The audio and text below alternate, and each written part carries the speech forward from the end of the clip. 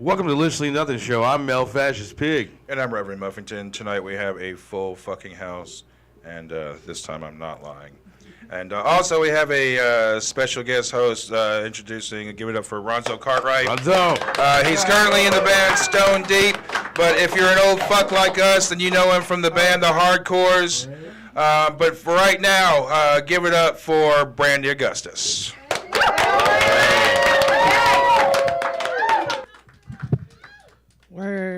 I am happy to be here. I am sure I will leave with fucking lung cancer. God damn. This feels like being in a Perkins smoking section in 1990. Like, I don't know if that resonates for anybody else, but I appreciate it because while there is a lot of alcohol, this is a very smoking-friendly room, and I am 1 year sober from alcohol, which means that I am just like Cali sober because weed is still my ministry. If I have weed, everybody in this bitch got weed, just like HPV. But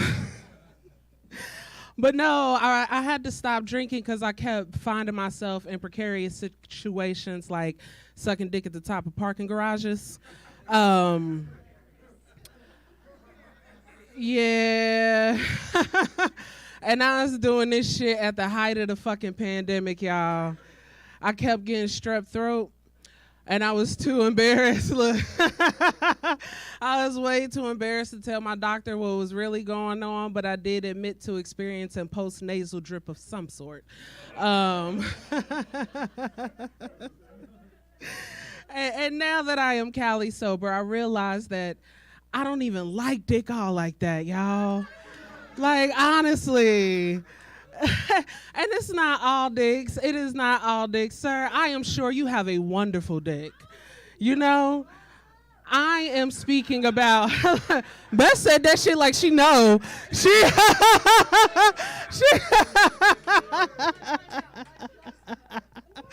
No, but I'm talking about specifically soft dicks, okay?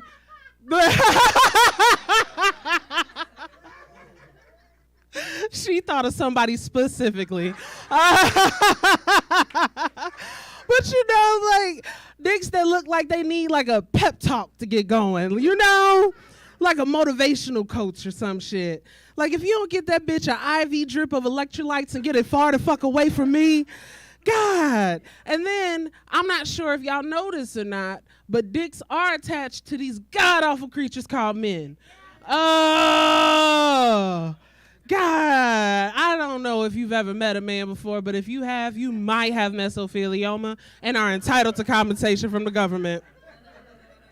Yep. These men take better care of their cars than they will ever take care of their dicks. If their car starts leaking oil in the morning, they are at Pep Boys by 8:30. Dick been leaking since 2013, and they're like, I'm sure to clear up on his own. Then they say some dumb shit to me like, well, put it in your mouth and get it hard for me. Rev.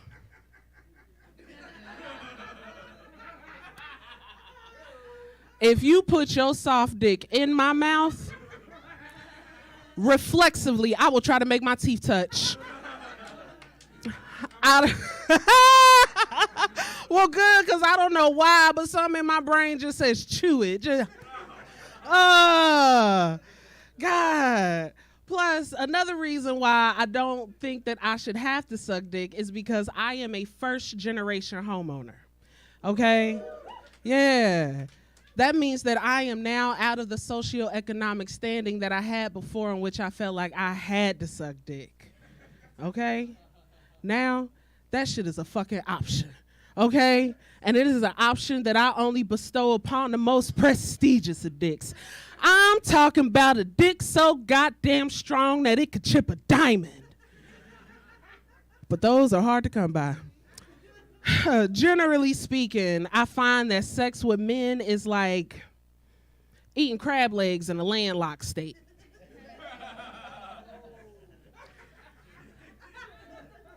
That shit is too much work, not enough reward, okay? That's why I am actually 78% lesbian. Yeah. I say it's 78% though, because just like a newly found vegetarian, if there is a salami in the room, I'm gonna sample that sausage. I call it dabbling in dick, which is doctor approved. Okay?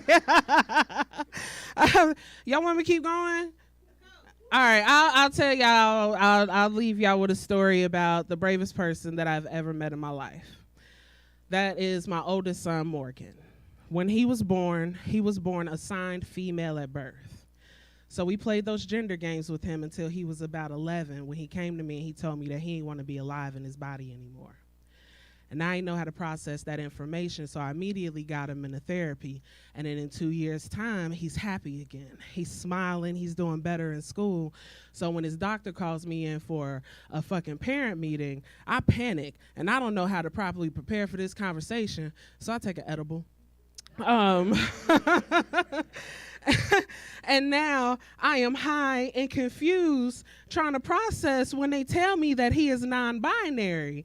Because I feel like if he didn't want to be a computer programmer, they could have told me this shit over the phone. You know? But the doctor lets me know that non-binary actually means that he didn't lend to either end of the gendered spectrum. So I'm like, okay, doc, well, what do I need to do to support my baby? And she says that you need to cut his hair and start using they, them pronouns. And we do that for another 3 years until I get another phone call from Catherine. This time, I take the edible before I even pick up the phone. Because, bitch, what do you want, you know? But now Catherine is letting me know that Morgan is trans-masculine identifying. And I knew what those words meant by themselves. So I'm like, okay, doc, well, what do I got to do? And she says Morgan wants to cut their hair, or she says that you need to go and get Morgan some gender-affirming equipment. So I go straight to Lowe's and buy this motherfucker a tool belt and a drill, because how else do you affirm the male gender? Give him the bill some shit, Bob, goddamn, you know? And now people come to me and they ask me, like, you know, isn't it weird that you have a transsexual son? And to me, that's one of the easiest questions that I have ever had to answer as a parent. I would much rather have a transsexual son than a dead daughter, you know? Now, what makes this motherfucker weird is that he's a furry.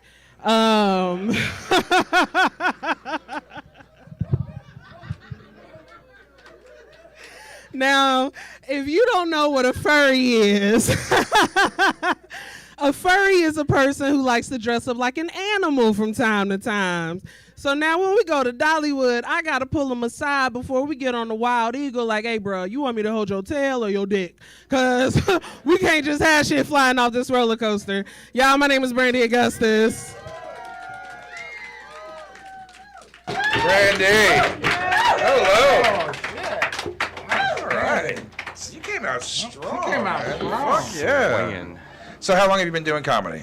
I have been doing comedy for about 5 years. I look at Beth, because Beth was there when I got started, and Beth's been doing it a little bit longer than me, so I think it's been 5 years now. Okay.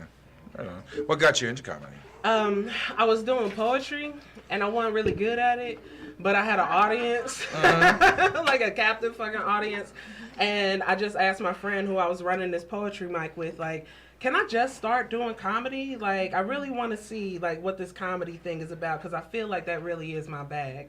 So I had a whole mic to practice with on my own. And then I started going to Beth's mic and started, like, that was my first time hitting open mics or whatever. And Beth was the first person that booked me.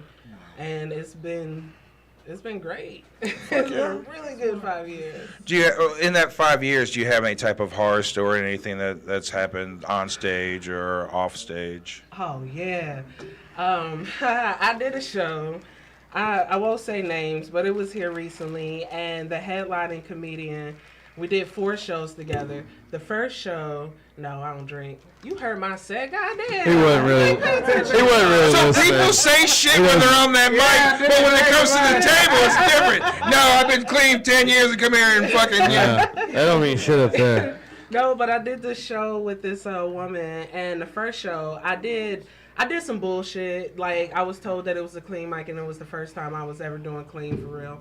And she was like, oh, that was really good. That was cute or whatever. Like, I could see how you build your stories or whatever.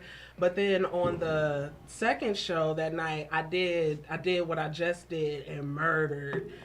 And she ain't like that shit. Oh. So the Saturday shows that we did, she didn't speak to me all day, like, while we were there.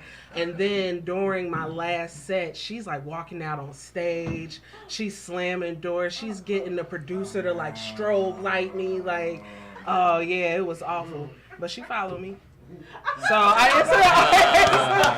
don't know. It might be a hate follow, but she followed me. So hate follows still count. Yeah, hate follows still count. Yeah. Yeah. What you mean? Yeah. So it all helps. Make sure y'all hate follow her on Instagram. Hashtag hate follow. Do you have a favorite comedian? There's somebody that you maybe, I don't know, maybe influenced by? Not comedian that I'm actually influenced by, but I love Ali Sadiq as a storyteller. Okay. Yeah, Ali Sadiq is like top tier storytellers, Okay. and I consider myself a radical storyteller. Okay. So. Hell yeah. Right on. Upcoming gigs. Yeah. So I actually have next week off. Wow. Okay, I'll show you. On the spot. I have next week off, so I'm thankful for that because I go back into work. But then I will be hosting Comedy on the Corner. Those are not Knoxville. news, buddy. These are not. That's not you? This is what we call a calendar. Oh, you stop breaking in. But no, I guess the next big thing. So I host the mic every third Tuesday in Knoxville, Comedy on the Corner, and then every first Tuesday at the Corner Lounge or at the Central Cinema. I host that, but then I'm also the host for the Roast Battle, and we have that finale coming up on November the 29th, and that'll also be at Central Cinema in Knoxville. How many people are in the roast battle? Oh, too many. No shit. Really? Fucking many, yeah. No shit. Oh man, we had some heavy hitters come out too, and each battle has been better than the last one. And I think that this final one, somebody gonna fight. I'm gonna make it happen. See, we did a roast too. We just gonna let them talk about you like that? We though? did a roast, and it got pretty ugly afterwards off camera. We were gonna have a second Feelings roast battle, were but we're hurt like, during the roast. Yeah. Oh. Yeah. So yeah, I don't know. Maybe not have alcohol involved during them is Maybe. probably Yeah. maybe a weed only one. Well, hey, we appreciate you coming out. Please hang the fuck out. Don't rush off. It's gonna be a long night. We've got a lot of good comedy ahead of us and a lot of alcohol and.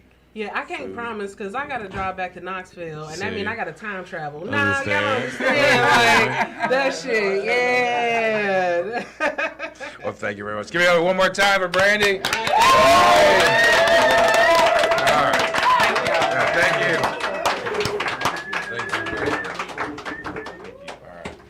All right, ladies and gentlemen, give it up for Patrick Cuttle.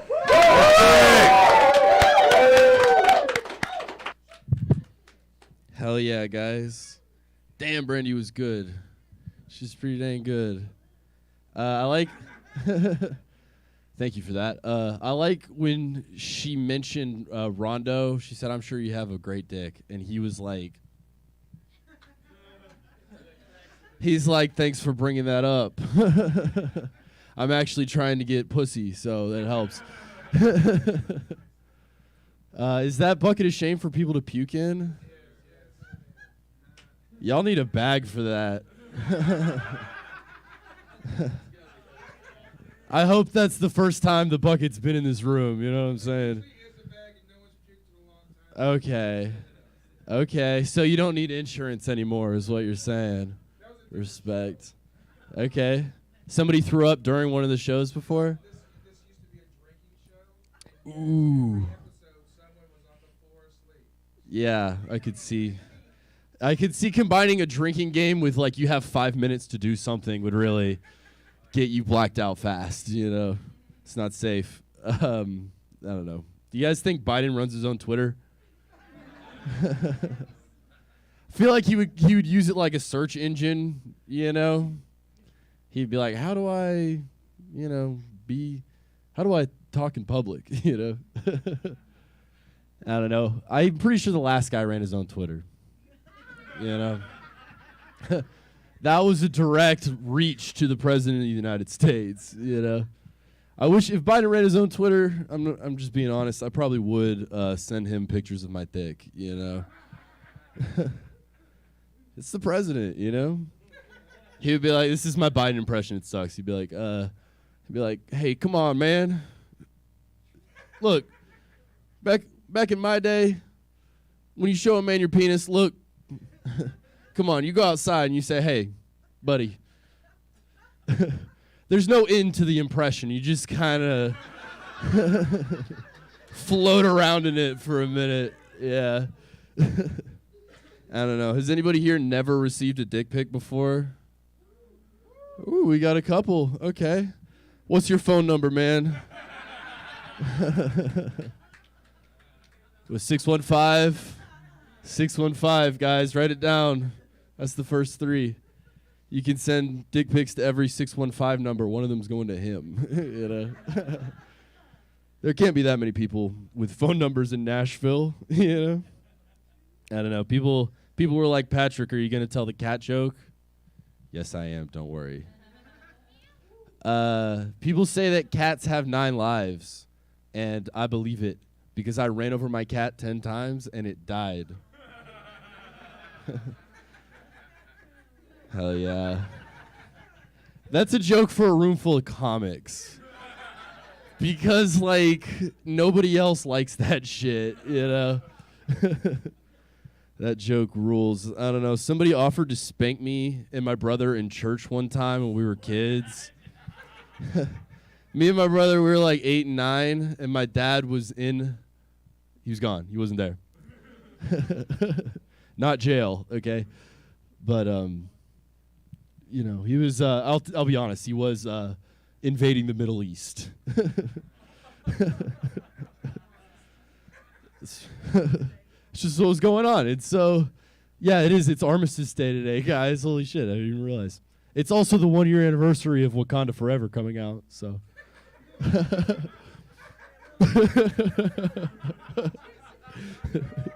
Throw up the salute for that one.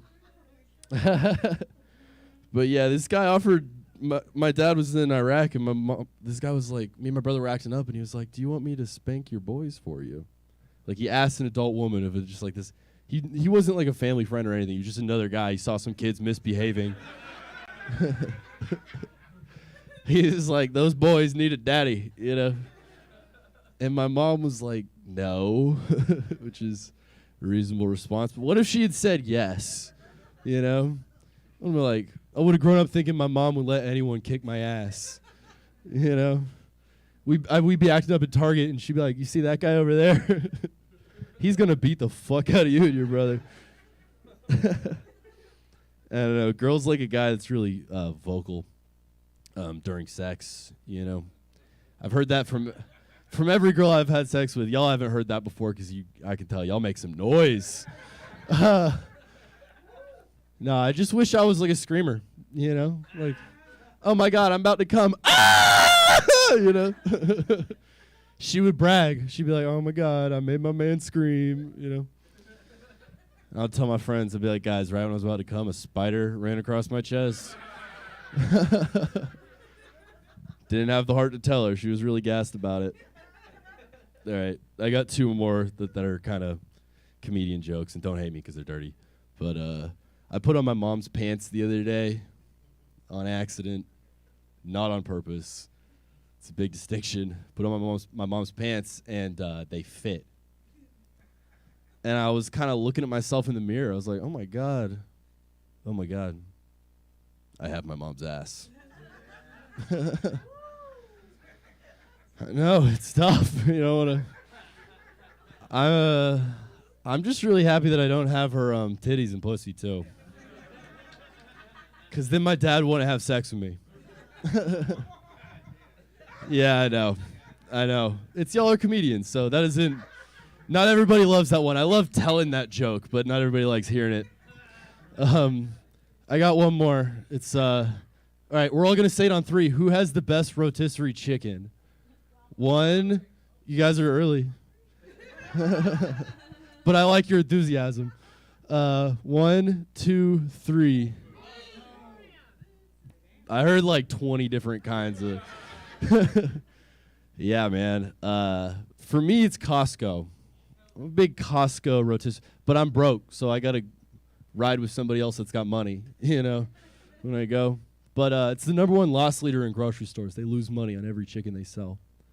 And this is so goofy. I like, you know, they expect you to come in and buy other stuff too. That's why they lose money on the chicken. Like for me, I go in, I get my my beer, some blunt wraps, some condoms with my chicken, you know. And the guy checking me out is going to be like, man, this guy's pretty cool. I'm like, yeah, I'm about to get drunk and high and have protected sex with this chicken. All right, thank you guys so much. My name's Patrick Cuttle. Big. Stay with us, man. All right. Hello, sir. Welcome to the show. Thanks for having me. Fuck yeah, man. So what got you into comedy? Just in class in middle school, we were listening to stand up on Pandora, and like me and my friends were like crying, like rolling on the ground laughing, listening to like Hannibal Buress and Louis C.K. Tom Segura back then, you know. Okay. How old are you? I'm 25. Okay. All right. So who's your favorite comic? Probably Norm Macdonald. Yeah. Okay. My man. He's awesome. Note to self. Do you drink? I do. Would you like to do a shot with us? Yes, Nice. sir. All right. So Norm Yeah, Macdonald's right, 2 okay. movies, man. Which one was did you like Screwed or did you like the was it Dirty Work? Dirty I'm work. glad you named both of them because I haven't seen either. What? But I like his stand-up. Man. I'll check out his movies. Oh, dude. All right. Ronzo, did you get a shot? You good? All right. Cheers. All right, to Norm. Salud to Norm. Well, rest in peace. All right. So do you have any type of road horror stories or anything happen on stage, off stage? Yeah, you asked that to Brandi too. I was thinking about. I would was ask really it to bombing everybody. one time. There was like it was a Sunday afternoon. There's the host, me, and one other comic, and one person in the crowd. And I remember like telling a joke, and part of the joke was saying, "Oh, I said that wrong," and going back, you know. And in the silence, somebody was like, "It's okay, you can start over." And I was like, "Damn, I guess that the whole joke was just." Try again. So there's like, do you ever like hear like just somebody to say something like to their friend or something, but you hear it clearly on stage? So when I was in a band, I would be on stage and everything, and then like in between songs, you would hear something like, "Well, he'd be pretty cool if he grew his hair out." Right. And then and one time I heard, "Yeah, his voice isn't deep," and I'm just like, "Well, was that sarcasm? Is my voice not deep?" And then like after the show, my mom was there. It's like, "Son, you have a very deep voice." I'm just like, That's sweet. My mom tells me that a lot too. "Oh, well, They're according to your set." All right. Well, I mean, you know, yeah. What's your upcoming gigs coming up? I'm doing. It's called Carpetbaggers in Chattanooga at the Grand Falloon sometime in December, and then I have some other shows that are just coming up. You can follow me on social media. My Instagram is PBCuttle, like a cuttlefish. And then I don't. Oh, the cuttlefish. I don't know my calendar off the top of my head. Hell yeah, cuttlefish, dude. It's like a squid but different, you know. Have you ever had cuttlefish? No, I haven't. Okay. It's cannibalism, dude. You think so? Yeah. Hey, man, I appreciate you coming to the show. Thank you for having me. Hey, man, don't rush off. Please hang out. There's plenty of alcohol and I'm here for a other sec. festivities. Fuck yeah, man. All right, give it up one more time for Patrick Cuttle. Oh, love. Be good, sir. All right. Give it up for Patrick, and coming to the stage is Barbee Jean. Hello. So you're probably wondering which Barbie I am. I'm Weird Barbie. Yeah, and I have the psychiatric diagnosis to prove it. I have bipolar disorder. Yeah, don't worry. Don't worry, I'm not suicidal. I want everybody else to die. Yeah, I spent time in psych wards. It was a great experience. The psychiatrist always made time for me. The sex was great. Yeah. I'm originally from Alabama. I do consider myself to be a New Yorker, but deep down I am a Southern girl because I still have feelings for my cousin. Yeah. Yeah, I spent a lot of time in New York City. I was there for over 10 years. Yeah, it was, I went through some very difficult periods there. I struggled with homelessness. I was in and out of mental institutions. I worked at TJ Maxx. Really hardcore stuff, guys. I saw the face of death, and it was 40% off. Yeah. Yeah. So I'm a mother, yeah, of my inner child. Yeah. I have to bribe her a lot. Hey, if you're a good girl and you actually show up to work today, I'll get you some candy with weed in it. I'll even throw in a little Bojangles. Yeah. I bet it does. I bet it does sound pretty good right now. Go out and get us some Bojangles for an after party, okay? So, but yeah, I actually can't have kids. Court ordered. Yeah. Yeah. My niece asked me the other day, she goes, "Aunt Bebe, why didn't Jesus give you a baby?" And I said, he knows better than that. Yeah. Yeah, I would actually make a terrible mother. Yeah, I wouldn't change the baby's diapers. I'd just throw a pee pad on the floor. Or put a litter box in the corner of the room. Yeah. I can't even have cats. Yeah, cats are a lot of work. You have to dress them up in T-shirts and send them off to kindergarten the next day, hoping to God they're not packing concealed weapons. Cats. God. Yeah. So, dating is really hard for me. It's very difficult for me, especially having a mental illness. But thank God for dating apps. Yeah, I joined Plenty of Fish. Should be called Surplus of Losers. Yeah. Yeah, I've been attracting younger men. Yeah. I had a 25-year-old tell me he loves older women because we're more stable. I was like, oh, how cute. This kid actually thinks I have my crap together. Yeah, how about I take him on a stroll down to Bellevue? Yeah, I'll show him stable on prescription drugs. Yeah. I had one guy demand that I call him master. Yeah, he said he was looking for a sweet girl who loves to be degraded. Ding, ding, ding, me, me, me. Yeah. He said he was into CNC. What is CNC, you might ask? Consensual, non-consensual. Yeah. Oh, so basically you want to rape me recreationally. How delightful for me. I'll bring the Pinot Grigio. Yeah. Yeah, you know, nothing, yeah. Nothing beats dating the old-fashioned way, you know, where you actually meet the person at a physical place and not online. I actually went on a date recently with a guy I met in high school. Yeah. I knew the date was doomed the moment I saw his white, beat-up rapist van rumbling down my driveway. I was like, great, not again. Yeah. We actually had a really good time.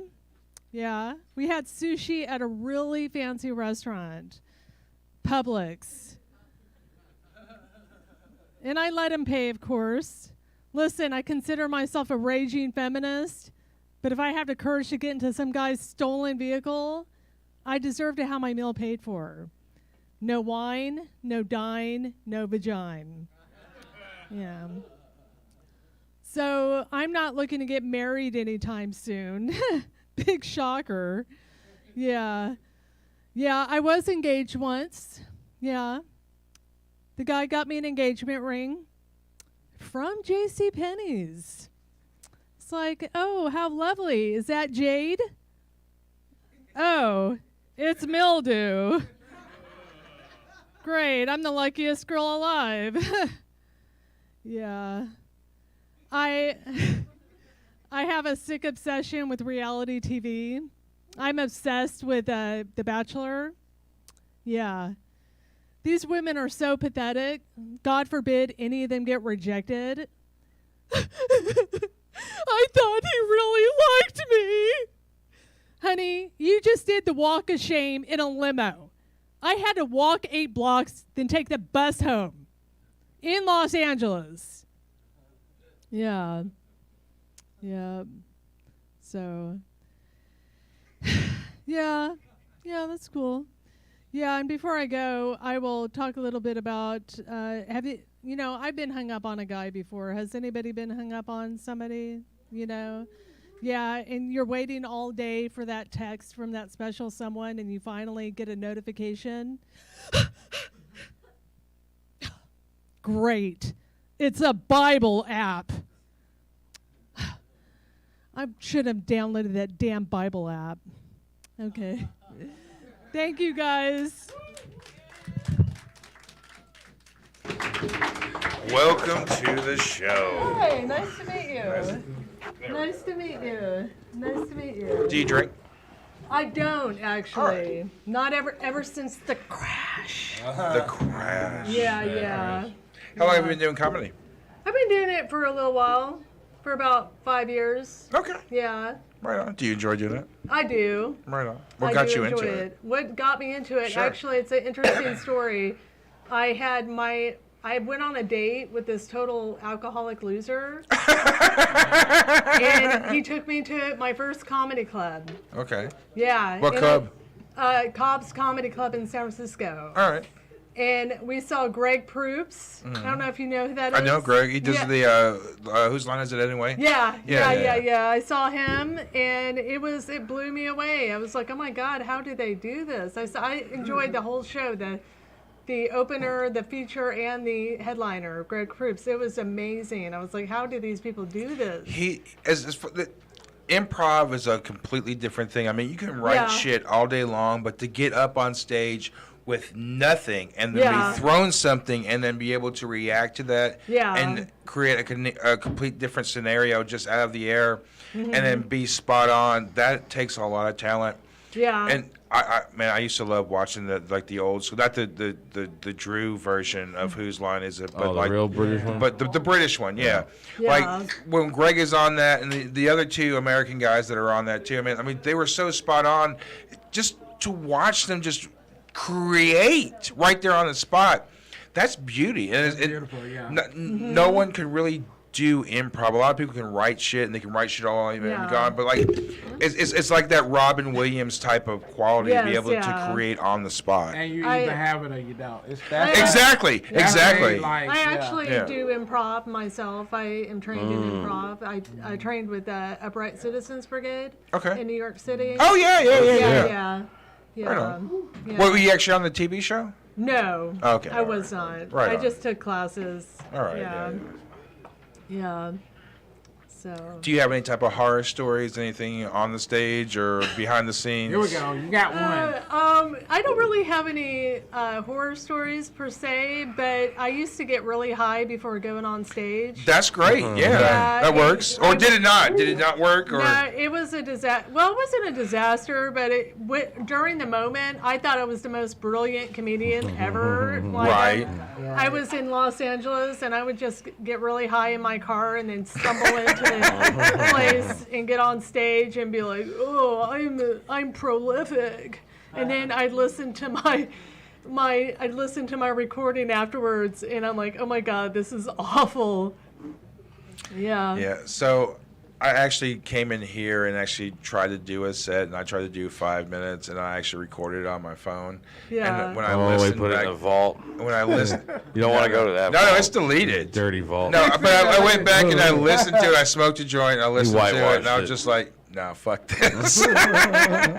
it's a different beast. Like I want to do it, but I don't want to do it in Nashville because I know so many people here. Yeah. It's like I'm thinking about going to Illinois, so I might want to do like the Chicago scene and just be fresh where no one knows me. Yeah. But like yeah. I'm so worried about being heckled here because I know every comedian Oh, here, God. man. Like, every single fucking one. I just Pretty like much. I don't want to get up in front of them, man. I just don't want to do it. Because I Yeah. consider them all my friends, and who's gonna roast you worse than your fucking friends? Like Yeah, I'll go to yeah. a show and someone thinks I'm gonna be doing a set there. I'm like, no, I'm not doing shit. Yeah, definitely. But I do recommend getting high at least once on stage. It is a fun experience. So Yeah. I play music, and like I love getting fucked up. Not just Yeah. high, but getting fucked up. Well, he knows. He complains about it, but we played music Rock and together roll, for baby. like 3 years. We hit Yeah. it pretty fucking Yeah. hard all around.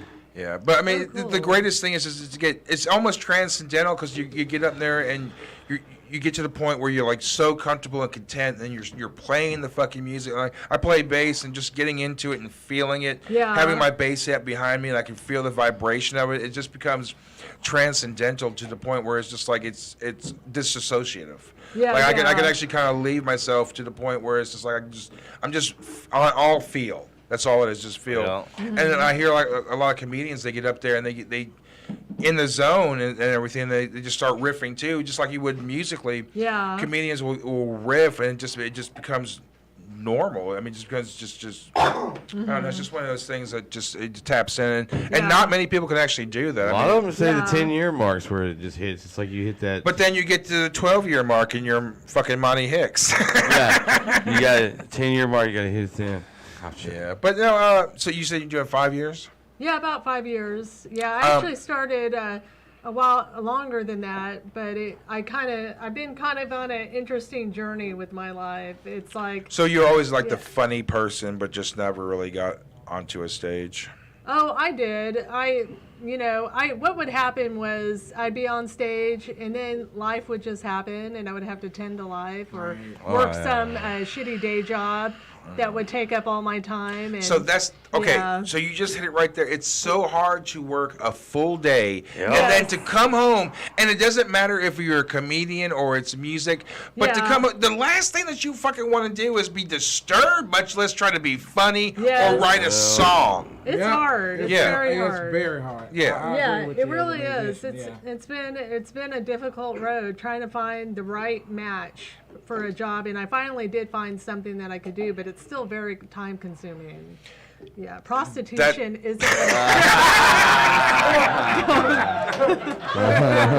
Sorry. So what's your upcoming gigs? My upcoming gigs, you can see me at the Ha Ha Hole. No, I'm just kidding. That's a swingers reference if you're not old like me. No, but it If sounds you're old like me. interesting. No, I'm actually going to be at the Happy Hour Comedy Club in Anniston, Alabama on Saturday night. And when I said Alabama, I really said Alabama, man. My Alabamian accent really came out right there. Okay. Yeah.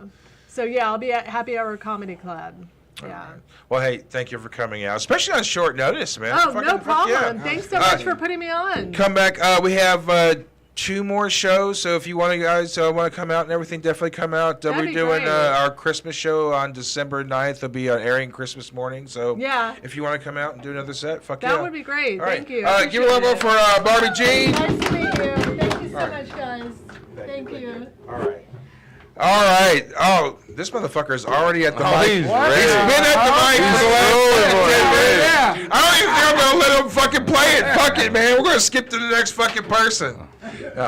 Ladies and gentlemen, he is a DMP VIP. He's played this fucking show more than anybody else I fucking know. Give it up for Joey motherfucking Diesel. Joey! Yeah, what's going on, guys? I've been here so much, and the reason why is because I'm a narcissist and I crave attention. So please give me your affection. I love it. I'm getting an ego boner. Oh, I came. So the bucket of shame. I know it's for vomit, but can I use it to trauma dump real quickly? Oh, it'd be more like I walked in on my mom pegging my dad, and I haven't been right ever since. Blah! Just kidding. I don't have a dad.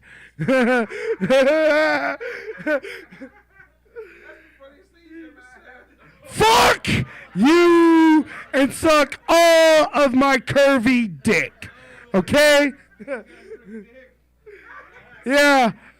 Yeah, it's so curvy. I either call it Sidewinder or NASCAR because it's curved to the left. Yeah, you guys are learning a lot about me. For example, I'm a combat veteran. I was in the Army, and I know it's Veterans Day, and I know a lot of people want to say it, but I really do not like the phrase, "Thank you for your service." It really makes me uncomfortable because you guys don't know all the weird places I had to jack off in to relieve stress. And I say me, but it was all of us because I'm 99.9% sure that when archaeologists 200 years from now dig up a watchtower, it will say some shit on the walls like, "Second platoon, Bravo company, all masturbated in here, and we all thought about your mom." So instead of, being like, "Thank you for your service, here's your gratitude, verbal fucking gratification, although we know you don't fucking like it, here it is anyway." Instead of doing that, do something physical. Instead of thanking me for my service, twerk on me for my service, and just like freedom, let those cheeks clap. I know it's supposed to be let freedom ring, but I got tendonitis, so fuck you, it's clap. I know I said I didn't like that phrase, but there's another phrase as a veteran, actually 3 phrases that I don't like when people say. The first one is, "I could have joined the military, but I have a problem with authority." Newsflash, Kyle/Ken/whatever generic white boy name you have. All of us in the military had a problem with authority. Most of us were degenerates or delinquents. I joined the military because I was a drug dealer and all my homeboys were getting popped. And I'm like, I don't want to go to jail. I'm going to do some illegal shit and get away with it. Yeah. So I fucking joined. Now, the Army has a solution for a problem with authority, and that is money and abuse. But mostly money and also gaslighting. But again, the money. Because, them barracks rats, though. Yeah, that's another perk. Oh, oh, you're in the Army? Tricare, bitch. I said I don't like a lot of phrases, and the third one that I want to talk about is military grade. You motherfuckers think military grade means top the line, awesome, badass shit. Wrong. while I was in and deployed, the only thing that was military grade that we could depend on was the 100-mile-an-hour military grade duct tape, because it held together all the fucking Blackhawks, HAWKS, not. What's up, man? In case anyone's wondering, I looked at Rondo. Oh my goodness, he looked at the black man. Oh my God, he's canceled. Anyway, yeah, that's the only thing we could depend on. Well, that and the Ambien the medics gave us while we had to go on leave. Hashtag plugging in for drugs, y'all. While I was in the Army, if you guys can't tell, the way I could cope was sarcasm and being a smartass, but also going to strip clubs and see how many I can make my friends with benefits. And that normally happened when they realized that when they gave me a lap dance, I would grind with them. Like a lot of the people weren't laughing because mainly they were just thinking about that in their mental image, being like, "Oh my God." If only he wasn't drunk, he would have the rhythm of a fucking middle-age crisis Magic Mike. But anyway, I like going to strip clubs when I was in the Army. And one of the times, there was this new one. And she was like, "Hey, do you want to dance? I'm really good." Obviously, she didn't know that she didn't have to upsell for me because I was just desperate for any kind of attention and affection because I was dead inside. So I decided to be a smart ass and go, "Yeah, if you only dance to some songs from Beethoven." And she goes, "Ew, I would never dance to a children's movie." Now, I'm not saying all strippers are, but this bitch was dum dum dum dum. A little bit of She Was Too Lit Sonata. So I'm not really close to my family after I came back after I got out of the military. Wasn't really too close and was really awkward, and I really didn't want to go there anymore. But thankfully, one of my cousins who just got out of college gave me an easy way out. Because one day because when we were at Christmas dinner of all fucking places, she goes, "You know, when I was younger, I respected you, but I don't because you're a baby killer now because you were in the Army." I was like, "Funny.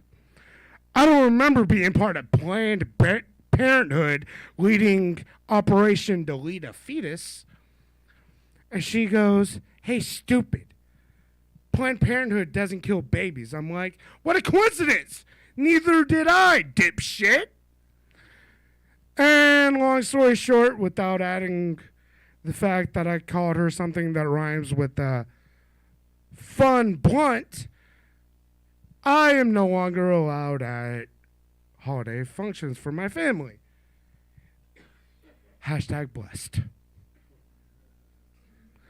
Forgive me for not doing the right. I'm a fucking Buddhist. My bad.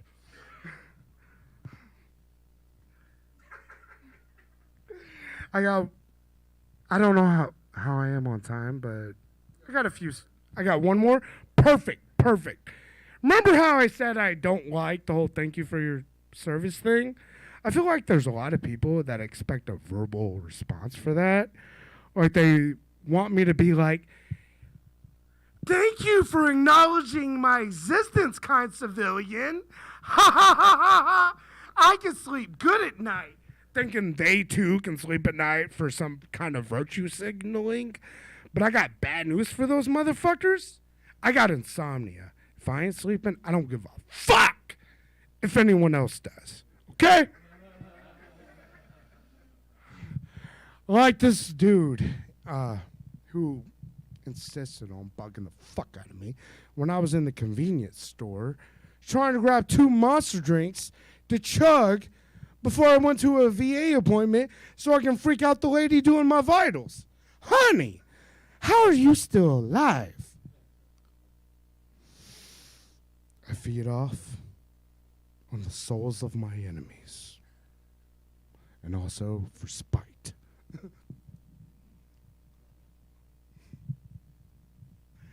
So I wanted to grab those two monsters, and I would walk down an aisle right in front of the cooler where the shit is.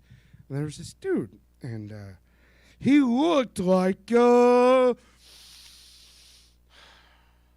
voted for Trump, and he looked at me and he was like, "Thank you for your service." Now you're wondering, how the fuck could he tell? I have the shit on my fucking forearm. My fucking fault for fucking being like, oh, I'm gonna create a symbol for fucking surviving half of my deployment. Fuck me, right? So it was like, thank you for your service. And I didn't say shit to him. I just fucking passed by to get my fucking two monsters, be on my way. Went to the fucking counter. Was fucking about to hand the fucking debit card to the fucking cashier. Was ironically from, I believe, Iran. So I kind of had a little bit of a PTSD trigger there for a minute. Even though I was deployed to Afghanistan, but oh well. Once you've seen one, I mean, once you killed one, you've seen them all. I fucked that joke up because I was trying not to say it because you guys get uncomfortable at the K word, and I'm perfectly fine with saying kill, murder, death, ha! Anyway, I was about to hand it when I heard a familiar voice go, "Thank you for your service." Now, at this point, I really wanted to turn around and say, what can I say except go fuck yourself? But I didn't want to due to military bearing. I was only out for a few years, so that was still in place. If it happened now, I probably would have throat punched him and be like, get fucked, cunt. Oh, we're demonetized now for sure. But I fucking was like, I'm going to pay my shit, walk out of the fucking store, be on my way, right? Wrong. I was halfway to my car when I heard, I said, thank you for your service. What are you, deaf? Remember when I said the ways to cope for me was being a smartass? Good. I turned around and I said, yes, I am deaf. And I went back into my car, and when I buckled my seatbelt, that's when it clicked in this motherfucker, because he was like, wait a minute, he ain't deaf, and he ran after my car as we went right down the street.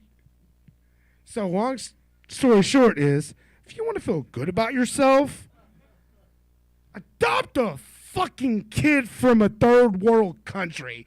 Not try to fucking make someone who's a fucking bigger badass than you be grateful that you acknowledge their existence. Anyway, fuck this. I'm out. Good night, guys.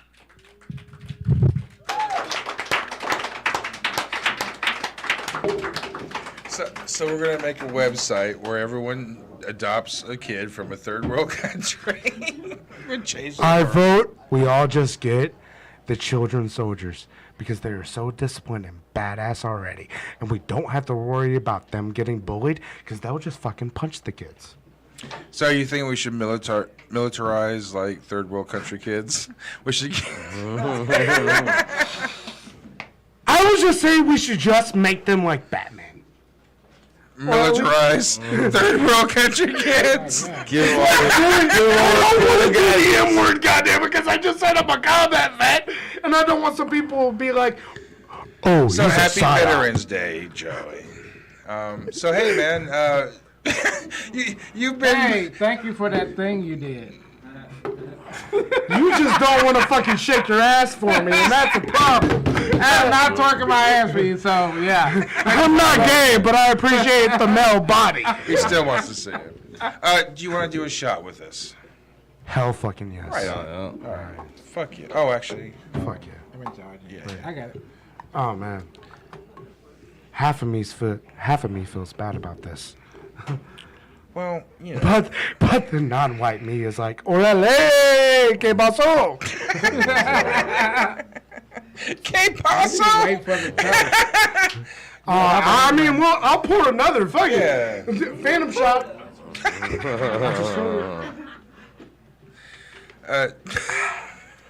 Alcoholism is my new form of therapy. I've actually spent the entire day with Joey today. Yeah, we were fucking brainstorming for some stuff we're not going to reveal quite yet.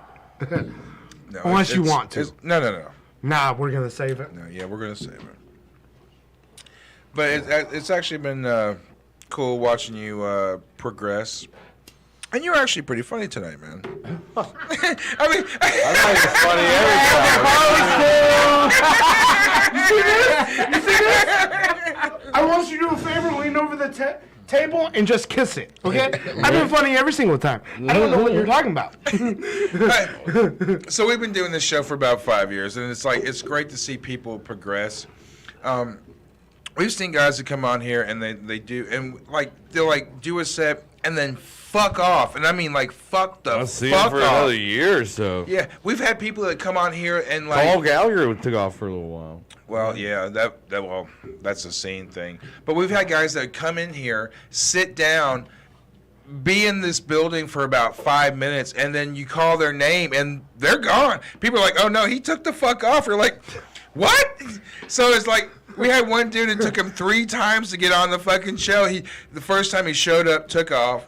The other time he came up, he pulled up, but as soon as he pulled up, he fucked off. And it was the third time he actually got onto the fucking mic. Yeah.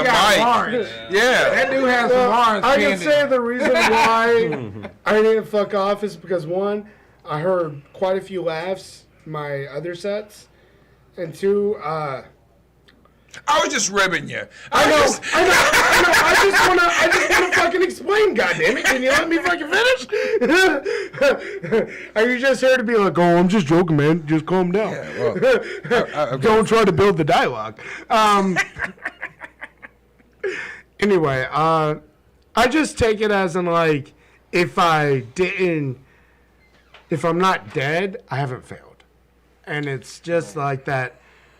That military mindset to push on. Well, even spending the day with you shit today, isn't, you definitely have the drive, and we were brainstorming earlier today, and it's just a constant thing where if you talk to him about something, he's always got something. And you bring up something, he's got something for that. It's just a constant drive, and it's like I see great things for you as long as you just stick to it. A lot of people get frustrated and they quit, and that's the worst thing that you do. Yeah, the secret is I give you a lot of shit. Yeah. Give you a lot of Everybody shit. gives me a lot of shit. But and that's because I fucking love it. you. That's because And I I fucking love it because when I was in the Army, I was MOS 11 Bravo, which is infantry, which is the ones who do all the pew, pew, pew, pew, pew, pew, and basically infantry trapped in the Army. And we always gave each other shit, and we only gave the ones shit that were worth the damn. So, and do you I have feel any like- war stories? Do you have anything? Did you ever serve? Did you ever shoot anybody? I was infantry, bro, and I have a CIB, which is So you were combat infantry, but badge. did you ever shoot Yeah. anybody? Yeah. How many people have you shot? Confirmed kills, sir. Not kills. How many people have you shot? Motherfucker! I'd rather you heckle me than ask me that shit. God damn! Fucking, I don't even tell my therapist that shit. But, This is a therapy session. What are you talking about? let's just say I've returned fire quite a bit. And, What was your weapon? M4 with a 203 grenade launcher attached when I was Oh. dismounted. But when I was in the truck and stuck in the truck, I was on the 50 cal Ooh, the 50. machine gun, 50 which caliber. is M2, or as we call it, Ma Deuce, because that's a big bitch. That's a big bitch. But, yeah, that's a big fucking bitch. Oh, my fucking. Holy shit. Now I'm scared. Everybody just wasn't subscribed scared to my before, but now OnlyFans I'm already. Yeah. Everybody was like, oh my goodness. Nah, but, hey, the confirmed kills thing, question, I can't answer because my team leader was a dickhead and he fucking hated me. And there was a few So is he times where denying you Was he trying kills? to take your kills from you? what he was, Like, no, those what he not was kills, saying man. was, how do we know it was you Like, that was close. when we can't fucking see it? Close, but I. Because there was times where I was using like the All right, fucking well, I 50 shot- cal I shot or the 20 fucking bullets. 203. I'm like, they ain't shooting anymore. How many- Fucking give it to me. How many confirmed tries did you get? That is, That was pretty good. I got this vision, man. I don't know. If you Get my get- hand. It kind of ringed up. You know what I'm That's saying? the name of my next band, Confirmed Tribe. I will say, it's not little enough to where you have to put it in a stroller, but it's not big enough to where you can fuck it. That's all I was saying. Anyway, Joey, what's your upcoming gigs? You know what? I ain't got any. So if anybody, any of the comics who got fucking shows, who are looking for people, who just want to see some people laugh at some messy shit, holla at your boy. I'll let you boy. All right, give it up, Joey Diesel. I'll come here whenever you need me, because you know, Joey, you're a I fucking love VIP. You this can shit. stop it whenever you want. All right. Joey Diesel, everybody. Damn it. Joey Diesel. All right. I'm gonna be honest. If you could get like the local military surplus place, you could do some hella skits, man. Like, you know what I mean? Like just Right. fucking. I Well, can when see he it, goes dude. into the real shit is when you could feel it from him. That's when it really gets into the funny. When he really brings into the real. But a lot shit of local into it. comedians now are starting to do skits together too, man. If you didn't notice that, So, fucking Fiona and, Fiona, right? yeah. Yeah. Like bunches of them. Nick was doing it for a while too. Actually, Nick is here tonight, man. Give it Yeah. up for Nick Weir, Yeah. All right. Liquid Death. So, continuing on with the show tonight, ladies and gentlemen, give it up. New to the show, Shellyta Chatman. All right. Shellyta.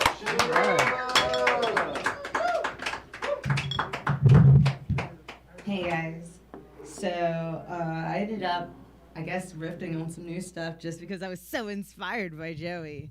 He's going on about, because he's going on about, you know, like people getting upset about people saying thank you for your service. And as a server, I fucking love it.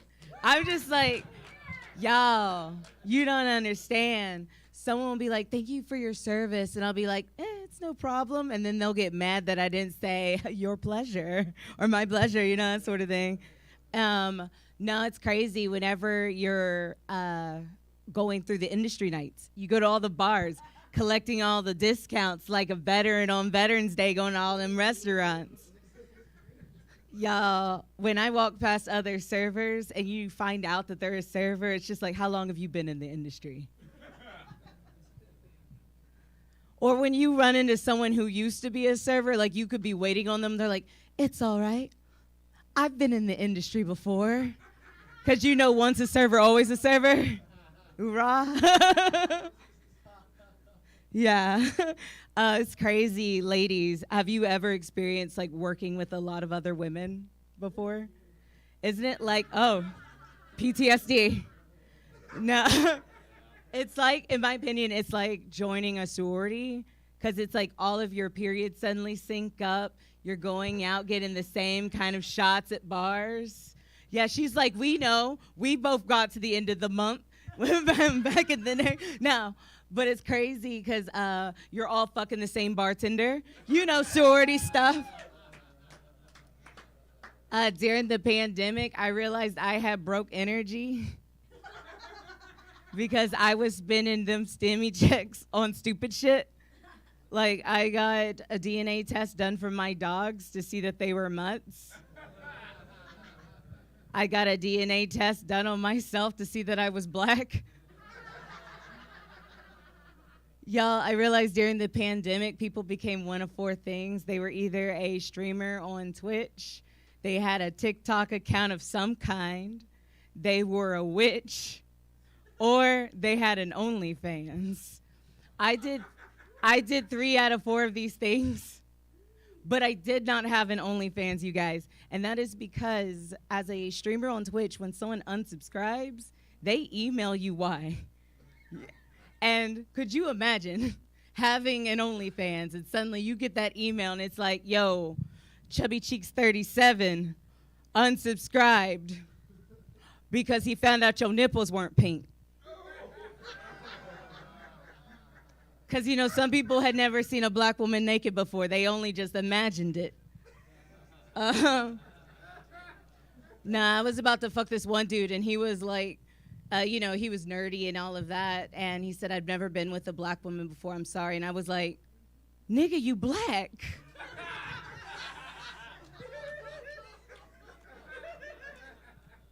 Nah, it sucks whenever you're on a date with someone and realize they're an incel. Because, you know, they'll just start saying crazy shit like, oh, yeah, fuck these bitches. They only see us as ATMs. And I'm like, but I drove us here.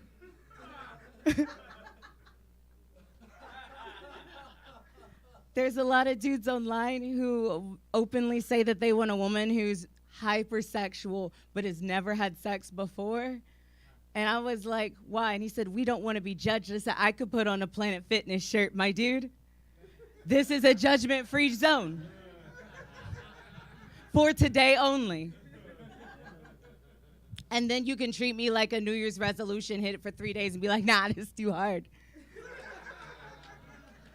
No, I was confused why dudes weren't hitting me up when I was writing fan fiction because, y'all, I didn't know what I was doing. Hentai had lied to me. And if you don't know what hentai is, it's Japanese animated porn. And in hentai, they have this moment when, hear me out, when the dick's about to go up and there's like, it's an X-ray effect, like Mortal Kombat with the fatalities, because he's about to finish her. And I was just like, when I saw a dick for the first time, first of all, I was disappointed because it didn't have a sensor bar and it was not glowing. And then when that X-ray thing didn't happen, I was just like, why didn't he say clear? And also, where is my POV? I just see this face. I want to see what's happening. I have to know.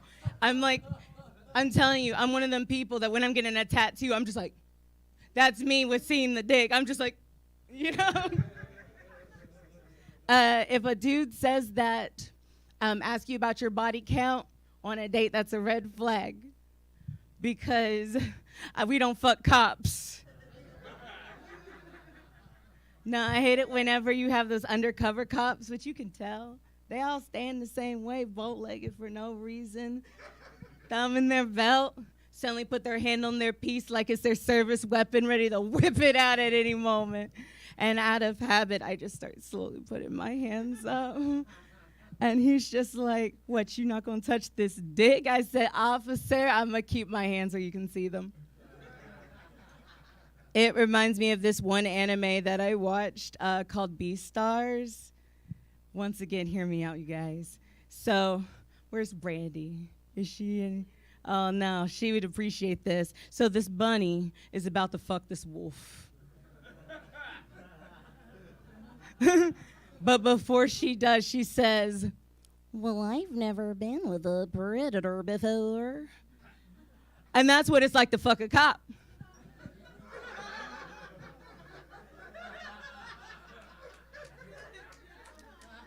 To the point where I'm starting, trying to leave. Because I realize this is just so that he can say that he's not racist. And he's just like, what, why are you going? I said, officer, am I being detained or am I free to go? He only got evidence of me being there because they don't turn on cameras. Do I have time for one more? I'm good? Okay. I hate it whenever I'm with my witch friends and they'll be like, hey, Shellyta, can I give you a reading? I said, nah, the ancestors are mad at me. And they're like, well, you might need just the message. I said, I already know what they're going to say. And she said, what's that? She said, and I said, it's all good. I was about to say the ancestors are saying snitches get stitches. But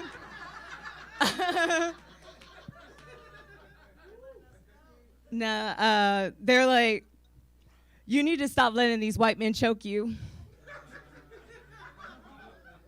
And I'm like, this temple is equal opportunity. Because we don't be dating these days. We have the situationships, which comes with an interview. You know, I just think there needs to be a Google system where it's like, would you recommend this dick to a friend?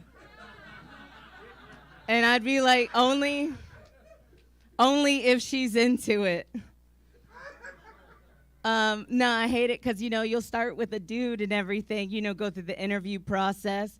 I personally like dick pics, you guys. I kind of see it as a headshot because I see how that head's going to shoot, you know. But I need these dudes to do a little better. I like artistic angles. I like the lighting. Y'all, instead of a toilet, just get a backdrop. And while you're at it, use a filter. Bitches love filters. And by bitches, I mean myself.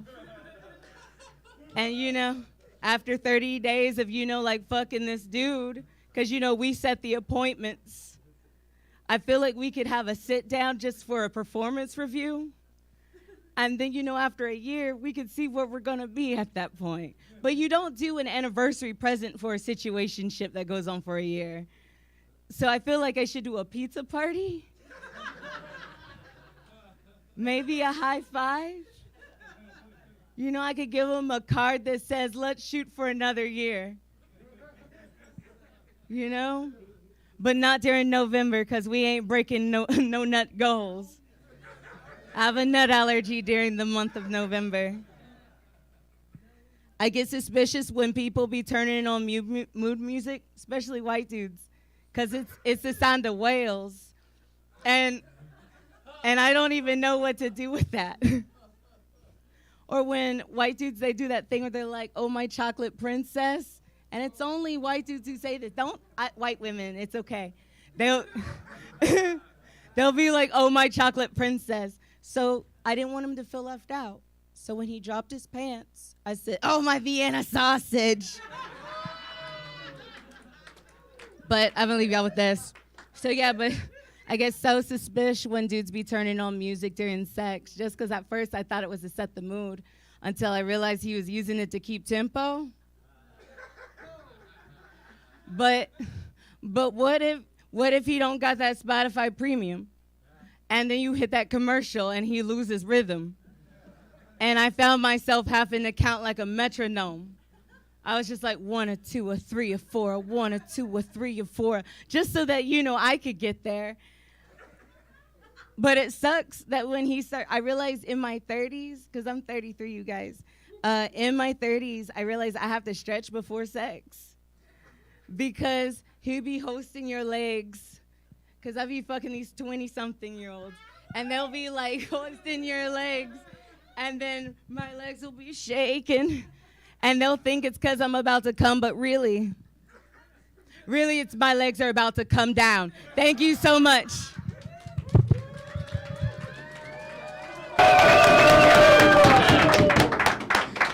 Fuck yes. Welcome to the show. Outstanding. Thank you. Would you like a shot? Yes. Oh, fuck yes. All right. So how long have you been at it? Stand up, I want to say 3 years, but I was an improviser for like 5. All right.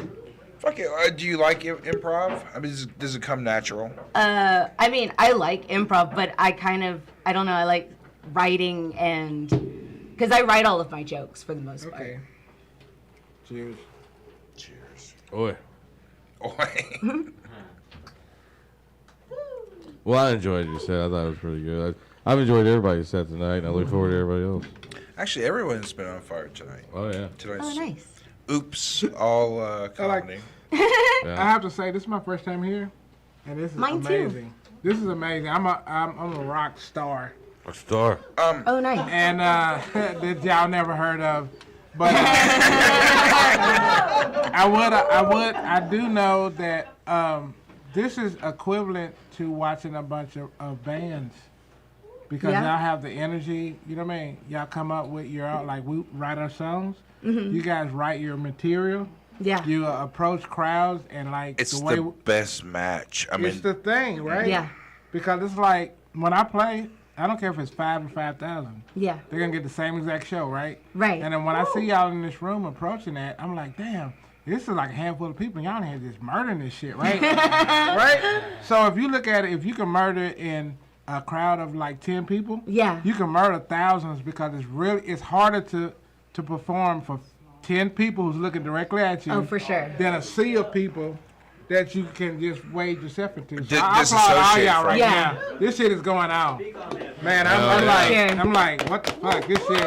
And also, I don't know what the fuck that is, That's good. but we've taken a shot for every person that plays. And when you got like goddamn 18 people, I'm about to fucking Uber home at this point, cause I didn't know that was gonna be a thing. So, goddamn. But go ahead, I'm sorry. No, I'm just saying that there's a bucket. It's for you. Don't forget, I'm a rocker. I'll never throw up. It's the endurance challenge. I got it. My birthday is St. Patrick's Day, so Shit. I've been training. So we've heard a lot of your horror stories in your set, but like, do you have any like real horror stories, like something like fucked up that happened like on the road or on stage? Let's see. What do you mean? Just something fucked up. What Like about dead hookers Something in the- crazy. What about some craft shit? You know, like you said, you're a witch stuff, so you actually love dabble witches. in Go. the. Oh yeah, no. Goodness gracious, I You don't don't even voodoo anybody? You will pick up on that. see the thing. I will say there was a time. Like, There was a time. It's not necessarily I'm that. saying this girl who I worked with, I trained her, and I don't know, she was on some bullshit. And that's how you get your ass voodoo. And I just remember that she was openly telling everybody she was gonna take my job and all this stuff. Oh, And so one day I was just like, fuck this, and I just like wrote her name and put it in my left shoe. And then that day she got wrote up, and she apologized to me. No. Did she know that? That's One just for real. time, one time I was mad at my manager, and I was just looking at these sails, because they have these giant sails that like hang from the ceiling, and then you hook them to these buckets for the patio so that people won't get the sun in their eyes, you know, that sort of thing. And I was just thinking, you know, it'd be funny if something chaotic happened today. Fuck this lady. You know? And so I'm taking, and then the wind is so bad that day, you guys. And they're telling us to pull down the sails. And me and my coworker were struggling. And then I said, I don't think we should be doing this. And he said, we got to follow instructions. So we hooked the sails. And we go on about the shift. And, you know, I'm taking an order. And suddenly I hear this loud noise.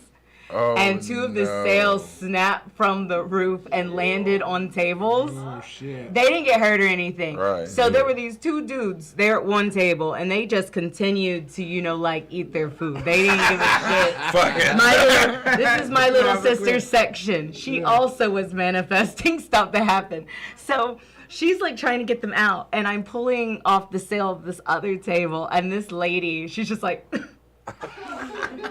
and I'm just like, Pam, are you okay? And she's like, I can go inside now, right? I was like, yeah, that's fine. But yeah, no, that's probably like witchy stuff. But I thought you were like saying bad dates, and I'm No, just but that's cool. That's cool. We're not from Louisiana. no, I have people from Louisiana, but I'm from Tennessee. Okay, cause strange shit going on in Louisiana. Yeah. I'll tell y'all about that later. That shit. Nice, That's nice. goddamn weird. I played down there when I was on Interscope, and we played for CNC Music. We opened up a CNC Music Factory. Yeah. Wow. Remember them? Yeah. So we're in Thibodaux, Louisiana. We go to a McDonald's, right? Yeah. There's all these really like okay looking women. Yeah. When you say okay, Yeah. do you mean like okay? Is it like okay as in you're getting margaritas at Applebee's and they're, you know, the half off BOGO? Right, yeah. Or do you mean okay as in it was that McDonald's coffee that you got earlier in the day? Yeah. And it's a little lukewarm, or okay as Yeah. in you went to a bar and you were dissociating and talking to someone so long that your drink got so watered down album, No, but you yeah. already spent $16. Yeah, I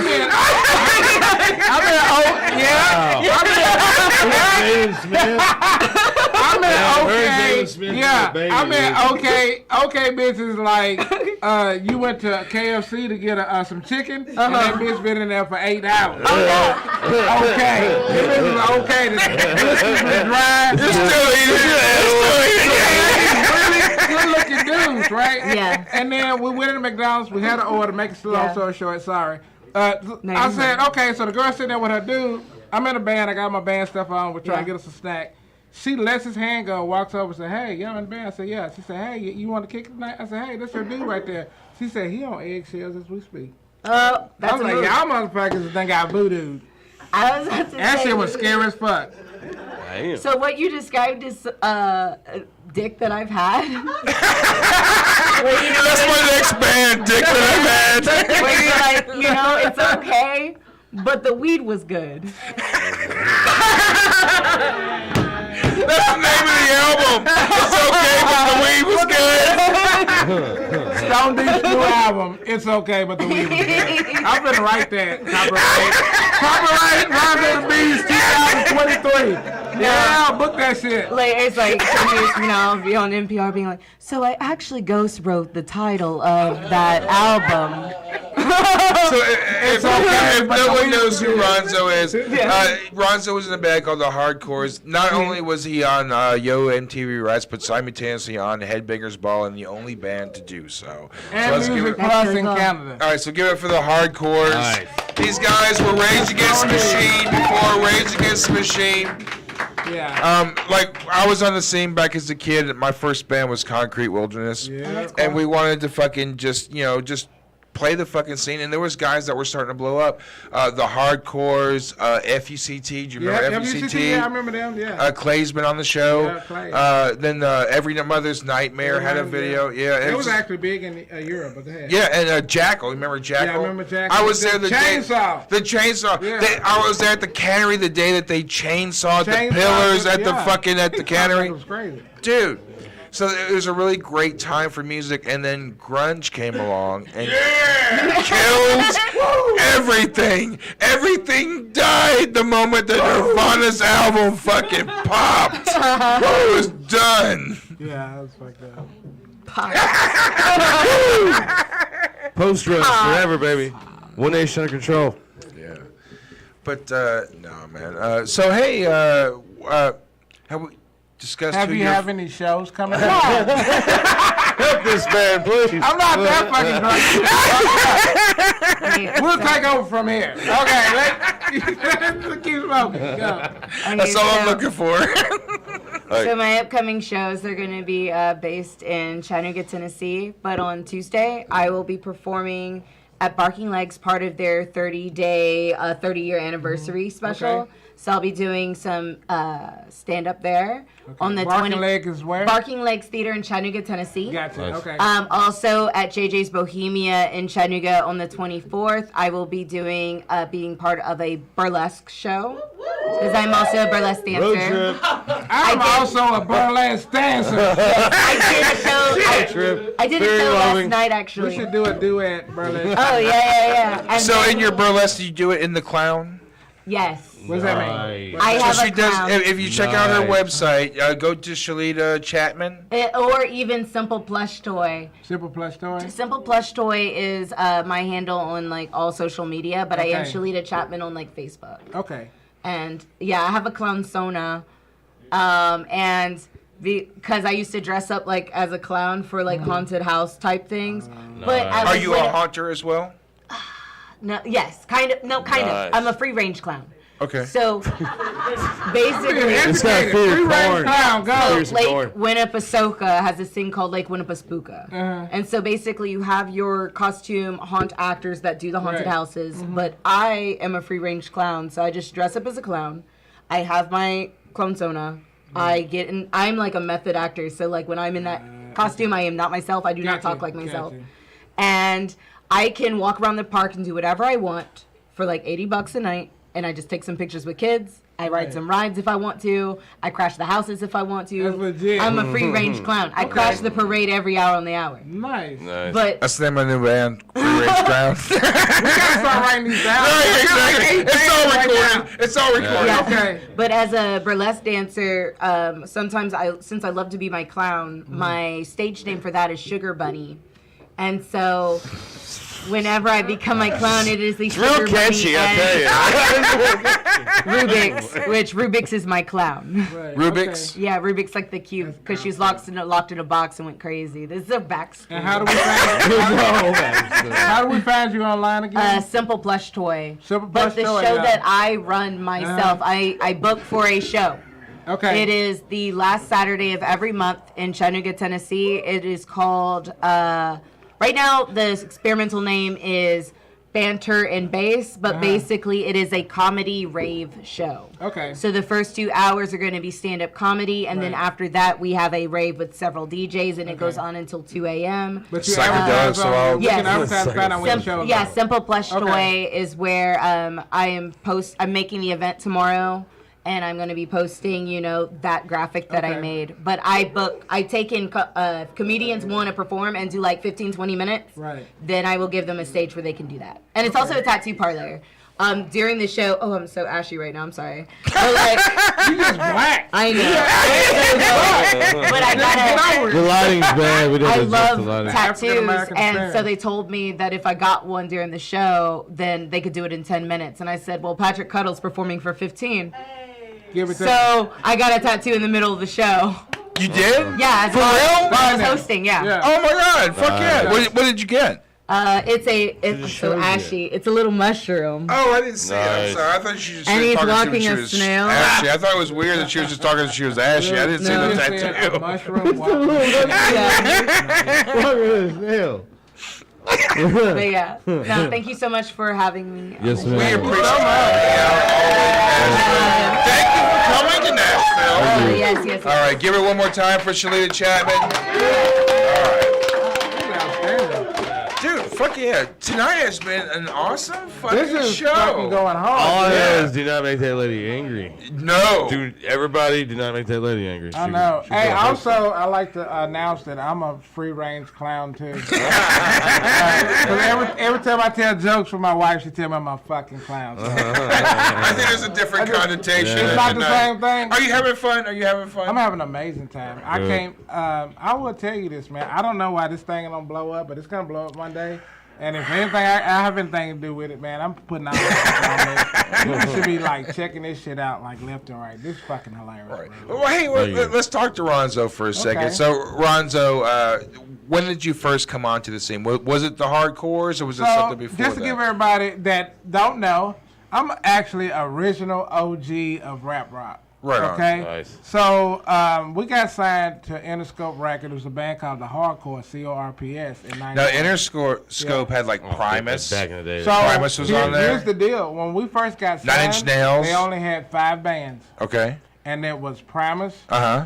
9 Inch Nails, Right. Helmet, Okay. Helmet is I like that. awesome. I like Helmet. Fuck yeah. and check this out, us and Marky Mark and the Funky Bunch. They lit, so that was a brand new label. Right. And they only had, I'm sorry, they had one more. Rico Suave. But that's money. That was money. That was money. Suave. Both of us. All that shit was money. To give us money. Yeah. That's what it's all about. Fucking money. So, Yeah. in 1991, we Man. got signed with them. Long story short, our band came out. We did a mix of rap, rock, and we actually, when we signed, You to redid Interscope, Back in Black. We redid Black and Black. We actually got AC/DC to sign off on it. No shit. So it was official. We did a rap version of the lyrics, and they said, "Fucking no, man! Put the fucking lyrics back, mate." Over the phone, so we put those back. It was like fucking rap bullshit. Put the lyrics back. But anyway, we put the lyrics back, and when we went to record, we had Joe the Butcher Niccolo. Okay. Which, if y'all don't know, he did the Fugees, All right. and he did Crisscross, Oh, yeah. and he did Cypress Hill. Oh. So Cypress Hill came out the same year. Cypress is one of my favorites. Yeah, they came out the same year. 92, 91. While we were recording, they put out that Pigs album. So they came out first. So Black Sunday is my favorite. Right. So if you think about it, and our second producer was Jam Master Jay from Run DMC. Right on. Nice. Yeah. So Jay, we spent like 3-4 months with him, got really close to him and everything. So. Right on. So, when I was a kid, like there was a lot of bands that were the scene here in Nashville was beautiful, like the late 80s. And then going into the 90s, things started to change, but we had bands that were just slamming. I've seen the Hardcores a couple of times, and there was one of the few bands that had a video on MTV. It's like we kept MTV on in our studio all the time just because there was people all over there, and you just wanted to have music going. But then you would see people getting played that you knew. So you saw like Every Mother's Nightmare. Right. You saw the Hardcores. You would see people that you literally went and saw, like, oh, I just saw them last week. Dude, right, yeah. Right, exactly. Or the Cannery. Yeah, the Cannery is the big one, yeah. And so it was just one of those things that was a great time for music. And then it switched. Something happened. Well, what new money came to town with new ideas. New money, new ideas. All of a sudden, no one was going to the hardcore shows anymore. They were going, like, they were, even the glam scene was dead. I remember Valentine's Saloon. They were a big band. They also had Channel. Exactly. Yeah. Yeah. They were, yeah. It just died. Yeah. And it just you ride the wave, and then the wave dissipates, and then there's something new, and you. Well, you know what I figured out over the years, because I've been doing this for 30-some odd years. So I know what happened. So actually, when we was on Interscope, to me, now looking at it, we was an experiment band to figure out the formula for what underground music was. Because underground music is a rotation. So it goes, let's think about Nirvana when it came out, right? Or think about before Nirvana. Everybody had big hair, right? And it was glam. Snake and Poison. So it was really big. So they needed something that was really dirty and grungy to undercut the thing. So when Nirvana came out, they undercut all of them and switched that whole, like literally a restart. They changed the whole dynamic. Dynamic, and it's almost a reset to the beginning, going back. If you want to look at country, you can look at like, it's soul pop right now. They got rock people. Billy Ray Cyrus is responsible for that. Country people right now, right? But guess what happened? I said this like 10 years ago. I said, hey, the first dude to show up with a big ass hillbilly beard and some raggedy strings is gonna kill it. Chris Stapleton. Sure. He came in. The Tennessee whiskey shit. Tennessee whiskey fucking murdered everybody, and that's the revolution of music. It just goes in rotation. It's just points of when it changes. What pop does, it goes, it looks at the underground, it finds out what's new and what's thriving. Just like you guys are the new thriving comedians of the underground, right? So at some point they're gonna find you guys and lift y'all up to those heights. But they do that, and they find out what's new, and they bring it to the forefront. It it explodes, and then it recycles and starts over again. Yeah, this is it. Yeah. Look how educated I am.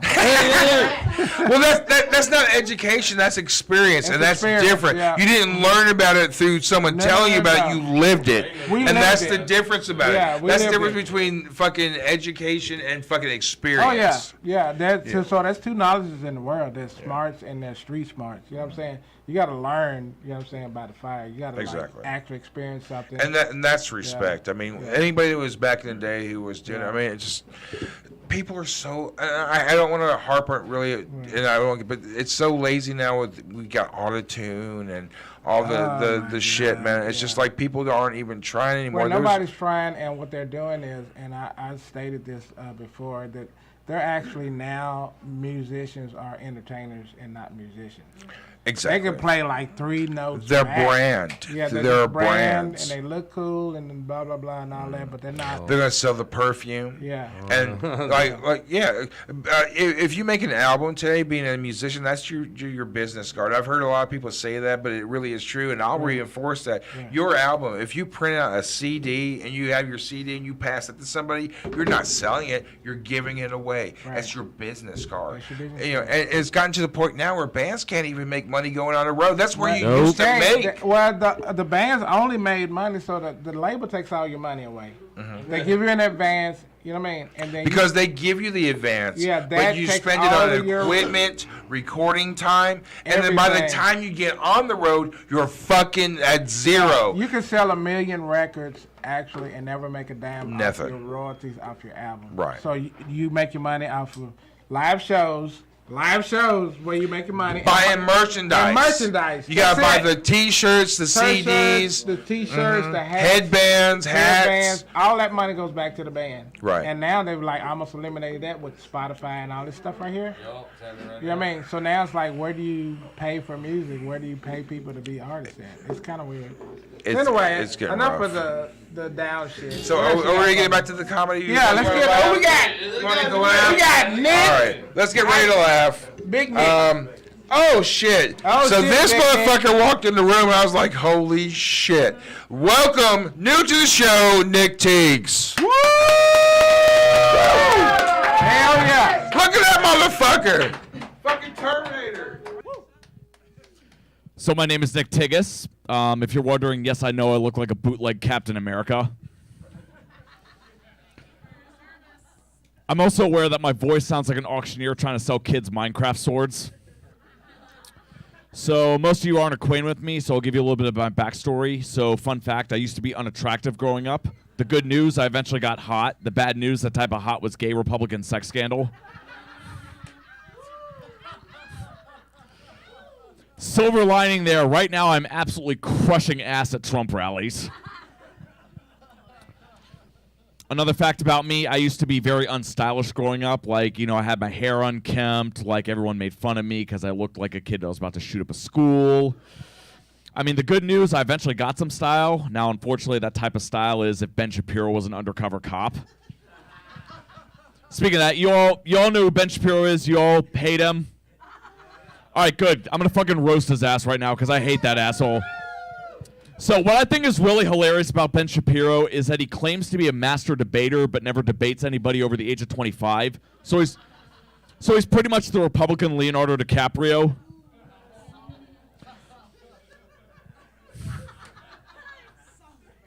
I also loved how when he made fun of the Barbie movie for being shitty, that he was also wearing all of Ken's outfits. Like, I remember, no, it's seriously, like, if you go on YouTube and you watch this video of him roasting it, like, he takes Barbie dolls, he cuts the hair off of them, and then burns them. So, at least he did, like, weird Barbie. He also didn't like the fact that one of the actresses that played one of the Barbies was trans, so he said that, yeah, he didn't like that she had a deeper voice than him. I mean, yeah, because unlike Ben, Hari Neff's not a whiny bitch.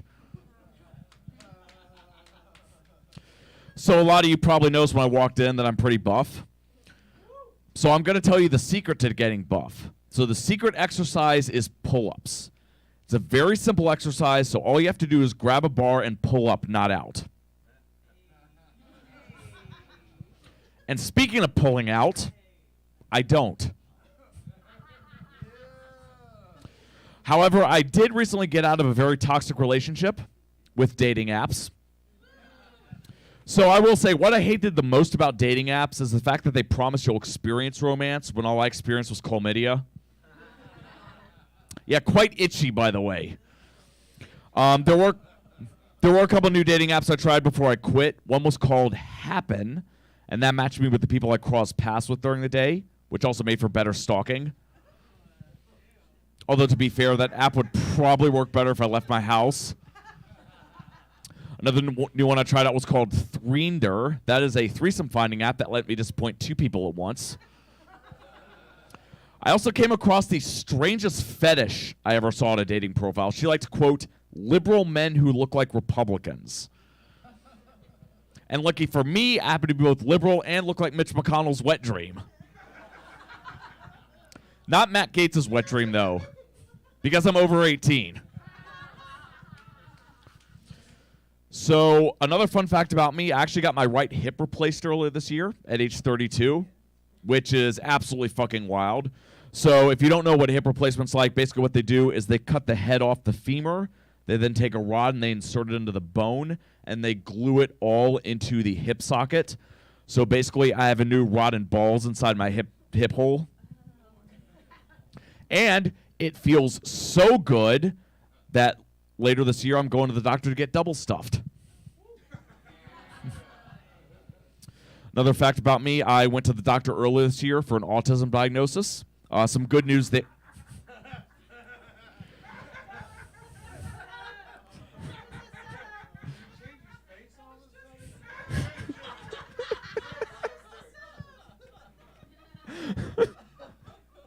Some good news there. I can say the R word.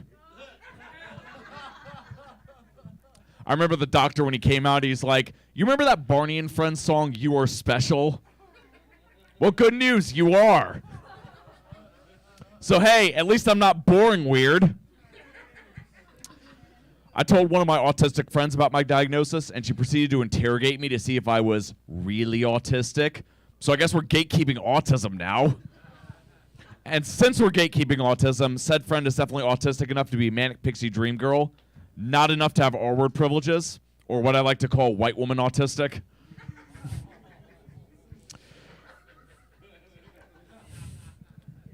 So, if you're not aware, you can think of autism as a spectrum with different levels and severities. So, for example, I'm mildly autistic, which implies there exists spicy autistics. Yeah, you can also consider autism to be a personality spice, like being a Karen. Okay, fine, that joke was in poor taste. Like the Karen personality spice is, which if you consume it will cause you to go viral on YouTube after screaming racial slurs. But yeah, if we had to ballpark my autism spice level, it's probably around a normal chili pepper, whereas my aforementioned friend is a bell pepper. Again, white woman autistic. I will say, though, the worst part about being autistic is that everyone knew before I did. Like they also knew before I did when my girlfriend was cheating on me. Yeah, no one was shocked when I came out of the autism closet. I remember telling my parents, and they're like, oh, yeah, we've known you're autistic ever since you were a child, and you had that weird fixation on lawnmowers. Speaking of lawnmowers... So a lot of boys my age won't admit. So a lot of boys my age won't admit that when they were kids they used to masturbate to the swimsuit models in the Sears catalog. Yeah, I did that with lawnmower advertisements. Like I'd have a giant stack of them hidden under my bed like an autistic porn stash. And then when my mom threw them out, it was like her throwing out my Playboys. I was never really a big fan of electric lawnmowers growing up because I always thought it was a conspiracy to take away Americans' freedom to use gas mowers. Like, my big childhood dream was to go on Fox News and rant about the big electric lawnmower conspiracy. I mean, I also eventually fell out of favor with lawnmowers because I found out you couldn't fuck them. Which is bullshit, because let's be honest, some of them are literally called riding mowers. I will say another problem about dating when you're autistic is it's very easy to miss subtle intimacy cues or say the wrong things on dates. Like, for example, I went on a date with a pescatarian and asked if it was okay for her to eat a mermaid.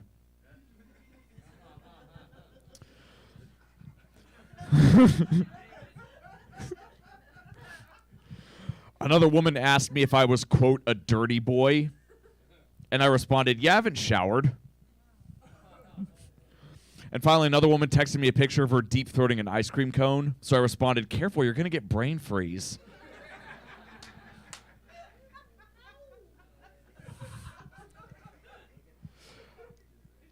I do have sex, though.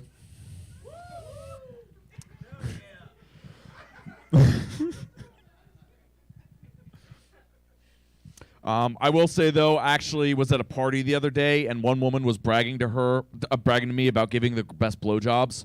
I didn't believe her, so she took me upstairs to prove it. She sucked. Like getting fruitcake on Christmas sucked.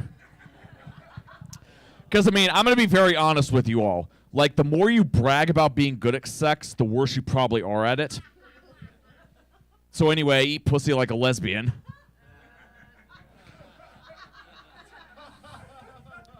Which is mainly because clits are my tongue's fidget spinner. Kind of like that burnt shredded skin that hangs from the roof of your mouth after you eat pizza.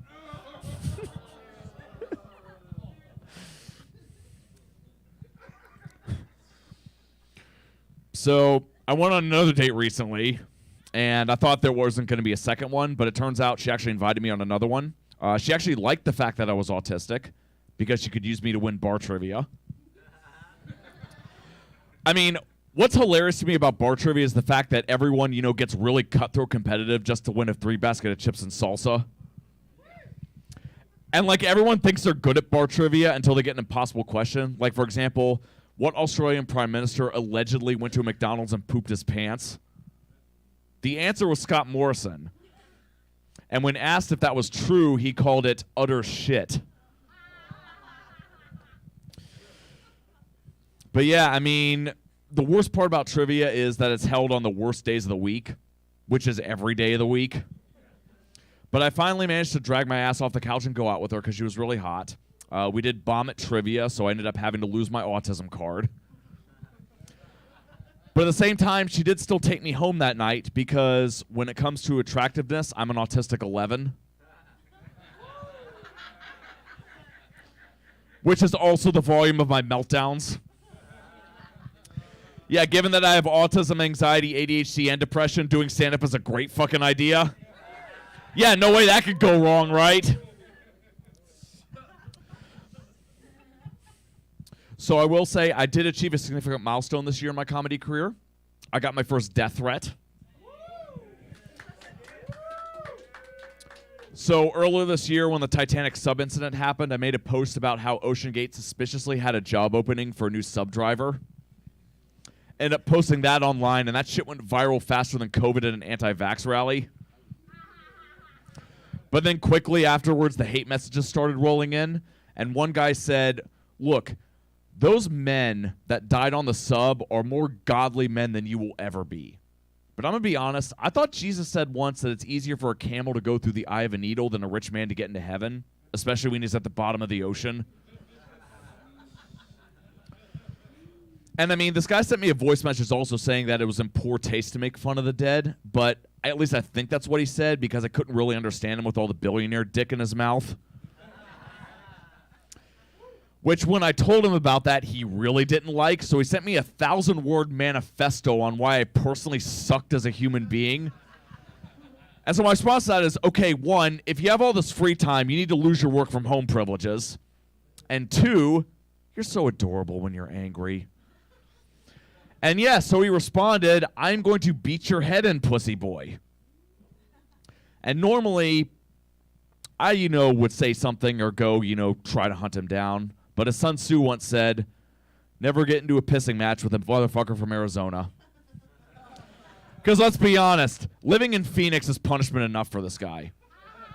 So I simply told him that if he wanted to come find me and kick my ass, here are my show dates. But let's be honest, you and I know that you're too much of a bitch to actually do that. But hey, if I misjudged it and he did come to one of my shows and shoot me, well, at least I would die knowing I had more street cred than Chris Rock. All right, that's all I got for tonight. Thank you all so much. All right, welcome to the show, man. Thank you for having me. All right, are you having fun so far? Oh, absolutely. I'm going to be honest. This is an awesome vibe. This is probably one of my favorite sets I've ever done. All right, really. Yeah. That's good to hear that. Did you drink?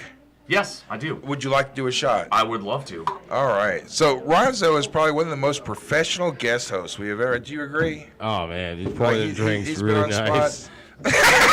There's no others. You got purdy lips. You sure got purdy lips.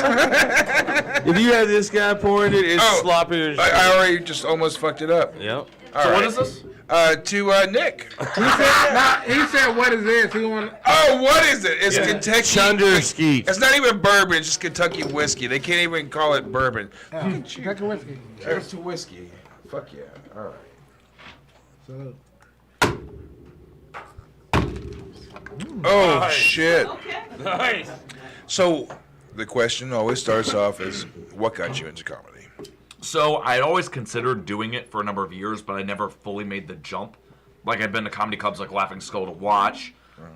But yeah, I never... How long ago was your first stand-up set? It was about 1.5 years. Okay. Because I wanted to make the plunge. I never really got into it. Being 1.5 years, you actually are fucking awesome. Oh, thank you so much. Yeah. Thank you so Right? much. Yeah. Especially being retarded. Caught on quick.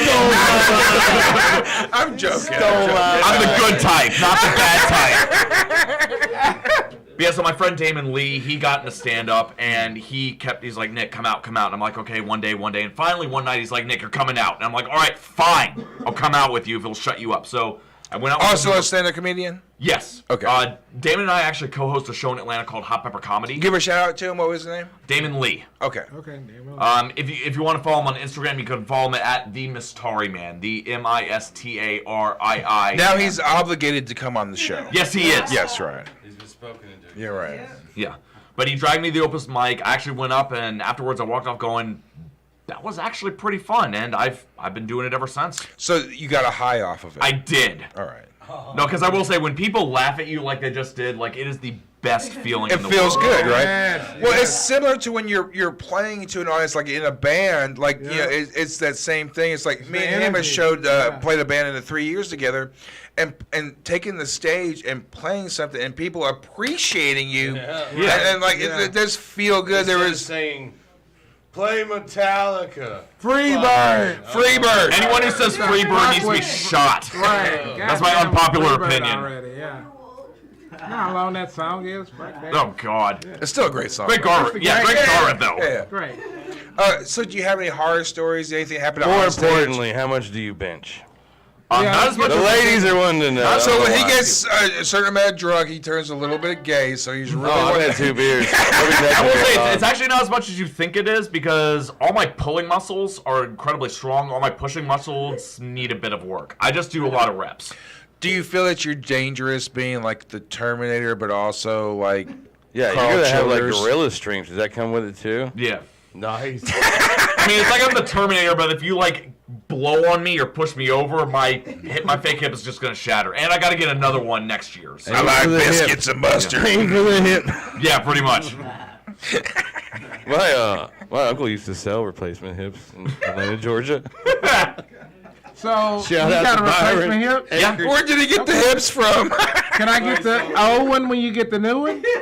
Yeah. My hips are shit, by the way. So you're probably, you know what I'm saying? Like that was probably pretty good. Can I get that one? Well, the thing is, like, You got any basically, spare another hips? 20 years off to get the revision, so they'll take the 20 old one out. years? Yeah. Let me dead. Let me get that nug right now. You get the new one, and I'll slide you a couple of fly rolls, right? Shit, I'm trying to get upgraded. Why can't we upgrade? Okay. You got like your white leg. Did you say white or right? No, white leg. Yeah, so let's talk about your white leg for a minute. So he has a black one and he has a white one. Is that the third leg? Yeah, You gotta take the whole leg his off. first was black and then 2 white ones, ladies. Y'all come and check that out later. Okay, go ahead. What else we got? So Atlanta's your base, right? Yes. Nice. Oh, outstanding. Yeah, but I was actually, fun fact, I was actually born in Nashville. I moved to Atlanta when I was a year old. All right. I did not come back to Nashville until last year. Right. What part of Nashville? Downtown Nashville. So my friend, her cousin was getting married, but her boyfriend. Now, where was you born at in Nashville? Vanderbilt Hospital. I was too. Nice. Okay. Nice. That's a good hospital. Yeah, my dad was doing his residency there, so that's what I was born. Okay. I've Your been dad so probably had high you in then. Vanderbilt Hospital. Ronzo the Beast. Just say, Dad, Ronzo the Beast. Did you crank that dude out? He was like, yeah. Nice. You said rest. Your dad's a doctor? Chest and lung radiologist, yes. Oh, so that's money. Yeah. Whoa. All right. And he teaches at Emory Medical School. Okay. Nice. Right on. Well, you don't have anything to worry about the rest of your life. Oh no, I've got plenty of worries. No, there's still plenty for me to worry about. Beyond the retardation. And the shitty hip. I mean, that is good. Oh shit! He got the old shit hip, but I thought he was great. Okay. We're joking, man. No, dude, we really love you. We really want It was you to great come back fucking on. set, Yeah, no. I would love to come back on. This was a fun ass show. So, like, we've got only 2 more shows. Do you like doing a Christmas show? You want to come back December 9th? Absolutely, I'd be game. Fucking A, man. Hit me back up, There's because no fucking way that this dude's only been doing it for a year and change, though. so he's good, man. He's really good, I don't believe that. especially for being You retarded. think he's lying? You think he's lying? No, I started May 18th, 2022. Autism brain. I remember the date. Nice. 32 toothpicks on the floor. Yeah. 32 toothpicks. Do you want to do another shot? I'm like fucking. Do you want to do another shot? Slow it down. Let's get fucked up. No, we got so many. We're not even halfway through. We're not even halfway through. Let's go. Hey, Nick. Who's your favorite comic? Did we get to that yet? So I've got two: Jon Stewart and Daniel Tosh. Nice. John Stewart. Tosh All right, so Daniel, I can see Daniel Tosh. I see Daniel Tosh Tosh. is one of Daniel those. Tosh is awesome, but is he done? We haven't heard He's anything. still, he was on tour recently. I didn't manage to see him. Yeah, But like he a was in year or Atlanta. two ago. Yeah, no, he was in Atlanta earlier this year. I had a meeting a couple weeks ago that said just recent. It was Knoxville.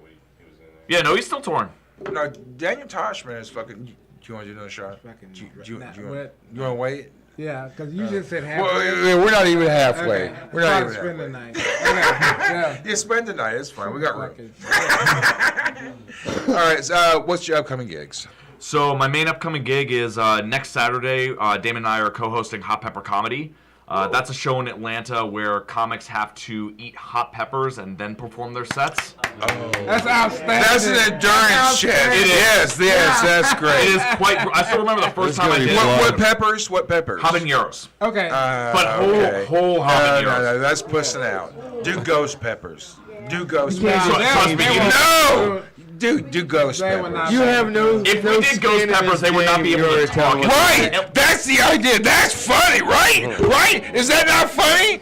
Yeah, until we get sued. Although at the same time, one of our sponsors. Disclaimer, sign One a of our disclaimer. sponsors is a law firm, so we've covered our asses. There. Sign a waiver. Everyone signs a waiver. Ghost peppers. And let's do that. Should we I'm do not that? doing ghost peppers. No, not you and me do it. I mean, yeah, fuck that. We watch. We just Yeah. Go. Nick. Man, dude, I really appreciate you coming out, man. Yeah, thank you for having I me. loved your fucking set. Please hang out. Don't rush Oh, off. absolutely. No, I'm not going anywhere. I'm having a good time. Thank you. All right. Give it up one more time. Give it up to Nick. All right. Are we ready for our next comedian? Give it up for Barbee Sutton.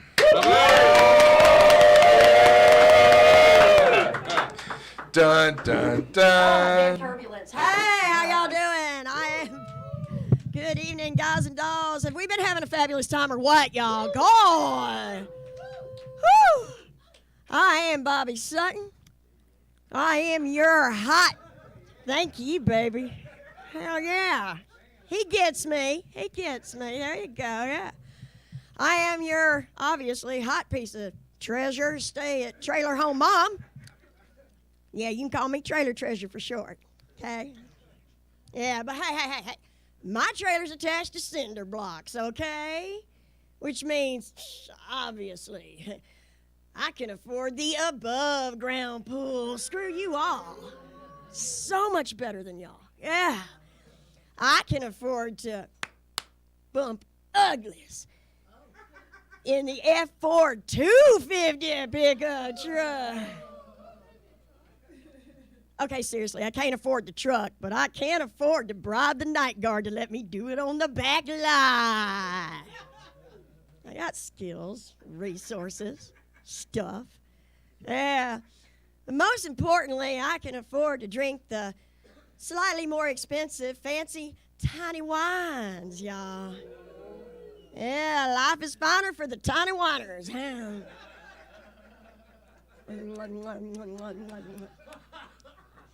Yeah, y'all, I go this route. You should all do it. Because when you're walking around with a little tiny one, everybody goes, oh, that's so precious and cute. Apparently, when I'm rocking around with the big bottle, they say that's a problem in church.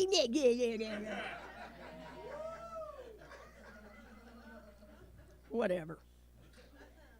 Jesus brought wine to the cookout. Why can't I? Just trying to walk in the footsteps of my Lord, however wobbly they may be. Yeah, y'all, I am the mother of 2 gorgeous boys. We used to have 3.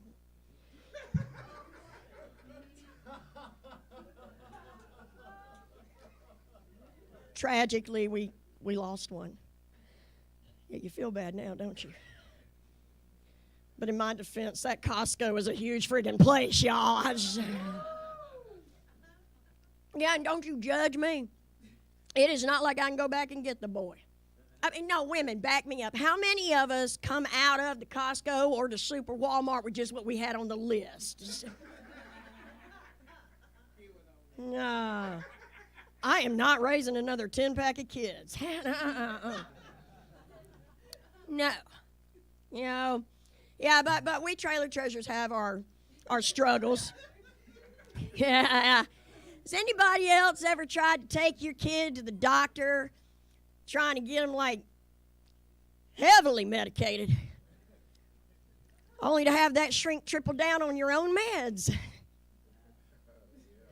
I'm that 50 Shades of Gray matter. Yeah. I don't have the fancy phone services like Boost or Cricket. No, I got Boost phone, y'all. And everything about Boost is just a little bit worse. Yeah, like I don't got Google Maps. I got Google Craps. Yeah, I don't get the fastest destinations between points A and B. I get the fastest destinations to the best crack houses between points A and B. Hashtag hell blessed. On down. What the crap? Oh, we're good.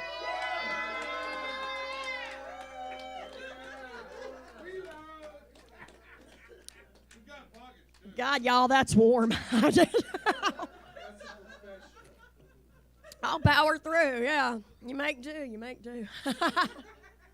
It's pockets, you're right, pockets. They hold everything. Y'all think we just wear these to the Walmart? Got a condom in here somewhere. Yeah, but, I have been married to the same man, happily, for 29 years, y'all. Yeah. I credit the hysterectomy. Yeah, because they took out the baby bed and left the playpen.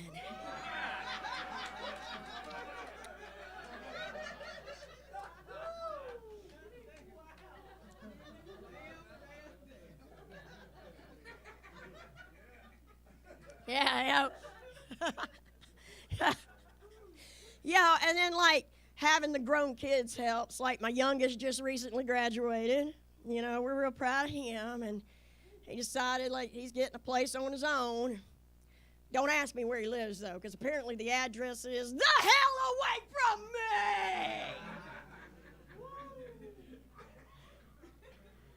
me! Yeah. Love you, babies. Now you feel worse. There you go. Yeah, Google Craps search yields no results on that address. Yeah, but, you know, I also, now that my kids is grown, I got to rejoin my cult. Yeah, I'm a member of the I'm Loving Naughty. We're taking membership. Yeah, it basically means I can have loud-ass sex all over my house again. Woo! And if my grown-ass kid don't like it, he can move his ass out. I'm just saying, get off the couch. That's yeah. Y'all, speaking of houses, I grew up in a haunted house. Like, honest to God, has anybody ever heard of Sloss Furnace in Birmingham, Alabama? It is like the Pornhub of paranormal activity. I memean, that place has been all over national TV. I grew up in the dude's house. Yeah. Had like a man, well, the guy who owns Sloss Furnace, we had him. We had his 17-year-old daughter who died of the consumption. And, and then we had a 5-year-old kid who had died of the polios. And, yeah, he wouldn't have nothing to do with me, neither, you know? And it's already hard enough being the unpopular kid at school with the haunted house. But when even Casper won't play with you, it starts to hurt a little. Maybe it's me. my mother fell very deeply in love with the man who built this house, and she served this man like anything that man wanted. She would like talk to him. And do you know how like somebody has to die for you to get to the grown-up table? Yeah, screw that. You have to die to get to the grown-up table. God, she refurbished that house all the way to period. She spent years dragging me to antique shops, paintings, stores, wallpaper. Oh, please, Mr. Barnett, tell me what you want. One day I got bored. I leaned up in her ear and I said, I've been dead 67 years. I want to get laid. I don't think I regained consciousness but for 2-3 days later. But you know, she did restore this house, y'all, period. She gave him everything he wanted, and then he just kind of disappeared. And I came to figure out in my teenage years, y'all, I think my mom banged a ghost. I think she was banging that ghost. I think it was hot and heavy. I think he got her to pay to redo his whole house. And then when she did that,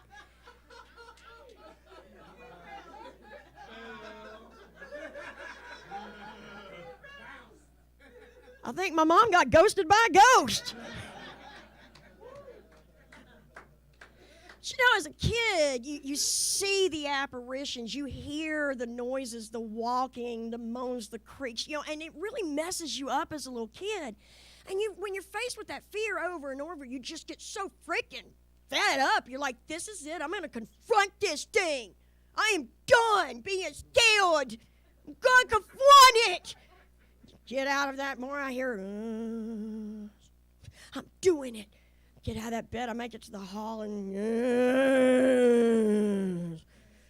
I'm tired of being scared. I'm going to confront it.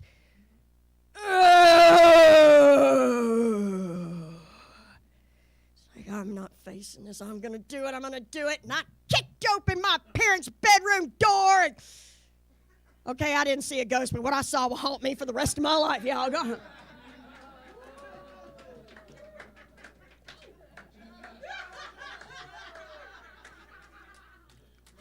Give me the bourbon. I'm triggered, as the young folks say. Whew! Now, y'all, I know I don't sound like your typical white Southern mom, but that's because I was actually raised by your typical black Southern mama. Yeah.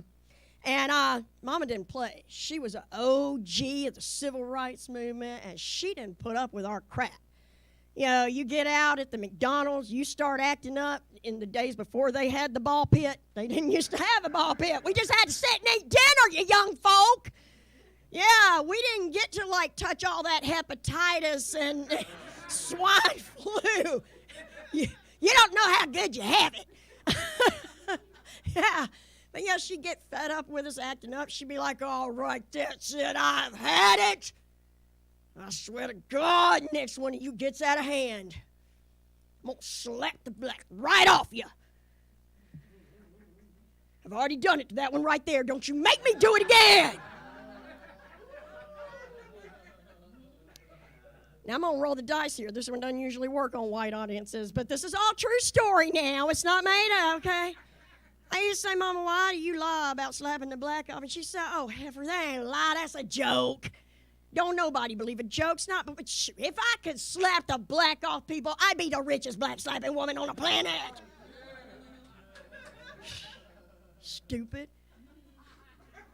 Shoot, I'd have people wrapped all the way around this world asking what you want. You want that $4,000 black slapping, or you want that $5.99 Michael Jackson special? Oh my gosh, y'all. I don't care what anyone says. It's my generation. I grew up watching the Jackson 5 on the TV. That was the family's favorite game, was watch the little white girl dance. Yeah, it was the last. But now, okay, if y'all gonna come out and look for me, you gotta call me by my street name, okay? And that's Cracker Jack. For obvious reasons. But also because I'm sweet, I can get your fingers a little sticky. Oh, God, I'm sorry, God. And if you dig in my box deep enough, I'm going to get a prize. Hallelujah. But, y'all, my mama Callie, she used to say, baby, if we took race out of the equation completely, and we just made it about embracing each other's languages and each other's cultures, we could end racism altogether. Thank you. Yeah, thank you, Mama Callie. And in that light, I created the Trailer Treasure Dictionary. Yeah, I feel it's necessary, y'all, because, like, I swear to God, y'all, we trailer treasures, 98% of us, we are not hateful or racist, I swear. We're just stupid. Yeah, how do you know we're about to do something stupid? You're going to hear a request for a beer to be held. And when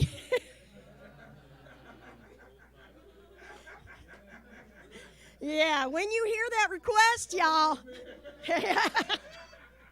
when you hear that request, get out your cameras, okay? That's a world star moment about to happen. But we can also, like, take completely legitimate words and turn them into absolute illegitimate crap. Words like gnat. Welcome to the Alabama Motel 6. Will you be staying one gnat or two? Summer. Oh, y'all, I drank too much tiny wine at the cookout last night. Oh, my hangover's so bad, I can't find nothing. I know my underwear's around here summer. Butter.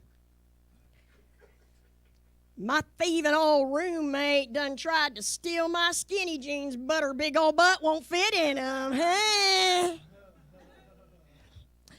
Terror. And if she don't get her big old butt out them jeans, I'm gonna tear her butt up. This one's for the boys. Chicken. I got a chicken in my hot tub. Gonna add my noodle to that soup. Expert. My expert in my face, that's why he's my dang ex. It's called consent and you're gross. Get out of my life. Oh, Scepter. Well, yeah, my sister was supposed to get married this weekend. Scepter fiance found out about the herpes a little too early. Whoops. Flour. Oh, hell no. We are not leaving Bubba's intervention early. We are staying the full hour. And finally, shatter. Oh, y'all, Lord, that preacher went on so long last Sunday. Poor old grandma done shat her pants. God bless her. I'm Barbee Sutton. Thank y'all so much. Your trailer treasure, comedian Barbee Sutton on all of the social media apps that are stealing my banking information. And thank y'all so much for having me. This was a blast. Y'all get home safe, get back to your bed safe. God bless and angels on, y'all. Thank you. Everybody. Outstanding. Welcome to the fucking show. Oh my goodness. Thank you so much. Oh, I got fun, yeah! And then heard the black guy. She was like, all right, let me go. All right. So, All right, how long have you been doing comedy? Kind of my whole life. Since I was 5. Thank you. That's the correct answer. That's the first time anybody actually really answered it correctly. It started Right, with yeah. my sister, Patty Jo. She had snuck in my She was 17 years older than me. And she came into the house when I was 5, and she got me out of bed and took me downstairs, and she sat me in front of the TV, and she said, you need to watch this. And I said, well, what is it? She said, nobody knows yet, but it's going to make history, and you need to be able to say you were there for it. And about 5 minutes later, SNL started, the first ever episode of SNL. No shit. And I was sitting on her lap, and when Gilda Radner hit, Gilda, God she bless pointed Gilda. to Gilda. She's my guardian angel of happy. And she pointed to Gilda and she said, you could be her if you just want it bad enough. And so I was just like, I want to get an acting class, I want to do this. And then my birth mother said, oh no, if you're going to become an actress, then you have to take dance first because you talk too much. You need to learn how to say what you're saying without opening your mouth at all. So it's She's a wise lady. You set yourself up. Yeah, she said, you're either going to be an entertainer, you're going to be a congressman's wife, or a senator's whore. And I said, She made you a flower girl. You're going to ruin something it one pays day. a lot better, honey. I was real disappointed Warsh wasn't on your list. Warsh. This guy gets me every time I say a Warsh. My hillbilly Calliope comes out. I've lived in Columbia before. He's from Calliope, Columbia, and everything. So I mean, I make fun of him, but I make fun of Columbia when I'm making fun of him. It's a whole I language. This guy. I love this guy. Warsh. Warsh, but no, Warsh is very southern. Yeah, Like, yeah. But that Winder. actually means I'm going to do Warsh means I'm going to do laundry. Right. I'm going to go Yeah, it don't mean the bath. Yeah, Oh you can do yeah. laundry. So you gotta you gotta do your laundry there by washing it. Wash. Somebody would have washed The that big kid's wash ass. tub. Yeah, the wash tub. Don't put a hole in the wash tub. In the cement pond.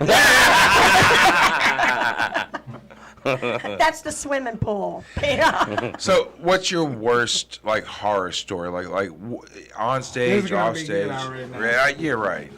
I was in a comedy club one night, and the worst thing for a woman on stage is a gabby woman in the audience. A man can take her down and, hey, you're so funny, you stopped it.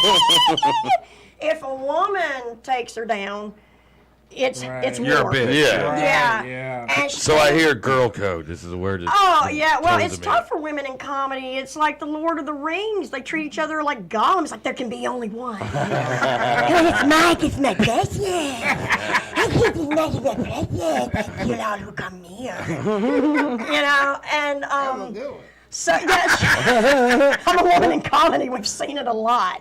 But yeah, the girl was just da da da da da, and I was like, so you know.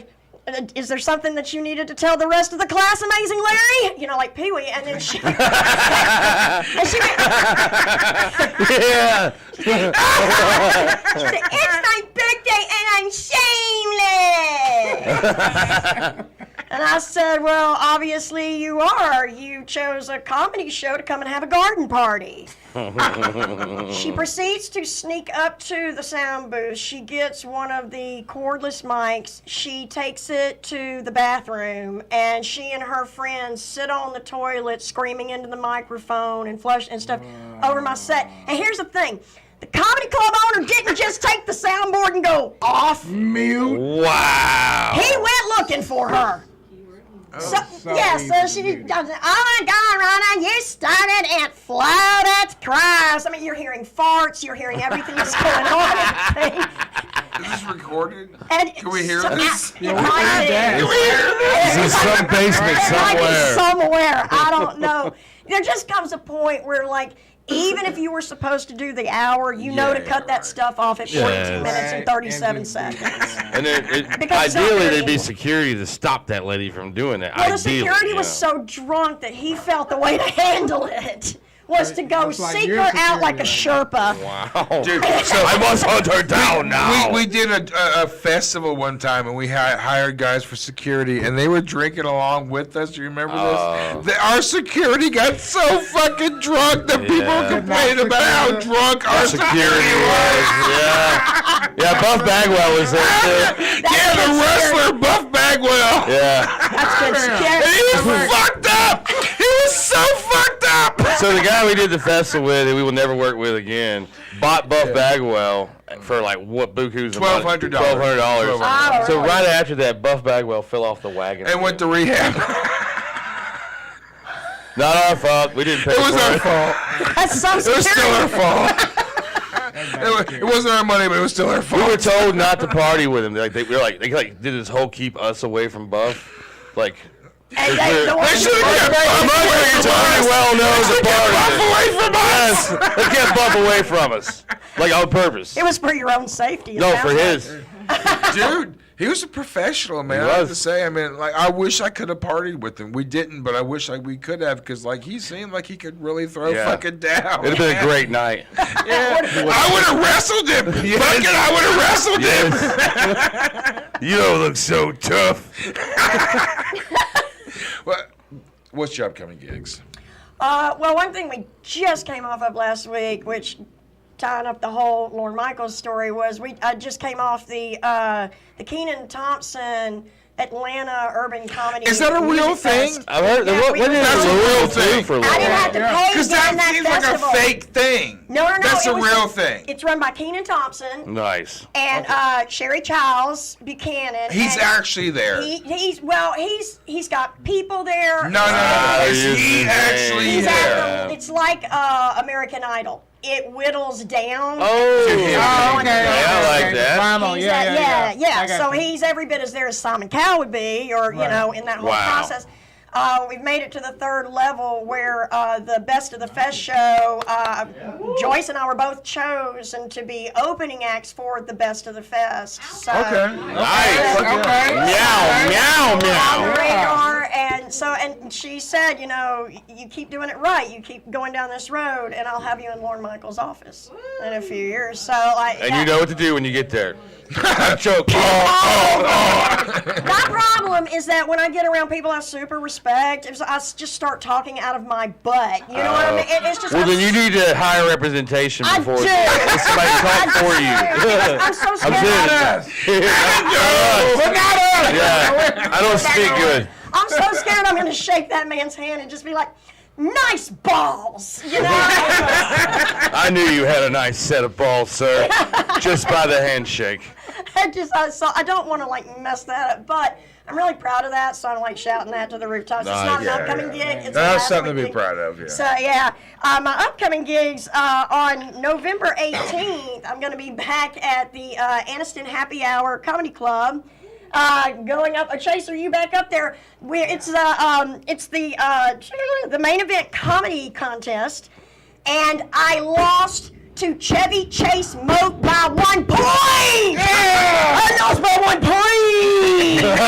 They're treating this like a wrestling. I will bring the coffin of cacophony. I will bring you down from the cage. Yeah. This is your brother. I'm gonna snap into you like a Slim Jim. Please laugh at me. Is he dead? Right now. Is he dead? Yeah. That's a Ray Yeah, really he's dead? long. 10 years ago, Yeah, sir. long time. Oh, no shit. Yeah, I got to have dinner with Andre the Giant. That was like a big You moment. did? You of met it. him? Yes. He's also dead. Yes. You know the. I know picture- he's dead, You know yeah. how like when you go to the restaurant, you order a pitcher of beer. Yeah. He would order pitchers of beers as glasses Glasses of beer. Oh. And for his hands, he looked like he was just holding like a beer A mug. regular mug. Yeah, he Oh. was holding a whole pitcher, and he could get the thing down in 3 He seconds. was a huge fucker. He was so big. His hand. He still holds the record for beers. His like hand regular was like man that beers. much bigger than my face. Yeah, like that's huge. but the sweetest guy you would ever That's what I've ever always want to heard, meet. that he was actually a really gosh, sweet yes, dude, yes, yeah. he was such a sweetheart. And you know that's why I love him in The Princess Bride. Look what I found, 4 white horses. That's who I'm talking about. You know, he was just always so helpful, and to everybody he loved. Like that whole everybody in that Yeah. wrestling when they were his family, and to hear the stories of how he took care of everybody is amazing. Now, where's this place at? Oh, the comedy club. It's at the Happy Hour Comedy Club in Anniston. It's Anniston, Alabama, correct? Alabama. Yeah. Where do you hail from? Where do you hail from? I'm from Birmingham. Birmingham, Alabama. Birmingham. Yeah. Those stallions. And then I'm going to be in thank you. Phil. Go Stanley. Go Blazers, my alma mater, UAB. UAB. But where I went on theater scholarship. So yeah. Nice. On December 9th, I'm going to be performing at Laughing Skull. And then on. So that's a big place now, Oh, right? I'm sorry. Yeah. Laughing Skull's kind of like up there with the Improv now. It's getting up there. Zanies. Zanies, and yeah. I messed up. That's the 4th. The 4th of December, I'm at Laughing Skull. In Birmingham. No, in Anniston, Alabama. Okay. No, Because we're from Laughing Skull's in Nashville, so Atlanta, Georgia. That's where y'all at. Yeah, it's a lot of tiny wine, y'all. Laughing Skull's in Atlanta, Georgia. Okay. Yeah, Happy Hour Comedy Club is in Anniston. Gotcha. And then on the 9th of December in Hicksville, we're going to be at Hicksville Brewing. Joyce Liles and our company, Authentic Alabama Comedy. We do a thing where we'll bring the whole comedy show to you. We bring the comedy club to these small bars and venues in these new towns that are popping up. That's actually legit, yeah. And we've got a regular thing going in Villa Rica, Georgia at Hicksville Brewing, and we bring in dry bar comics. We're able to score, comics with almost 1 million listens on Apple, and they're coming in to help us. So that show is really doing like super well. And if you've got like a small town you're refurbishing, and the bar scenes, the brewery scenes, those are kind of becoming the new comedy clubs. People are doing shit at Waffle Houses. Yes. Have you seen that? Really? I know a guy does Waffle one at a Houses. state rest stop. Right. Up in, I think it's Wisconsin or somewhere. It is the rest stop, but everybody shows up to that rest stop. Exactly, because they want to see comedy. They want it so bad, so They bad. don't have a zany. It's They time have to a laugh right. again. They don't have a thing. They have Right. nothing. They Right. have nothing. We have brought that show to Villa Rica, and they've said, we've never seen a comedy show before. Exactly. We've never. So, if you've got a strong 15 minutes, send us a reel. If you're a strong headliner, send us a reel, because that show's growing so much. It's done out of an old garage, and they're having to lift the bay doors so people can just go out, be out. So it's growing and growing, and that's what we want to do is in these towns that are starting to grow up again. You got a venue, you want to bring a show, you contact Authentic Alabama, and Authentic Alabama Comedy. We'll bring it, and then watch Tasty Hee Hee Travel, which is Joyce Liles and I. We basically review food on the road for anybody traveling. It started with comics, but we review the food, we review places to see, fun places to stop in while you're in that town for the day, and we review the Hampton Inn. We love the Hampton Inn. How bad we want to be the Hampton Inn's living billboard. We love you, Hampton Inn.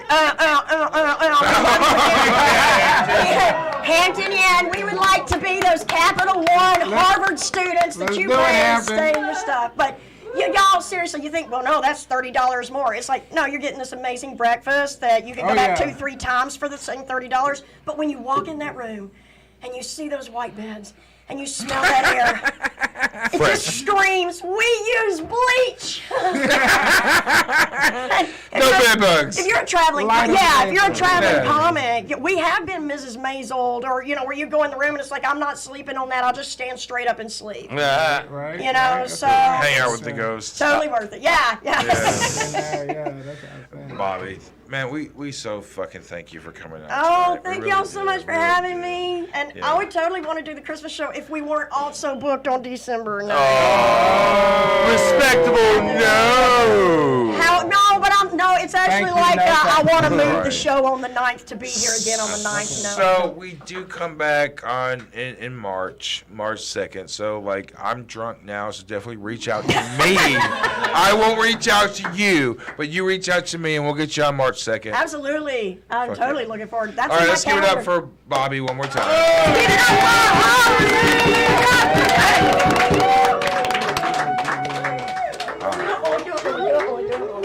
I love the fucking hotel jacket. Oh, don't forget your I'll phone. leave that. Gotta hug the black man first. Huh? Hug the black man. It's Hug a Black Man There you Day. go. We should make this official Hug a Black Man Hug the Day. black man day. It's National Hug the Black Man Day. Hug a Negro day. It's changing as we speak. Have you hugged your Negro today? No, you haven't. Guilty. Let's make it happen, people. Thank you. That's gonna be our next campaign, please. So you're in the running too for next co-host, right? You think so? We got a few people in the running. Then I'll be here anything y'all need. All right, ladies and gentlemen, give it up. We got oh shit, we got Lena Allison. Lena Allison.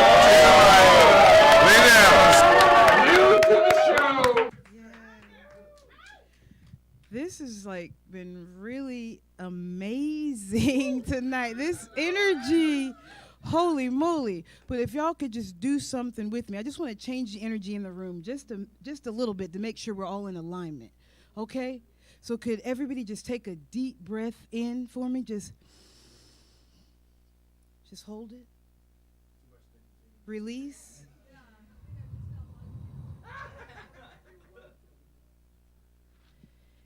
Ya devi sarve buteshu matrurupina somsita. Namaste, si, namaste, si, namaste, si, namo namah. I've just blessed you all with divine mother energy of the universe in Sanskrit. Namaste. Oh, y'all don't know.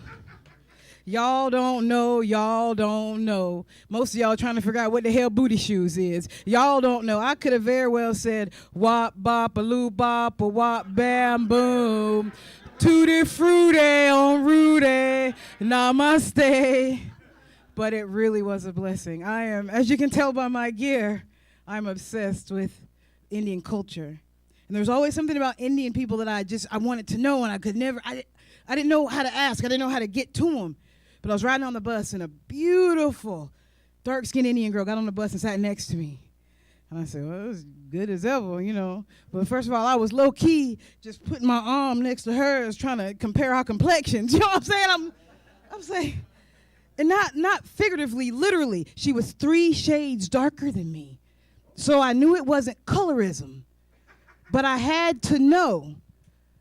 So I just, you know, I'm going to make the situation as uncomfortable and as awkward as I can. You know, I'll have the situation. So I said, pardon me. And she took out her ear pods.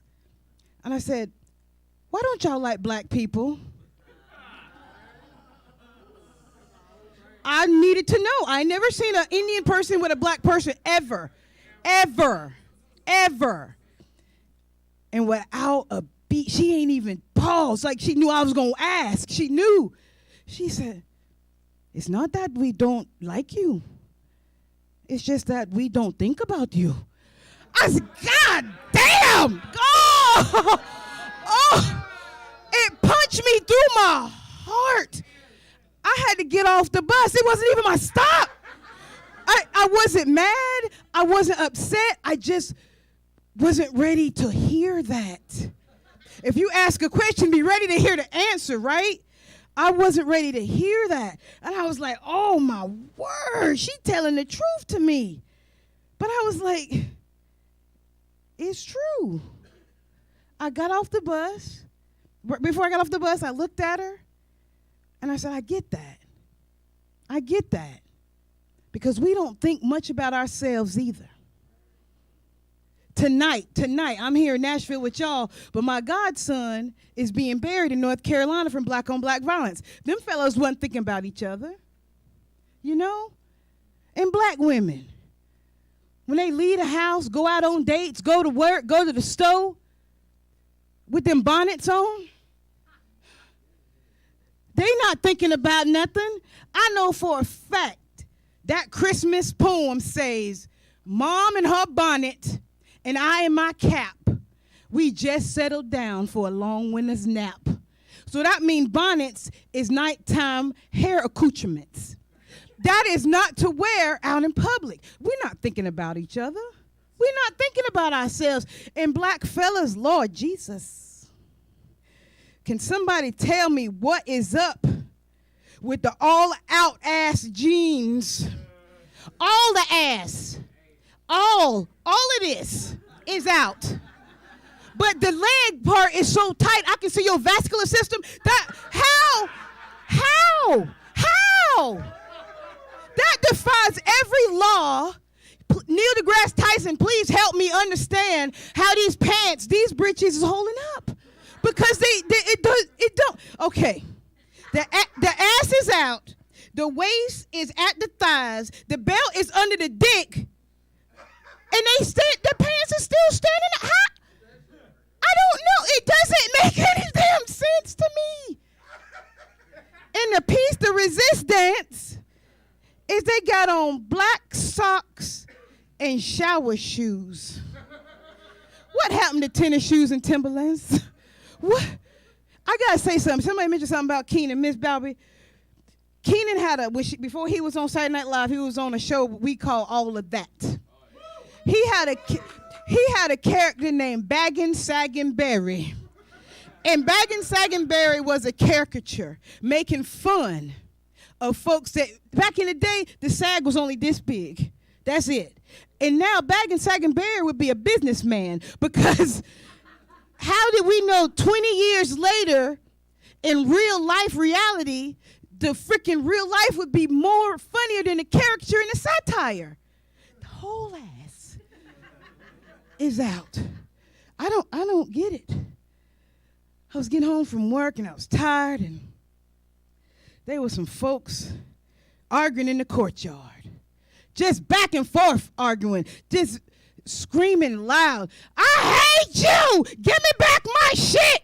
Fuck you, bro. When a man call a female bro, that's a red flag. She said, give me back my glasses. He said, apparently you can't see, bitch, because you can't see the truth, so I got your glasses. I was like, I went in the house. I was like, God dang, I can't even believe this. Closed my door. I could still hear the arguing. I said, I bet you a dime to donuts. If I open this door, I'm going to see exactly what I think I'm going to see. Just to prove it to myself. I opened the door, and I stepped out, and sure as shooting. But I was a little bit shocked, because the man had on the bonnet,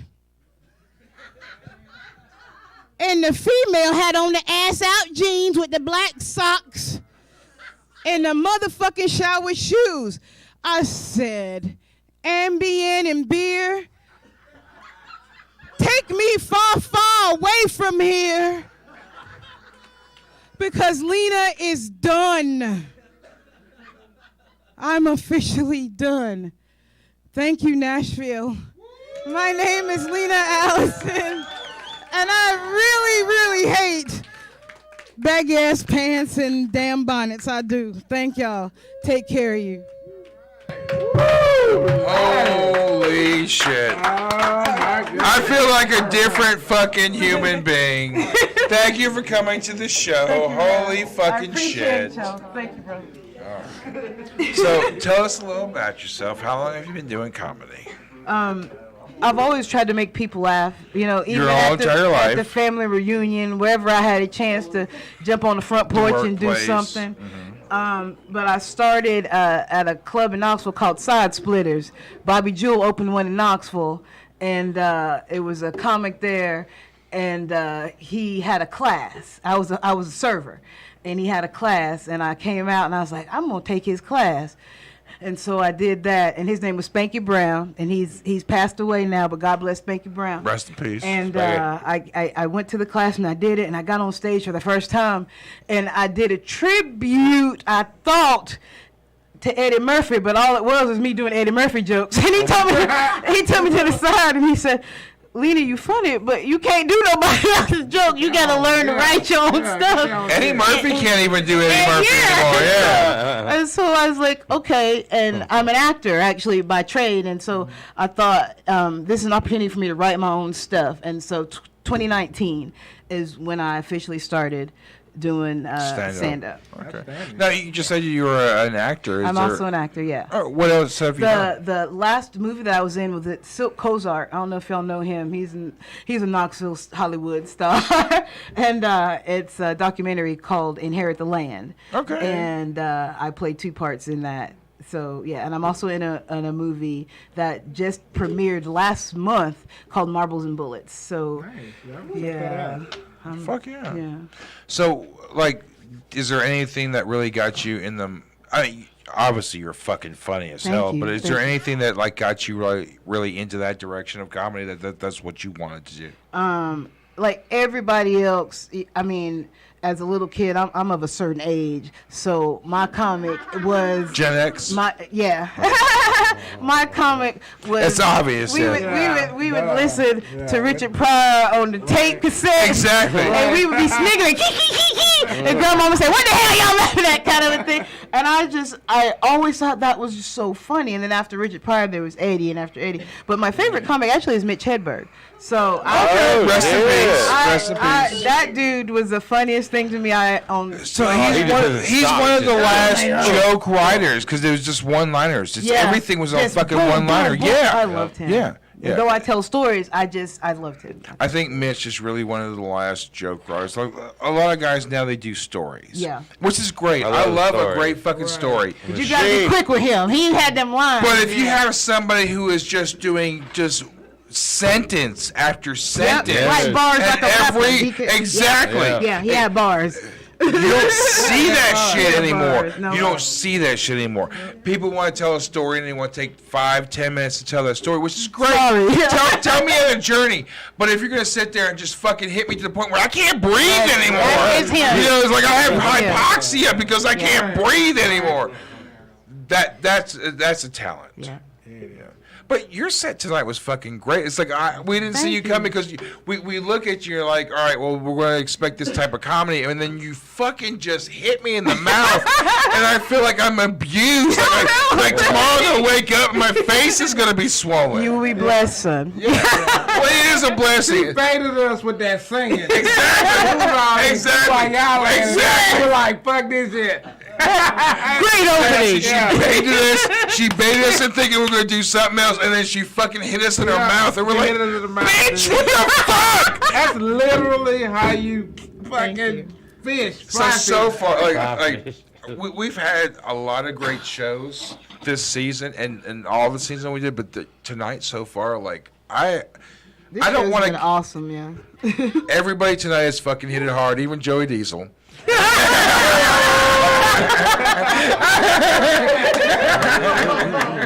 Who's suffering from disease? But no, like, so far everyone's been so fucking great. I've had such a great fucking time. Like, I had such a hard week this week, and tonight I had a pretty rough one too, man. Right? Oh my God. You probably have one too. We all have our 40 hours that we had to work that just sucks all the creativity, and then come out in here and just to be able to laugh, and then for everybody to laugh at each other and with each other. Tonight. Not just at each other, but with each other. With each other, yeah. I was just wondering when y'all was going to offer me to drink, because y'all... Nobody didn't offer me nothing. I looked up to Ronzo. He's the official bartender. I'm official. But if y'all is drunk, y'all can pretend, and then we'll clink, and then, it's an endurance test. Like, usually... So if only we were, because that thing was full when we started. I've got another bottle. I was prepared. I really thought it was just iced heavy tonight. It's not iced tea. It's not iced tea. Yeah, be careful. All right. Cheers. If you're thinking this is iced tea, you have fucked up. I appreciate it. Yeah, that ain't sweet tea. I had a guy. Right. The Lord is in the building. Boy. Oh. What you saying? So the horror stories, I mean, you've been doing this for a little while. You have any, like, just assholes in the audience, you know? The thing is, everybody treats me with such respect, and they think I'm so sweet and nice. Off the bat, and you hit them in the mouth. But I had one trans woman, and I was doing my set, and I was in the prayer. That's an actual Sanskrit prayer. It's for really real. Okay. And I was doing it, and it came from the heart. Yeah, like when we listened to it, was I was like crying. It was beautiful. You were only missing Sage. That was the only thing missing. You know, I staged myself earlier, and but she started snoring. What? And I confronted. I confronted not sleep, just pretending, just making. That's bullshit. And I almost wanted to stop comedy for that reason. I was so hurt in my heart. That's a Chappelle moment.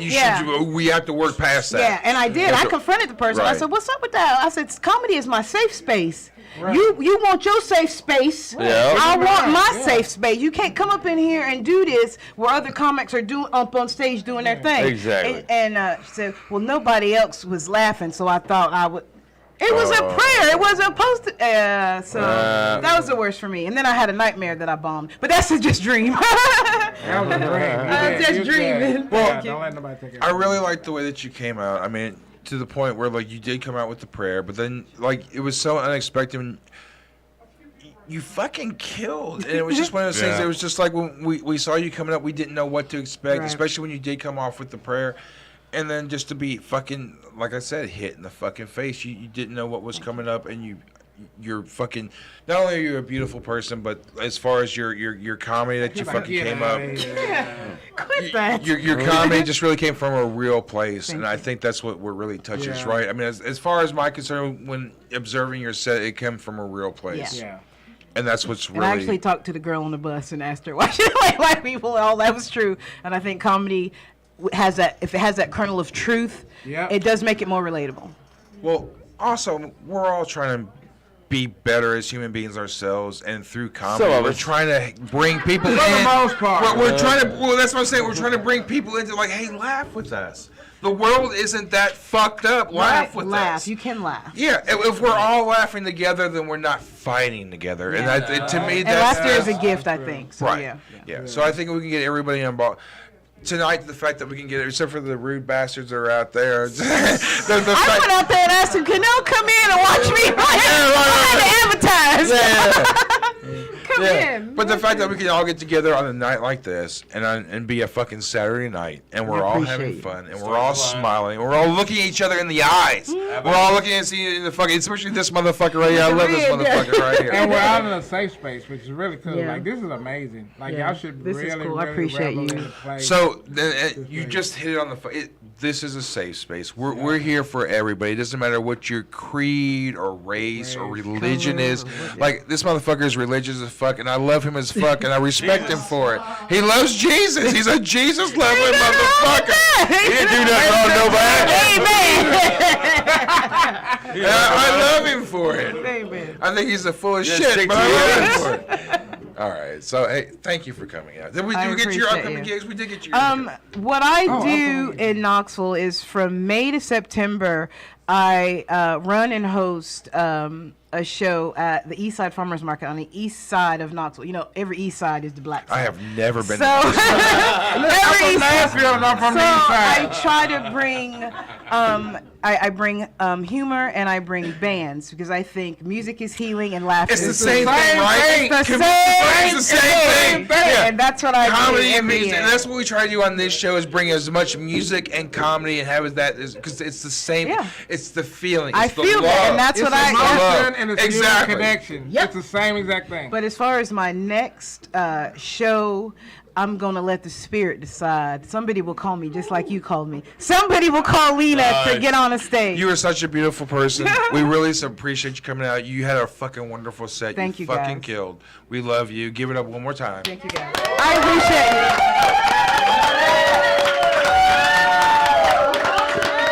you. All right. Are you all ready? We've had so many new people. Everybody's been new. Everybody's new to me, though. Everyone is new to you. This is outstanding. But we do have a returning champ. Are y'all? A returning champ. Are you ready? The champ. Ruben Reyes. Give it up. Keep it going, Nashville. Guys, how spoiled for comics are we tonight? I mean, an abundance of laughs. So thank you, everybody. It's a really tough act to follow. It's been a great night. She really is a wonderful, beautiful person. I'm not, so get ready for that. I went to Japan a few months ago. And I was scared to death when I was going over there. Because my friend, he said, you know, they don't have people your size in Japan. Yeah, so I said, what? There's no short people in Tokyo? No, big boy, he said. Let me put it this way. Better bring enough underwear, because if you need it, you ain't gonna find it. And of course, Delta had to lose my bag. So I had to do the front to back, shoop, back to front flip, shoop, for a few days. But yeah, there's no fat people in Japan. And in fact, let me ask you, everyone in the room here, maybe some of you have been in this situation before. I want to see if Japanese and Americans are the same. Think of one time when you were in a very crowded subway car, bus, anything. Anybody can think of that? Yeah? Like Taylor Swift concert, that crowded. So imagine this. You're sitting down, and the person next to you gets up, and here I come. I'm huffing and puffing, a little sweaty. I've got my biker shorts, and I sit next to you, and I'm making myself comfortable in my seat. So the question is, do you get up or do you stay?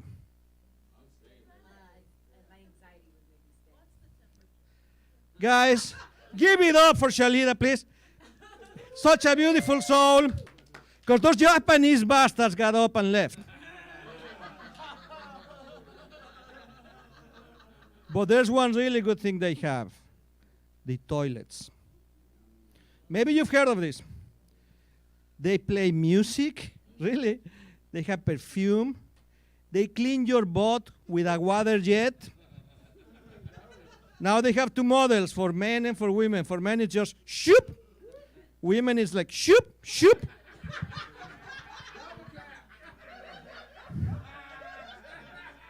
And I didn't get it. I'm like, then I had to think back to the birds and the bees and middle school and pee and poop. So anyway, they need two holes. First time I used one of those toilets, it was like Mortal Kombat. I was mashing all the buttons.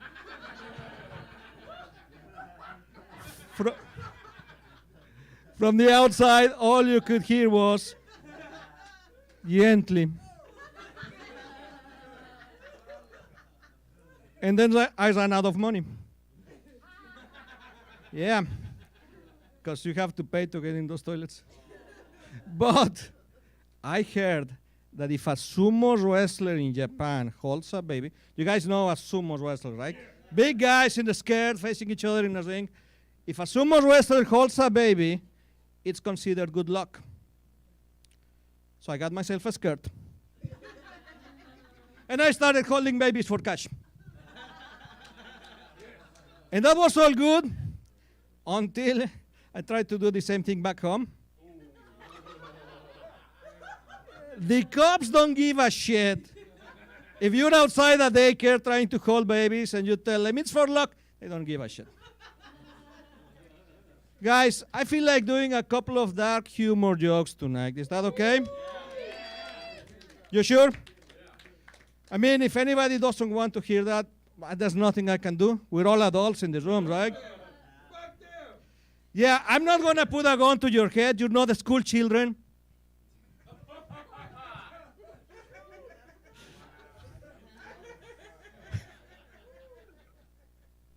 So, do you know why a 7-year-old goes missing on December 21st? It's because a pedophile is doing his Christmas shopping. One time in a show, last time I told this joke in a show, a lady in the front table, she's like, oh no. And I tried to cheer her up, right? So I said, no, lady, the kid doesn't exist.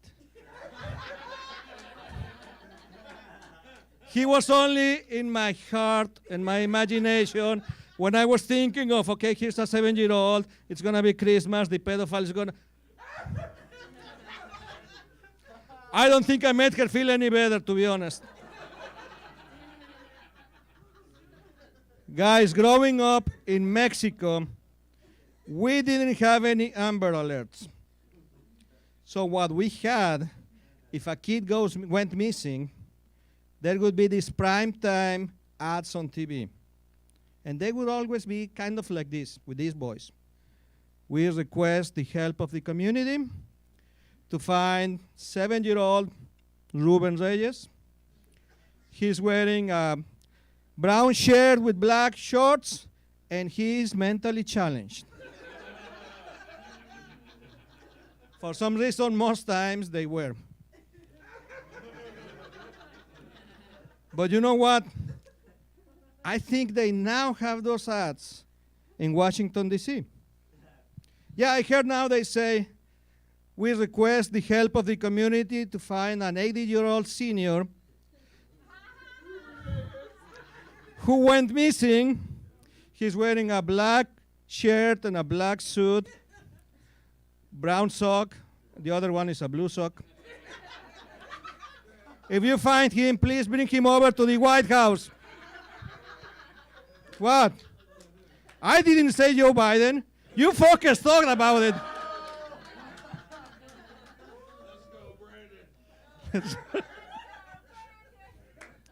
So here's another political joke. Well, political adjacent joke. I live in Georgia.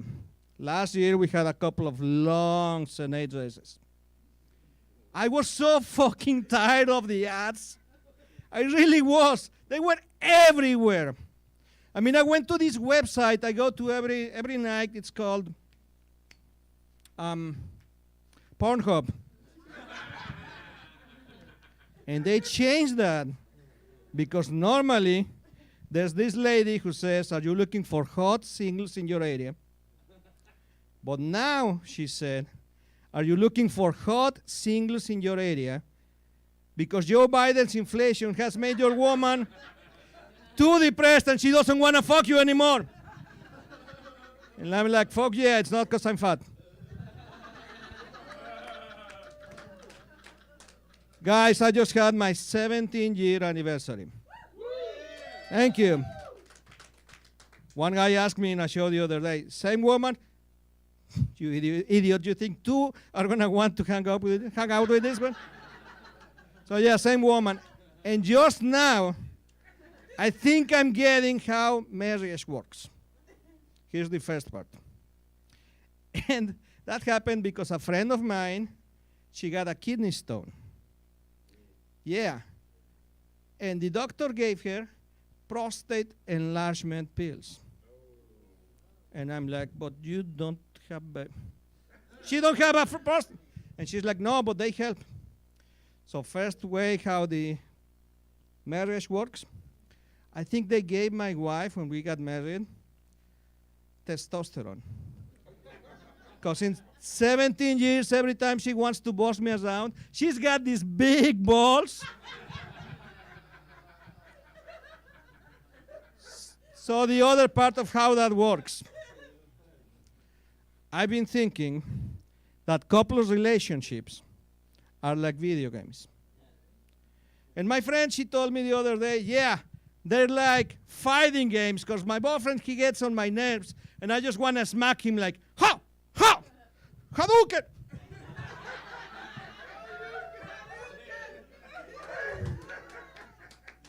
Street Fighter 2 OG, guys.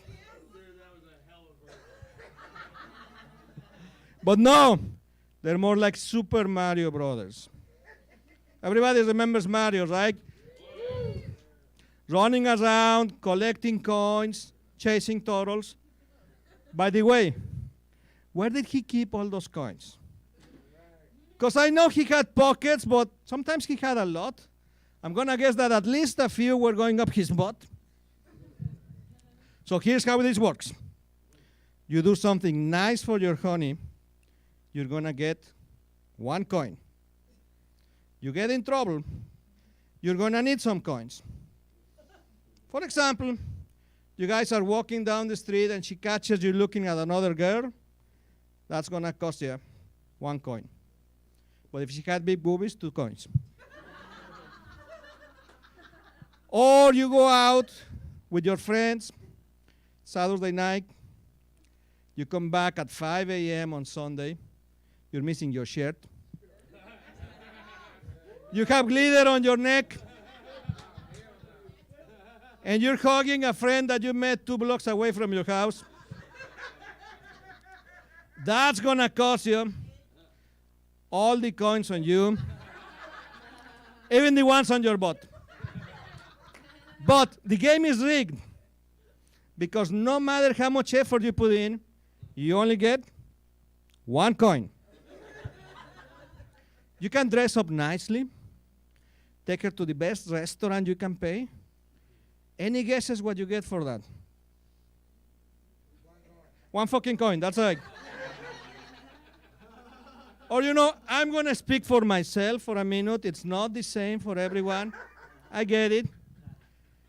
You can be a fucking champion at eating her pussy. You could give her leg cramps. Her nipples would be like pencils. I mean, how do you think I lost my hair?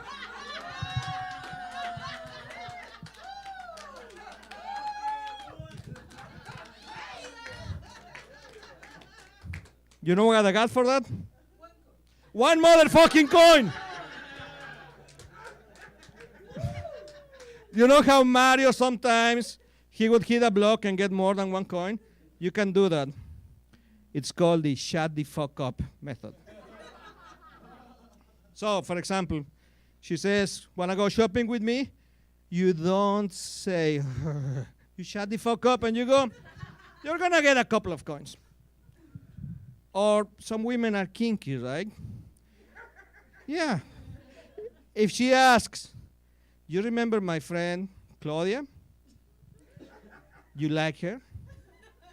Would you have sex with Claudia? You don't say, do I like her? Would I have sex? I probably have jacked off to Claudia like 20 times. Shut the fuck up. Bunch of coins. And you're gonna need them because one day you're gonna be walking down the street and you'll run into the sexiest turtle you've ever seen. She's so hot.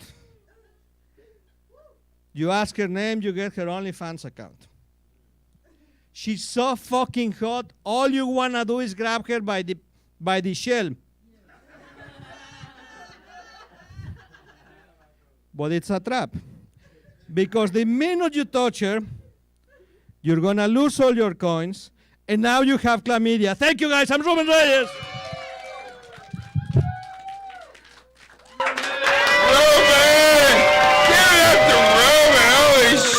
Motherfucker, man.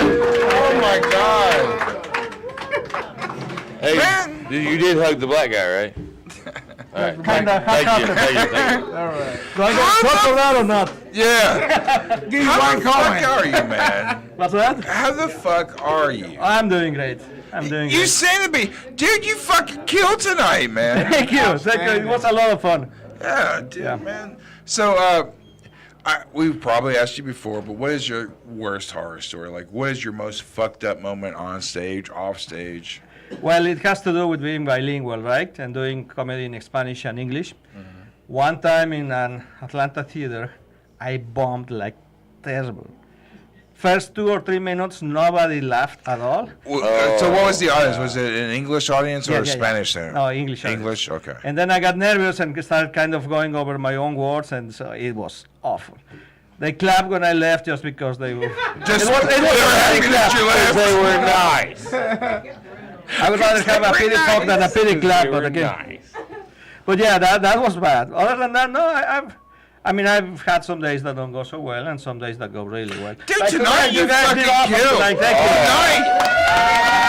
You found your audience tonight. So far, man, like tonight, everybody has been on fire. Even Joey Diesel. Everyone has been on fucking fire.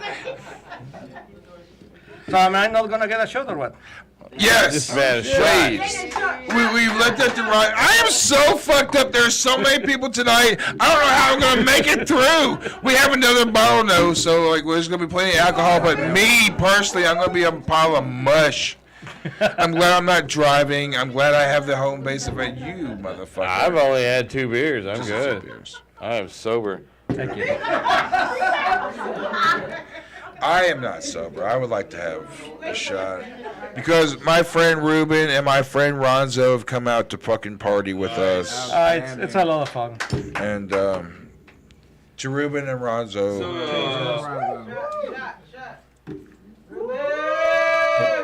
Were you born in America or born in Mexico? I was born in Mexico. Nice. I've lived here since 2015, and actually, this is fun.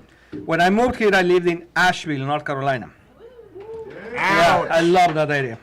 You did? So I hear it's yes. beautiful. I He hear spread it's his beautiful. seed all It's not too good for the brothers, but go ahead. Well, not for us Hispanics either. It's super expensive, but it's beautiful.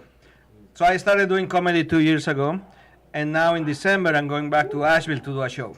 Fucking A, full circle.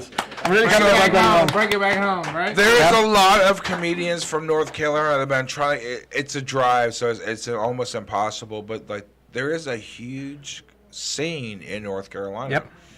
And I'm really glad that there's so much comedy out there, because like I'm stalking scenes pretty much when I'm booking the fucking show.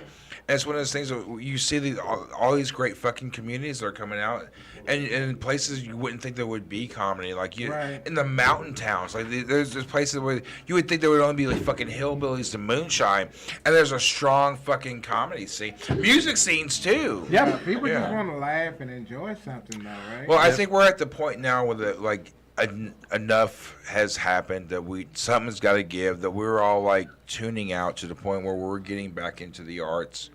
It's like where's the escape at this point? You know what I mean? That's exactly. You're an escape. Man. We don't turn off the TV. You can escape quite quickly. Sure. Man, like a real one. We don't want to think about what's going on in the world, and we want to tune out. We want to laugh, or we want to chill out and fucking listen to some music. And that's the thing. And again, comedy and music are the same thing, because it distracts us for what's actually going on in the rest of the world. Yeah. Can I tell you a nice story instead of a horror story? Fuck yeah. Sure. This was just last night. Let's have some positivity. Yeah. So I went to a concert. Shut up, you fucking fiends. You fucking fiends. Throw it. Especially that. We have a room full of autisms. Everyone's shirt. Throw it. Listen to this man. So last night I went to a concert with my wife from a Mexican band, and it was pretty fun. So on the way out, I was just about to leave, and somebody taps me on the shoulder. So I turn around, and a lady says, "You know, my husband wants to get a picture with you because he's your fan." And that was the first time ever that somebody's asked for a picture. Wow. That was a lot of fun. Do you have a copy of that picture? Yes, I do, because I told him, "Can I get one too?" Right, exactly right. First fan, baby. That's what's up. Yeah. So a measure of how things go on this show for me is like, if I'm taking pictures to the show, I'm more or less just kind of occupying my time.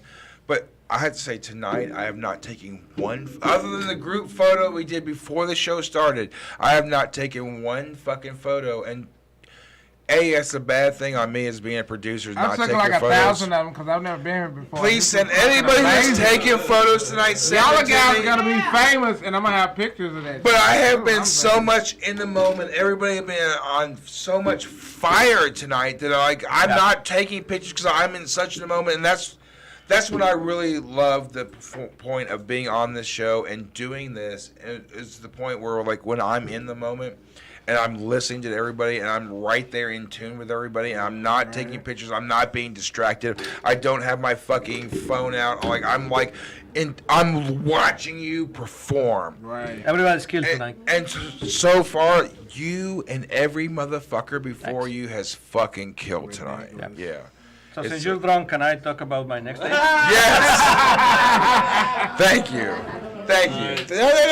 No, I get it. So, right. Up and coming shows. Yes, I do. I'm on it. Actually, next week I have 4 shows in 4 days. Okay. So I'm going to different states. Yeah, 2 of them. All right. Comedy Catch in Chattanooga on Wednesday. Do it, man. Yeah. Then we've been doing a lot. Do you like that gig? I Let's love back it. up. Yeah. So as far as the club, like everyone's playing the Comedy Catch right now. So like, what is your impression of the Comedy Catch? I love it, and the guy who runs it, Andrew, he's great. So I love going there. He runs it. Yeah, I think he Okay. is. Andrew Ledbetter. He's great. So I'm doing that on Wednesday. Then we've been doing a lot of Spanish shows. 4 comedians, 2-hour shows. So I'm ending up doing like 45 minutes or so. Are you hosting? No, we don't really have a host. We do anywhere between 30 to 45 minutes each of us. Fuck yeah! Yeah, it's a lot of fun. So we're doing that in Lawrenceville on Thursday, Sangrias. Lawrenceville, what? Georgia. Alabama? Georgia. Then we're doing a showcase in Atlanta for Spanish comics where about a dozen comedians will do our best 5 minutes, and then there will be, it's in a studio, so we'll get 3 cameras and the like. So it's going to be a recording of that. Where is that at? We're Atlanta. No, can they see that online? Yeah. It's all in my Instagram. Ruben Reyes Roman. Ruben Reyes Roman. Okay. Then on Saturday, another Spanish show in Tenoch in Dalton, Georgia, which is like 20 minutes from Chattanooga. Then on the 28th, I'm doing Indio Brewing in Atlanta. That's a comedy contest, I guess. Then I'm going to Asheville on December 8th. I'm doing the Laughing Skull on December 12th. Is that North Carolina, Asheville? Asheville, North Carolina, yes. North Carolina, yeah. December 8th at the Burger Bar, which if you look it up, they say no burgers, just bar. Okay. And then Laughing Skull on December 12th and Tenoch again on December 16th. All right, fuck it. Hey, Yeah. look. All right. Thank you for having me. This is always a lot of Ruben, fun. thank you for coming out, man. I know it's a drive to come out, but man, dude, you fucking were on fire tonight, man. We appreciate you, fucking returning champ. Next time you come out, you have the VIP. Fucking, you can come out anytime you fucking want to. And at this point, I fucking think that you can. Yeah. Thank you. Give it one more time for Ruben. Thank you, guys. Art. Actually, no, fucking. There we go. All right. Keep going. There he is. Yeah. La Bamba. All right. Okay, so who we have next? Oh shit. All right, you guys ready? Give it up for Joyce Liles. Hey guys, I am Joyce Liles. I am from Muscle Shoals, Alabama. There he is, and we have the Swampers. And we have some really good-looking cousins also.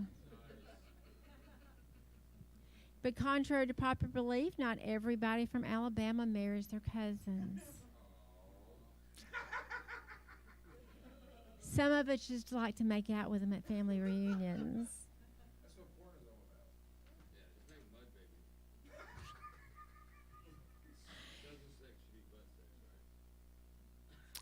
Well, you know, this is Tennessee, so, you know, Tennessee and Alabama have a lot of similarities. I'm glad we're not related, by the way.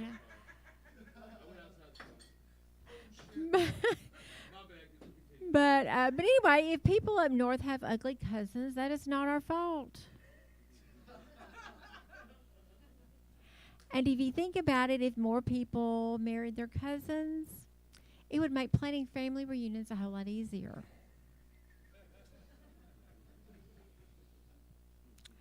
I was at Buc-ee's the other day, and I overheard, there was a family of 4 behind me, and I overheard the mom say to the little girl, "Well, you know you're going to have to share your beaver with your brother."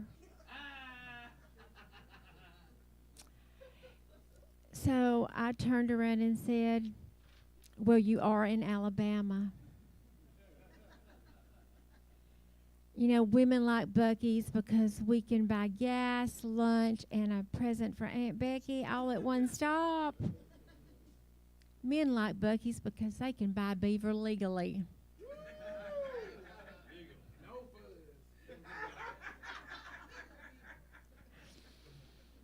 Of course, I should probably have my Southerners card revoked because I don't like football. Yeah. I don't like. I don't like cornbread. Yeah. I do know that you're not supposed to put sugar in it though, because if you put sugar in it, it's cake. It's not cornbread. But and yeah. Hey, I have. Well, y'all have mics. I started to say I have the mic, but yeah, y'all have mics too. So turn yours off for a minute. Let the woman talk. I've had this problem in comedy before. I don't need to have it tonight. But anyway, like I was saying, I don't like football. I don't like cornbread. And I don't like my brother that way.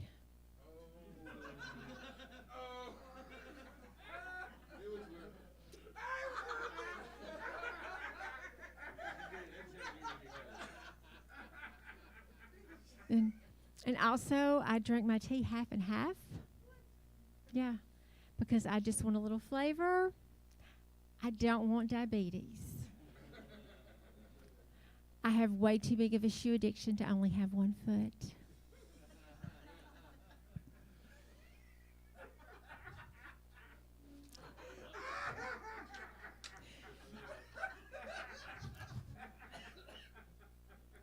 Of course.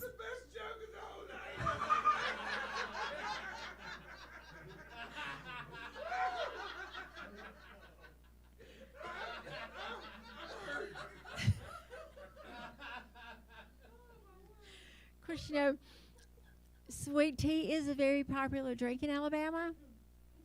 We are 46 in education, but we are 5th in obesity in the number of Waffle Houses.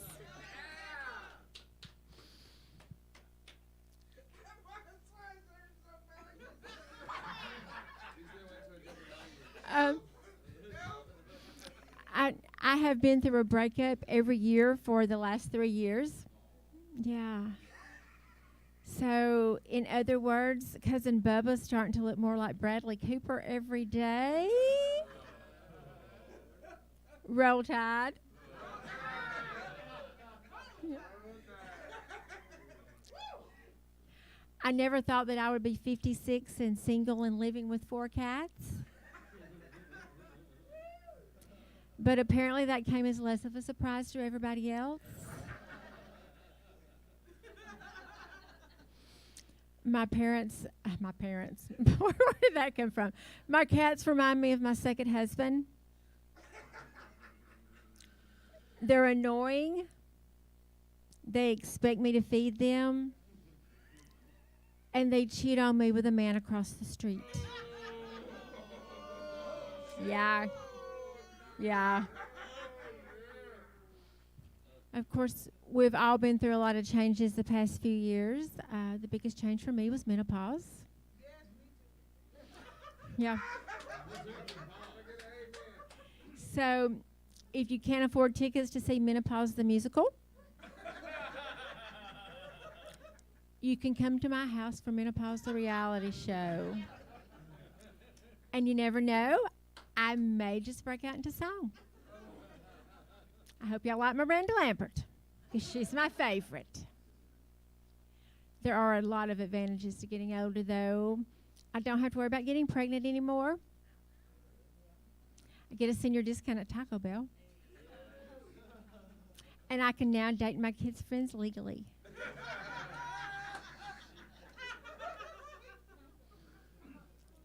There are a lot of weird things about getting older, though. I get excited about strange things like having correct change to buy my wine at Dollar General. A new episode of Wheel of Fortune. Or making it to the bathroom without having to pee on myself. Yeah. Some mornings as I'm getting dressed, I'm like, which pair of panties do I want to pee in today? My daughter, the struggle's real. My daughters used to buy me new underwear for Christmas. Now they buy me Depends. Yep. Yeah. And I had a man on Tinder ask me if I'd ever peed on anybody. I said, just myself. Thanks, guys. I'm Joyce Liles.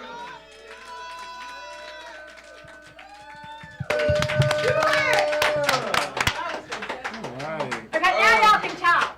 All right, yeah, great. Fucking thank you for coming out. Well, thank you for having me. I almost passed the fuck out. I just really, I had to catch him. Up. I had to catch him. I can tell. Yeah, thank you. You're welcome. Speaking of, do you drink? Would you like a shot? Yes, bring it on. Let's give her a shot.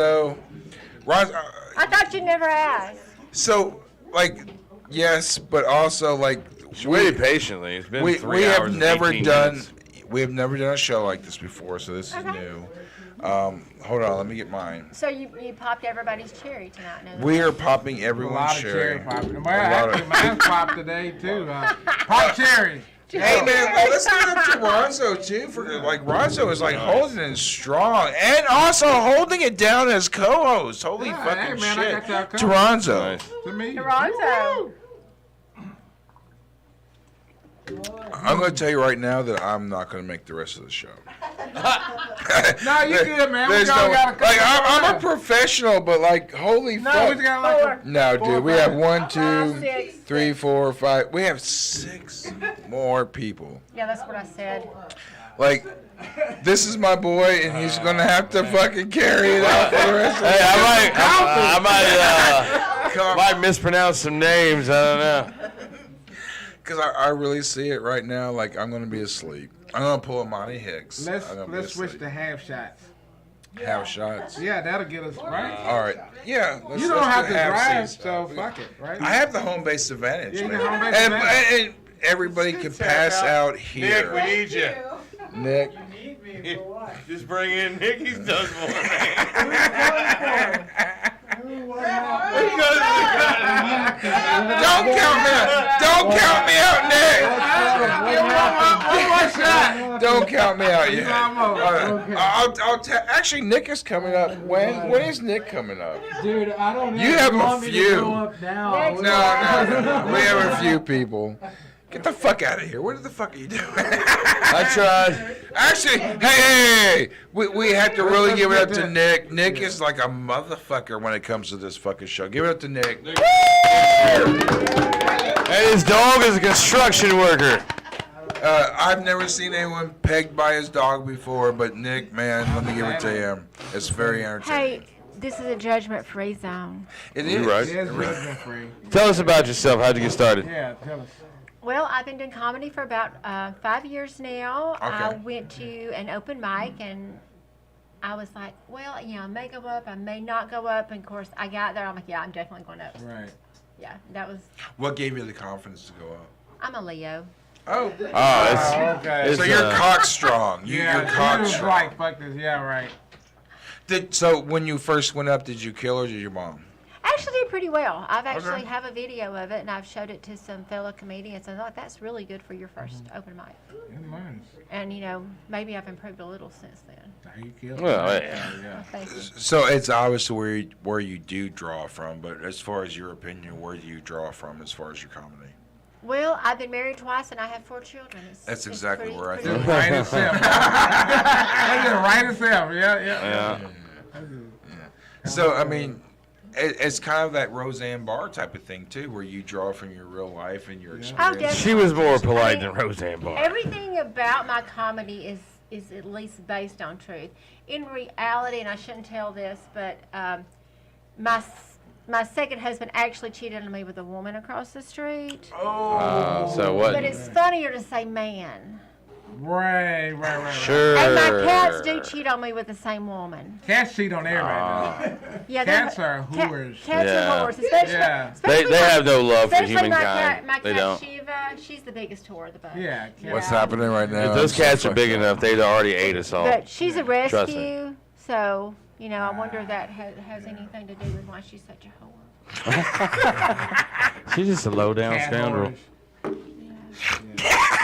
She'll rub up on She's like, I just like the Yeah, D, man. I we just get like a the treat D. and then- That sound familiar, though. That Yeah, sound it like does. people, don't it? They'll rub you out.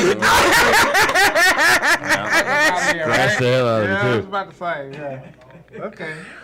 Who's your favorite comedian? Oh, Angela Johnson, hands down.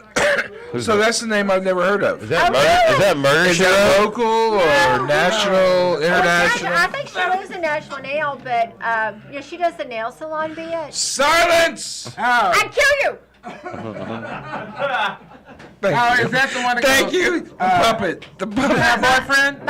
You got boyfriend? You got boyfriend? And then you like long or short nail? Oh, short nail. Oh, short nail. Oh, that why you not have boyfriend? Yeah. She's hilarious, yeah. Like a Hispanic comic, yeah. Yeah, my sister Veronica and I used to go to this place called Beautiful Nail. Beautiful Nail. Just one. It's weird. Do I get to we pick have, which one? we have a place called Nail So Happy here. Y'all guys are talking about some stuff I don't even know. This is above me. I think he does. I think he gets his nails done. He gets his toenails I done. do. I get my nails. I think he Well, gets his I buzz don't cut want to see there. them because your feet probably stink right now because you wouldn't be wearing those shoes all day. No, I just put these on to come here. Have been made. And I also have one for you Bama folk.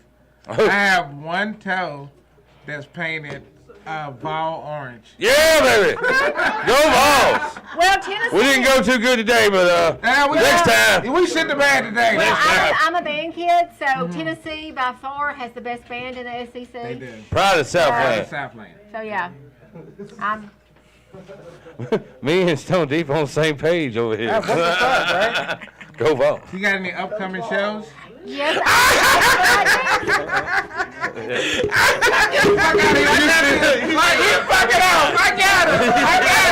got like 18 comedians. Let's move on. Y'all want to come up here and take up? Welcome to Rev's Sleepover.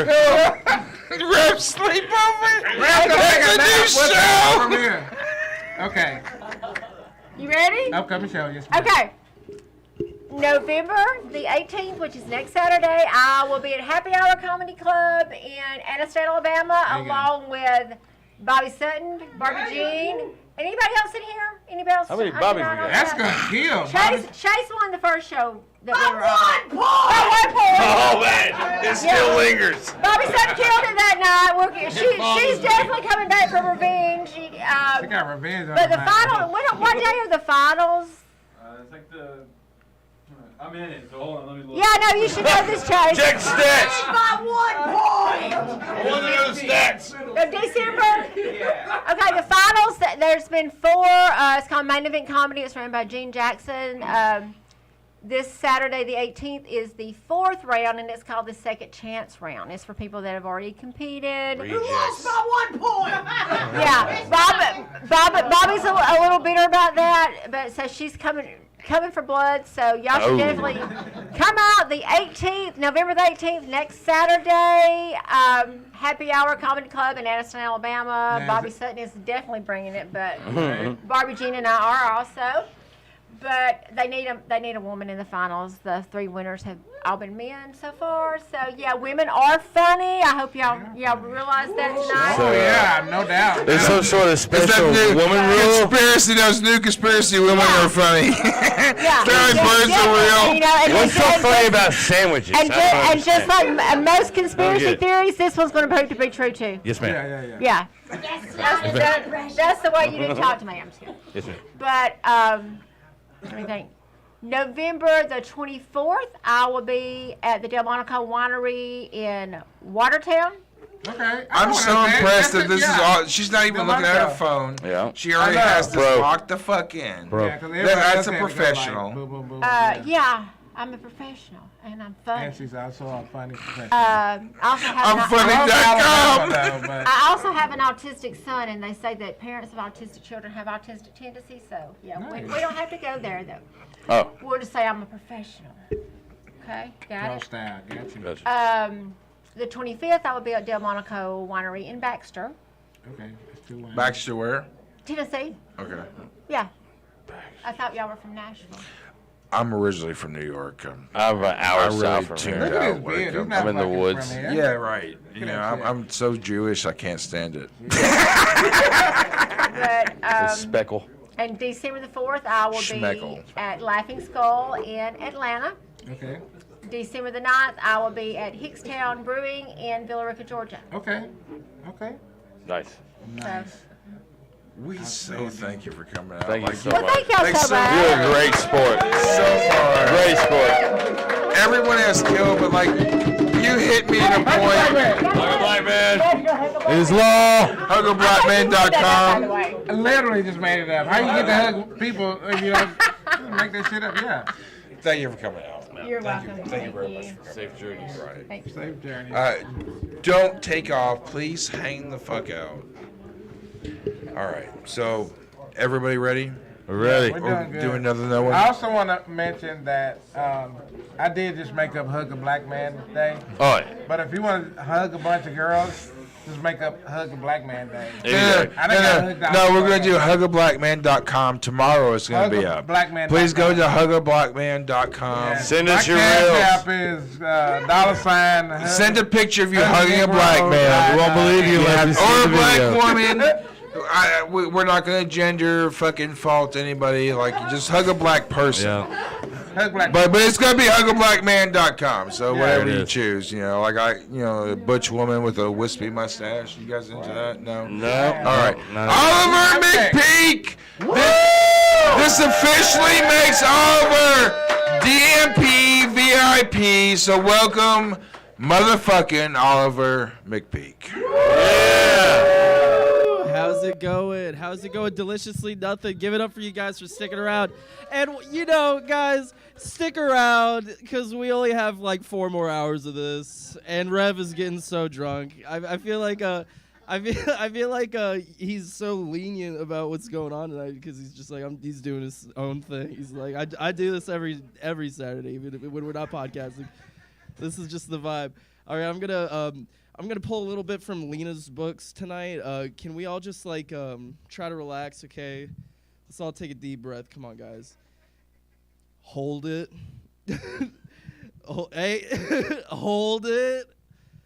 Hold. All right, can you guys keep holding? Are you guys good?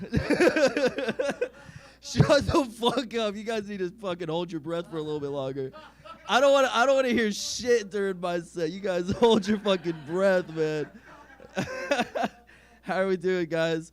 I missed my opportunity after waiting for 4 hours to go take a piss outside. So I hope you guys are about to enjoy what I'm throwing down with. Guys, my name is Oliver McPeak. I was talking to Bobby earlier. She's like, "Oh, is your name Oliver? Like the play?" And I'm like, "Yeah, but instead of an orphan, I'm a baller." Instead of asking for porridge, I ask for diamonds. I'm a fucking G. I ain't one of those loser ass. Hey, do we have any orphans in the crowd? Good. I don't want any of them messing up my fucking vibe right now.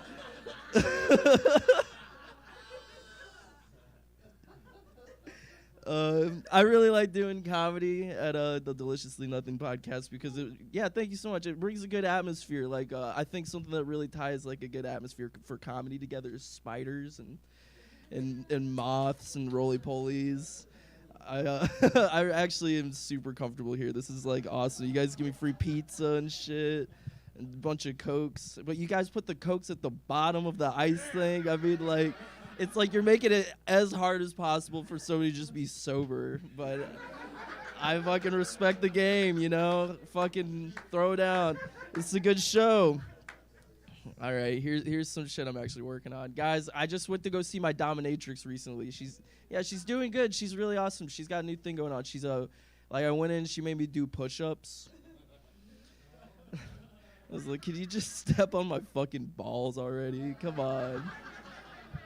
Who here's ever gotten their balls stepped on? Anybody? No? It's good for your heart, trust me. I get a session in every Thursday. I know it pumps really hard. I'm like, "Oh!"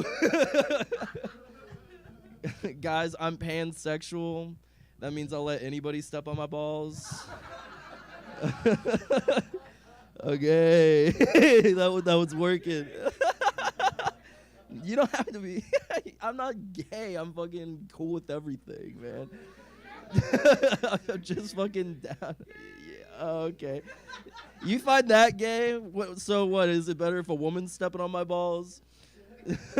All right. I'll fucking let anything do it as long as it has a good soul. You know what I mean? I gotta fall in love with their personality. All right. Guys, I went to Centennial Park today, and there was a protest for free Palestine and the ceasefire. But I was there to play Pokemon Go. I don't know. I don't think that's a hate crime. I think it's just insensitive. I think I just need to learn better, you know what I mean? Maybe just go play Pokemon on a day that isn't a Mega Garchomp raid day.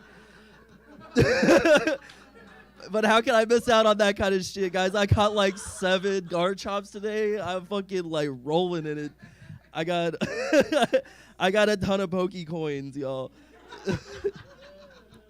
All right, guys, the world is going to shit right now. I'm fucking stressed, honestly. Like, we all got to look out for each other. But, you know, like, I just found out that my health insurance covers lobotomies. So I think I'm going to go in and see if I can get a prescription for one of those chill drills, if you know what I mean. That's a fun one. I don't know, man. How long has anybody been counting how long I've been up here for? I'm good, thank you. I actually do like doing this, but I don't want to hold you guys up, so I'm gonna keep this short. Guys, thank you. Yeah, I saw a YouTube video recently of like a guy I saw a YouTube video of a guy like traveling in the Philippines, and he walked up to this like restaurant, and like this woman sold him a burger for 60 cents. And I was like, oh man, what a steal. And it comes with bees. Cool. That's fire, man. I think I could dig that shit. Hey, thank you guys so much. My name's Oliver McPeak. All right, howdy. How we doing? Well, the beginning of the night. It is the end of the night. No, I said the beginning of the night. The beginning of the night, yeah. I said, hey, Oliver, how are you doing? He goes, what's your name again? I'm a fucking asshole for that. I'm sorry. My name's not John, by the way. I was just like told him a fake name. I was I'm gonna be calling you John like all night if you didn't stop me. So thank you for being cool like that. I said I'm gonna tell you my name.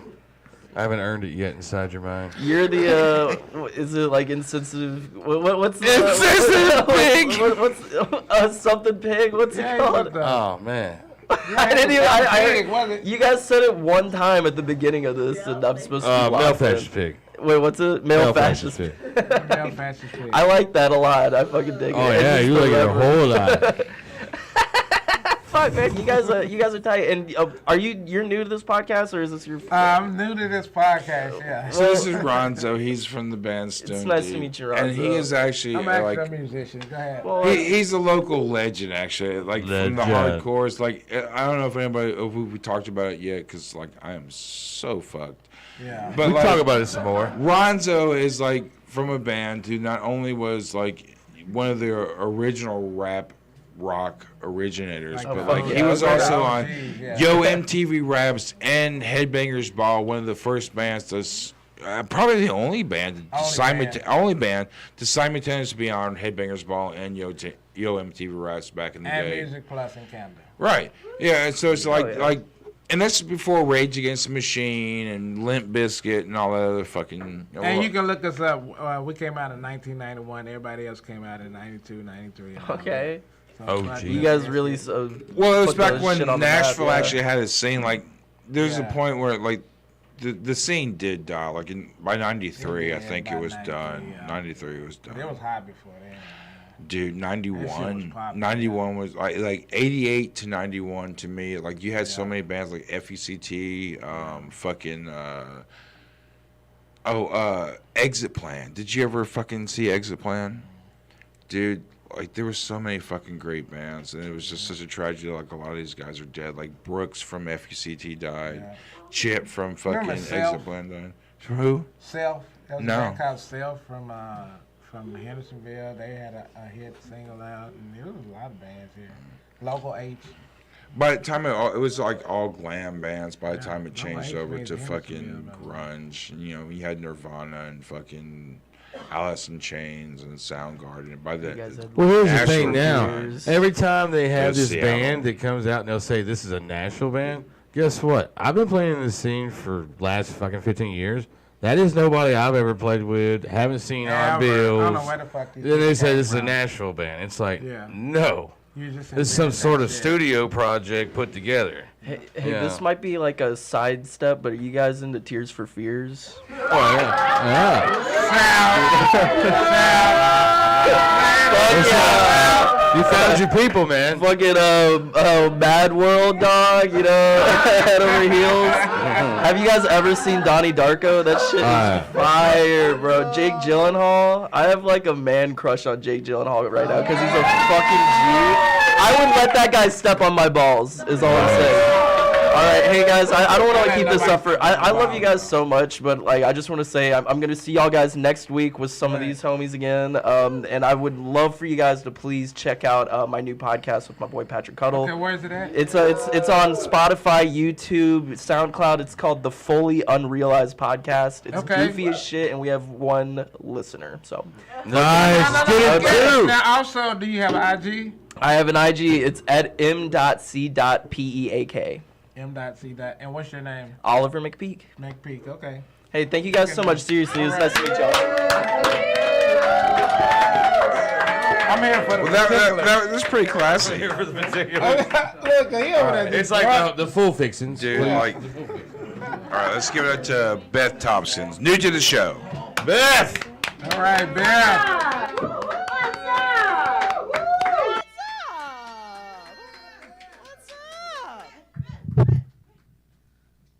Do you like how I did that? Real assertive like. My hair is too long to be a Karen. My knees are too bad to be a Becky. So my name is Beth. It's short for Bethany. If you call me Elizabeth again, I'm going to cut you. I'm sorry. Ever since I got this jacket in Denver at a thrift store for, can I tell you, because you know I will, look at me, $23. Calvin Klein, spelled correctly on the zipper, so I think it might be real. I have had an attitude every time I wear it. If I do comedy, I pull this stuff out. I'm standing on the X. Without the jacket, I'd be somewhere where Lena is, right about the pizza boxes, under them perhaps. If I'm at a bar, somebody's sitting next to me, I've got my notebook out pretending I'm writing jokes. And I'm really just drinking $4 whiskey because it is a Wednesday and I'm going to host in a while. And a gentleman sidles up to me and says, "Hey, how you doing?" I said, "How do I look like I'm doing?" Who am I? Who is that girl? No, look, without my jacket, I'm going to show you. Don't get it too excited. I hope everybody. Now, hi, my name's Beth. I look like either I'm about to tell you your horoscope or I'm reminding you that you've got some overdue library books from 6th grade right now in your mom's attic.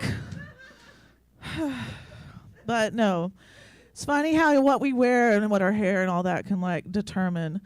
But I'm not here to talk about that. Just soak it in and let me tell jokes. So I have trouble dating because I keep fucking comedians. So I finally decided that I will stop fucking anybody and start making love. And I'll let y'all know how that turns out. But the last guy I really got into was definitely, I thought it would just be a fling. Had the jacket on, you saw how that went. So clearly I went home with this guy 2 hours after meeting him, but it was on the pretext of him knowing so many lyrics to Rocky Horror Picture Show. And singing them in tune. You know what I mean? Like a man with a pitch can go home with a bitch, okay? He's also a bartender in a trendy part of Knoxville and lets me drink $14 cocktails free. But not without consequences, because the first night I went home with this gentleman, and I call him a gentleman because he had a bed frame.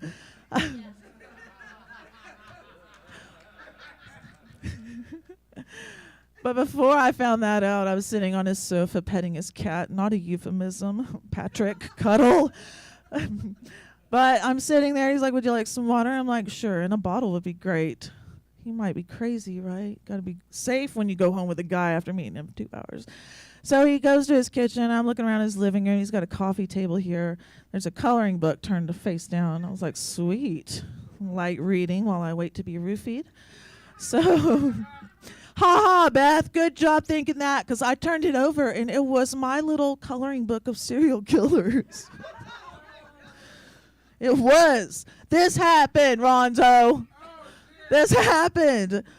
And I slept with that guy more than once.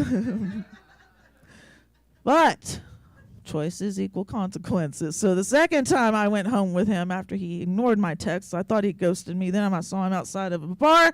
I was wearing the jacket again. So the second time I go home with him, we do whatever, and I pet his cat.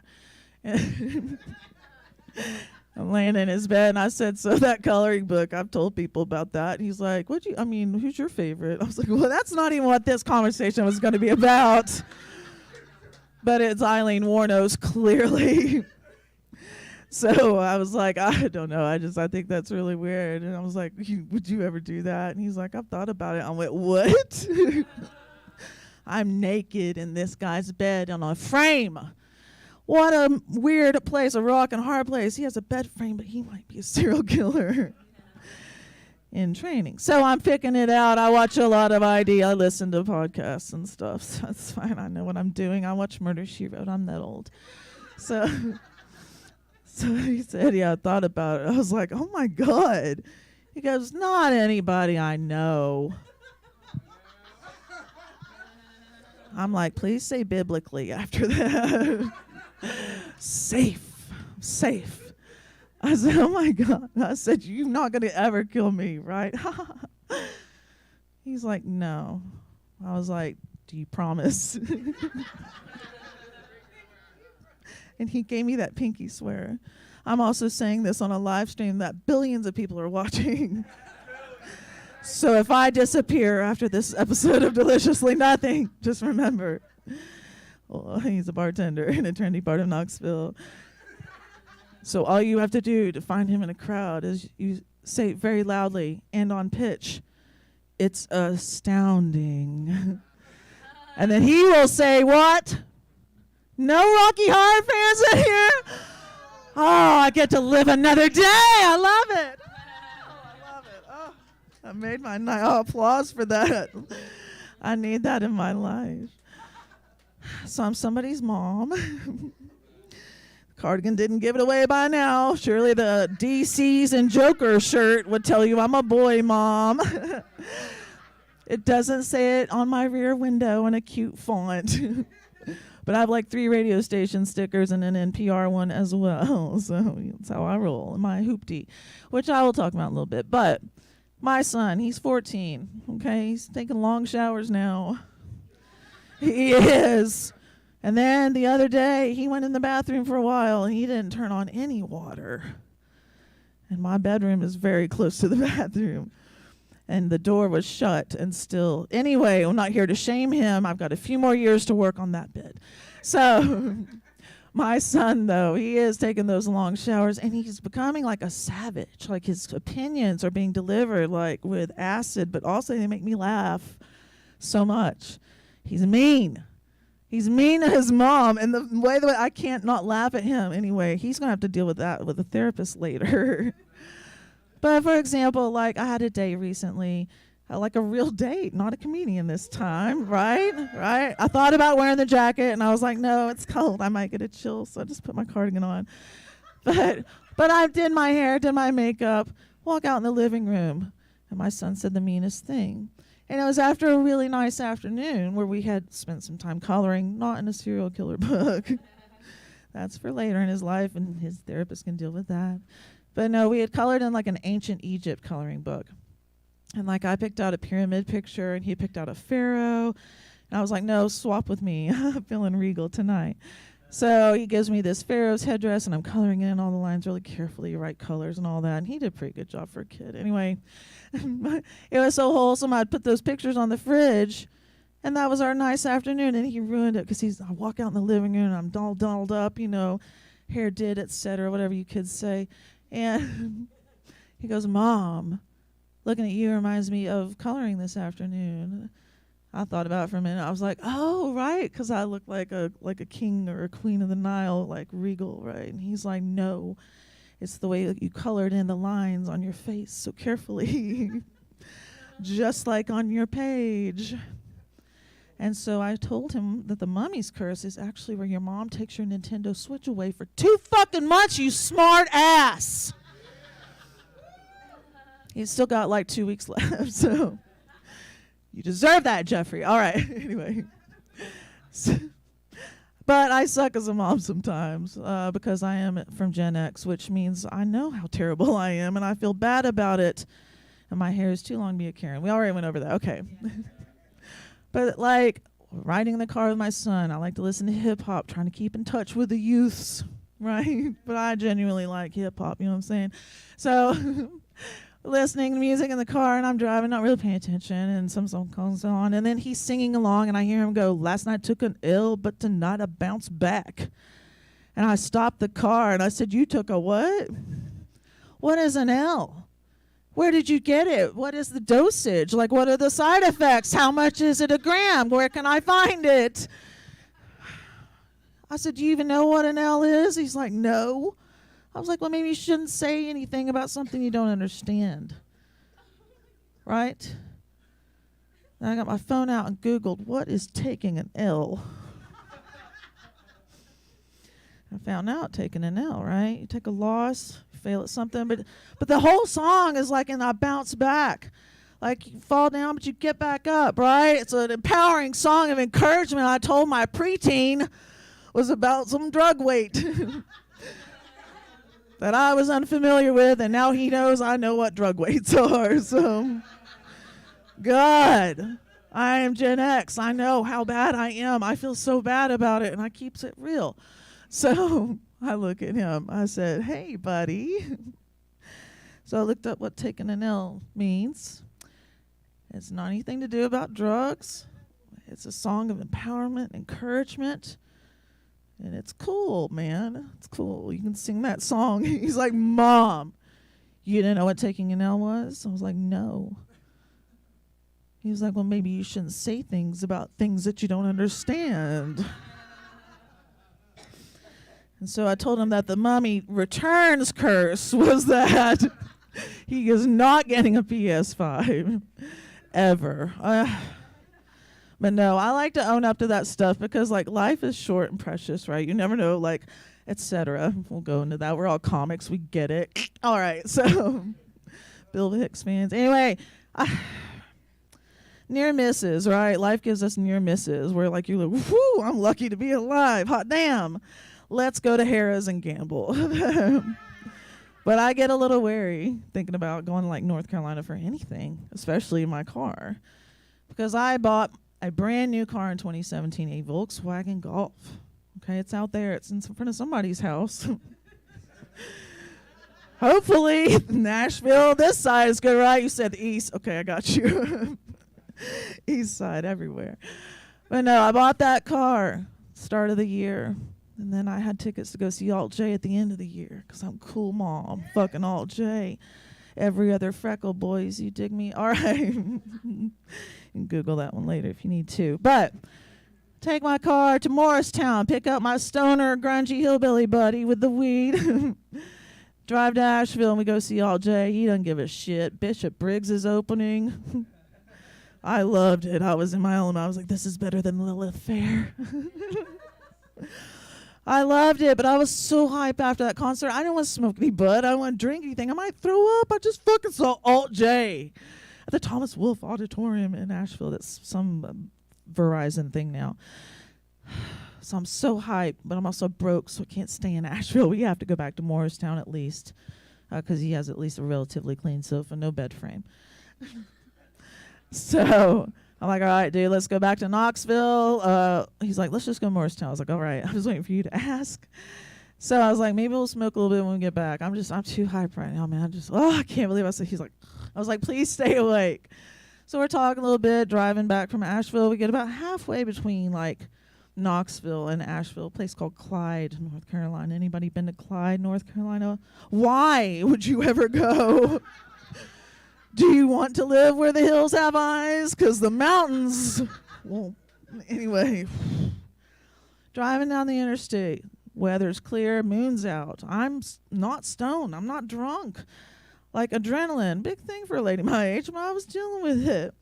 My friend is sitting talking to me. He starts sneezing. He's like, achoo, achoo. I was like, bless you. And he's trying to talk. And he, fourth one, I'm like, you okay? He keeps on 7. I was like, dude, will you fucking quit? Out of the corner of my eye, from the left, I see going across the road on the other side and over the no pun intended barrier, a fucking bear ran in front of my car on the interstate. I'm going 55-ish miles an hour, officer. So I hit the bear with my brand new same year car with my sneezing ass friend who I do love and hope lives through this as much as I do. Stopped my car, my radiator, my hood popped up. No airbags. Fair enough, fine, good. My nose just looks this way. It's fine. So,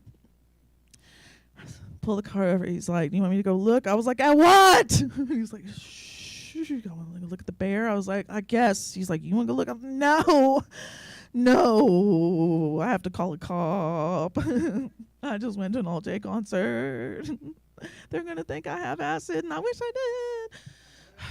So he goes and checks the bear, comes back, "Yeah, you killed it." Cool. Thanks for letting me know. Thanks. He's like, "Did you call the cops?" I was like, "Yes." He's like, "All right." Straight trooper comes. They're a joy to deal with in that kind of situation, aren't they? Tow truck comes, tows my car to Clyde, North Carolina, tow yard, etc. And then I make it back to Morristown because my buddy's stoned 70-year-old mom drove her minivan all the way to Clyde and picked us up, stopped at Taco Bell, and got us back to Morristown. But I had to get back to Knoxville the next day because I was about to spend 4 days in sunny Las Vegas after I just killed a fucking bear with my car. What am I going to gamble with other than my life, clearly? My insurance deductible was $1,000. Do you know how I know that? Because they didn't total my car. You know why? Because my airbags didn't go off. When my agent told me that, he's like, "Because your airbags didn't go off, we can't total your car." I said, "I will be right back. Let me get my keys." I wish I had. I don't have the guts for that. I didn't have the jacket yet. Paid $1,000 deductible, and then they fixed the rest of it, I guess, for free. So I got my car back after about a month and a half, and it still had a loan on it because they didn't total it out. So I started driving for Uber. So there's two parts to this story that I will leave you with to make you understand how much I value my life and yours. First of all, a year before I killed a bear in Clyde, North Carolina with my car, I had been to Asheville on a little sojourn by myself. I go wander Asheville. Ruben, Asheville, right? Awesome place. Love it, love it, love it. So I go to Asheville. I'm like, I should get a tattoo while I'm here. I know what I'm going to get. I know something that means something to me. So I got a tattoo. So I'm going to show y'all what I like to refer to as my bare chest. I got a bear tattoo a year, Ronzo, before I killed a bear. Not build a bear. I'm not allowed to work there. No, not anymore. My friends were like, every time you go to Asheville and you make it back without killing a bear, you're going to put a mark over the bear? Going to get your face on the other side and see what happens next time I come to your house. So I have to live with this every day, looking at my bare chest, thinking about that, driving that same beautiful, sleek little car that I drive. So I lived through that, right? I lived through killing a bear and the shame of having this on me. But the second thing I have to let you know is that if you and I are in a car traveling, even Lena can vouch, I have to be very careful. Because if the GPS says bear left,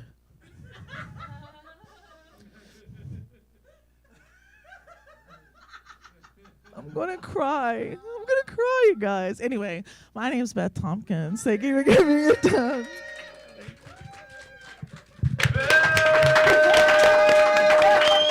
I might need this.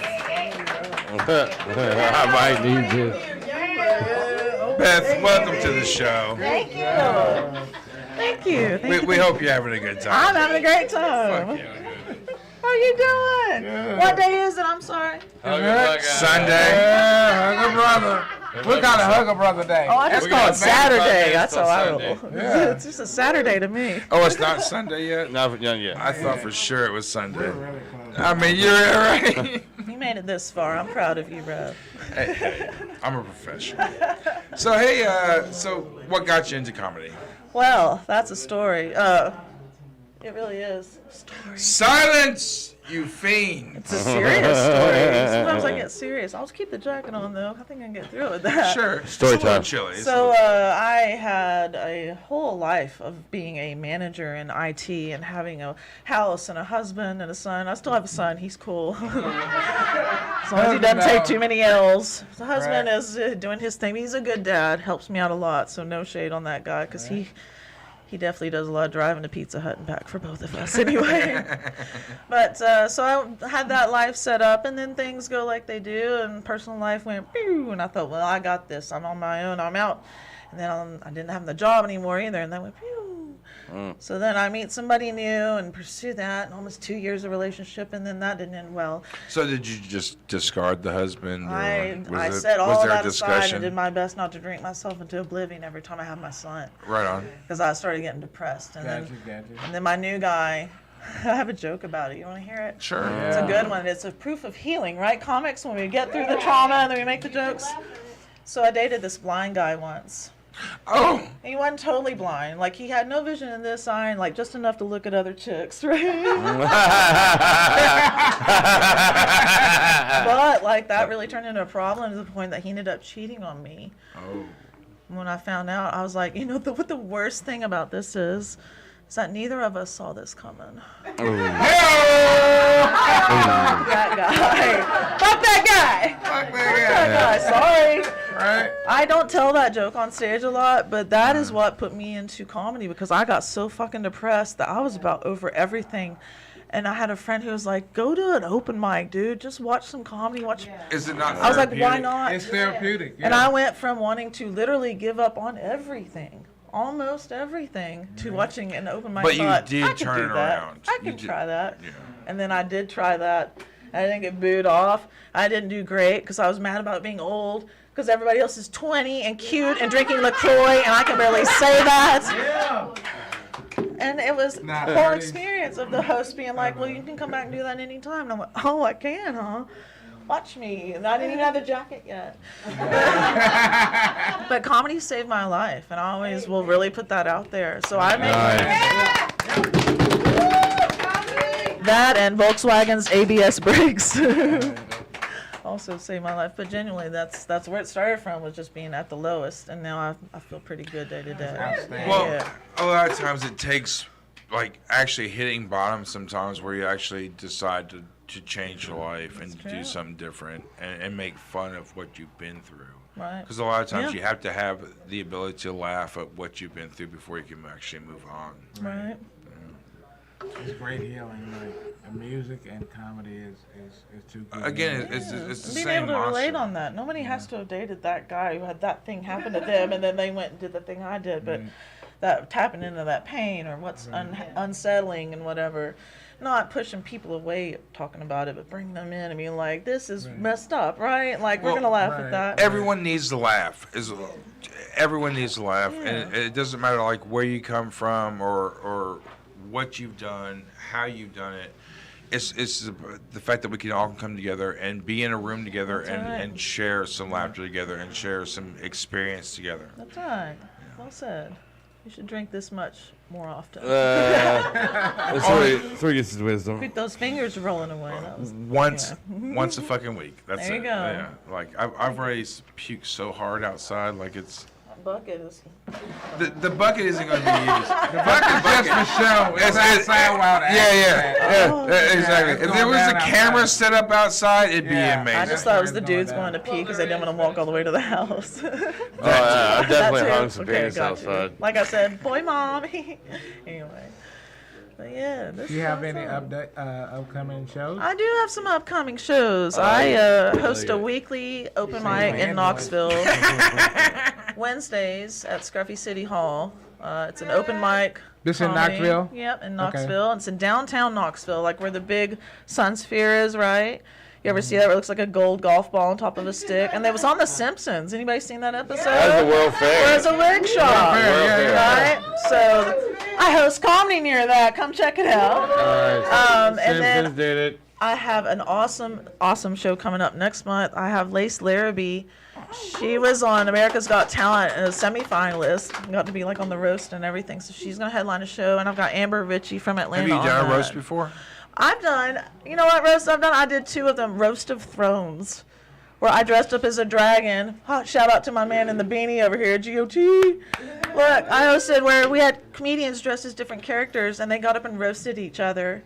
And I was just the dragon, the roast master, eating the snacks and laughing. But I love roast, but I've not done like the roast battles that Brandi mentioned. Because look at me, what do I wear, a cardigan or a jacket? What do I do? You know what I mean? Still got to figure that out. Right now. But yeah, that show is happening December 20th with Lace Larrabee, and that's at Scruffy City Hall downtown too. Scruffy. I got one weird question. Go for it. Let's hear it. I noticed, and I'm very articulate, I noticed you only have 9 fingers painted. Is there a reason for that? Thank you. It's called anxiety. I noticed that. Where I basically go, I'll paint my nails for tonight, it'll be fun. And then for 4 hours, I'm like, oh my gosh, which part of mine? No. The pinky. It's my pinky. It's my pinky. So yeah, you are quite astute and observational. And That's my job, yeah. Calling me out for my bad manicure. So if anybody wants to Venmo me so I can fix this shit. 9-finger Beth. That safe kicker. There you go. All right, let's give it up for one more. Beth Thomkins.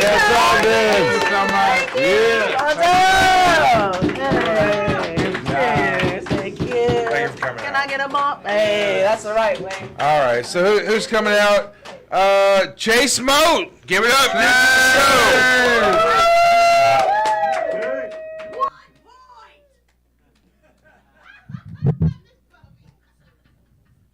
I'm excited. I hope you don't lose again and you make it to that competition. I hope that works out for you. How's it going, y'all? Welcome to it. You really puked outside and you made it back in? Dude, like so much. That's awesome. Yeah, it's the lack of eating. That's the problem. It's not the shots on shots. I hope y'all are ready. Yeah, we're going to finish that when I get over there. This is good. Welcome to it. Yeah, y'all feel free to get a drink, get food, you know. We all waited this long. Just, yeah, get comfortable. You know, we're just doing what we do. You know, you have my permission. Man, it's fun.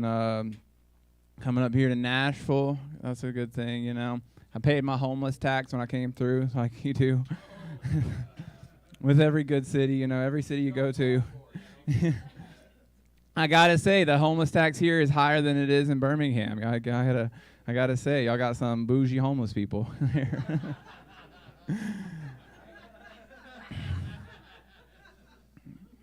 You gotta do it, man. You don't want to get booked for homeless tax evasion. It's gonna get you there. Takes all the best down. Do what you can. I work downtown in Birmingham. You know, I got an intimate relationship with the homeless. Where I work has nice big windows, get a nice view of them. It's not like a zoo, but it's kind of like a zoo. Like, all right. I'm in the enclosure in this scenario, honestly, but it's for my safety, so it's zoo-ish, yeah. No, it's wild. I've been checking them out though. I've been watching them. You know, I don't know if y'all know this. Homeless doesn't mean phoneless. Y'all seen that? Yeah. Like, yeah. You got $1 note? Do you have Venmo? What the fuck? What are we? No, I got Cash App. They're like, I got Zelle. I can't do Cash App. Why do you have preferences? Oh, man. But I noticed this. I was watching this guy every day, and he was streaming stuff on his phone. You know, he was binge watching. He was probably binging other stuff, but he was binge watching on this phone all day. And I was like, what is he watching? I got to know. So one day I left work. I took a big lap around so I could get a peek over that shoulder. He was watching Love It or List It. Yeah. Any of y'all dream that big? No. He's like, I'm not only going to have homes, I'm going to get to say no to a couple. I'm going to have options. I don't like this breezeway. I'm going to move on. It's like, you used to sleep in a breezeway. What are you complaining about? He did later die of a drug overdose. That was sad. Dead. Just facts, man. And then the next day, some people came and they did a TikTok dance at the exact same spot. It's like a circle of content. It's beautiful. It's a beautiful thing. Man, not everybody's that ambitious. I was leaving work the other day, and this guy came up to me and said, "Hey, can I have some money? I need to get my wife some medicine." I said, "You better rob me then." Your wife is sick, and you're asking politely like a little bitch? What are you doing? Is that love? You ain't never seen John Q, you know? Whenever had one of the greatest movies of all time. He just went home and cried. I appreciate y'all. Thank y'all for this. This is fun. I work at a gym. You know. It's a fun little deal. I have a little lavalier mic on, so I'm like, "You're doing great. You suck. You look like you're dying." Without fail, somebody's always like, "Well, this is my therapy." Yeah, like, I don't think therapy should make you feel this bad. And it's wild, you know. Like I do think men need to go to therapy, but I think women need to stop making everything their therapy. Okay, like I got my Starbies. This is my therapy. You know, that's not good for me. I got my romance novels. This is my therapy. No, that's a porn addiction. You need therapy for that. You can't be like, "I got my heroin. This is my therapy." You're gonna die. You need help. I never got the romance novels. You know, when I started diving into that world, it was on my PSP. You couldn't PlayStation Portable. You couldn't do videos. It was like you could look at pictures or you could read sex stories online, and I read sex stories online. So by the time 50 Shades of Grey came around, I was like, I've seen better writing from Dick Bait 69. I can't do this. I did get in trouble eventually for writing fanfic about girls in my class and putting it in their honesty box on MySpace. Who, you know, it's a very dated statement of honesty box, MySpace, and believing you're going to stay anonymous on the internet. Those are all crazy things, but they're like, "Man, you're a creep. This is excellent writing."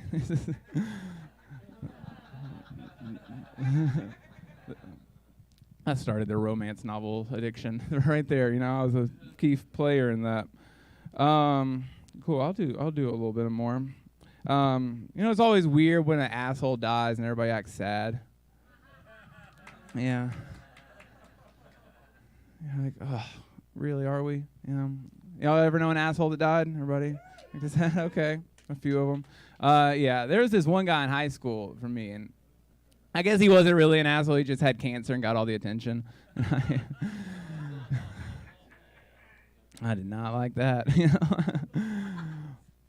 He did not deserve that spirit stick at the pep rally. He was a limp noodle the whole time. All right, okay. I get it. Child cancer is always sad. Childhood cancer is always sad. Especially like living in the South, it's a weird thing to deal with because everybody's like, "Oh, we need to believe in the power of prayer. They're going to be healed from cancer." I'm like, what if the parents believe in the power of prayer and ask for a refund? And like I don't like abortions, but I believe in returns. Like, was Casey Anthony a monster, or did she forget to pay postage?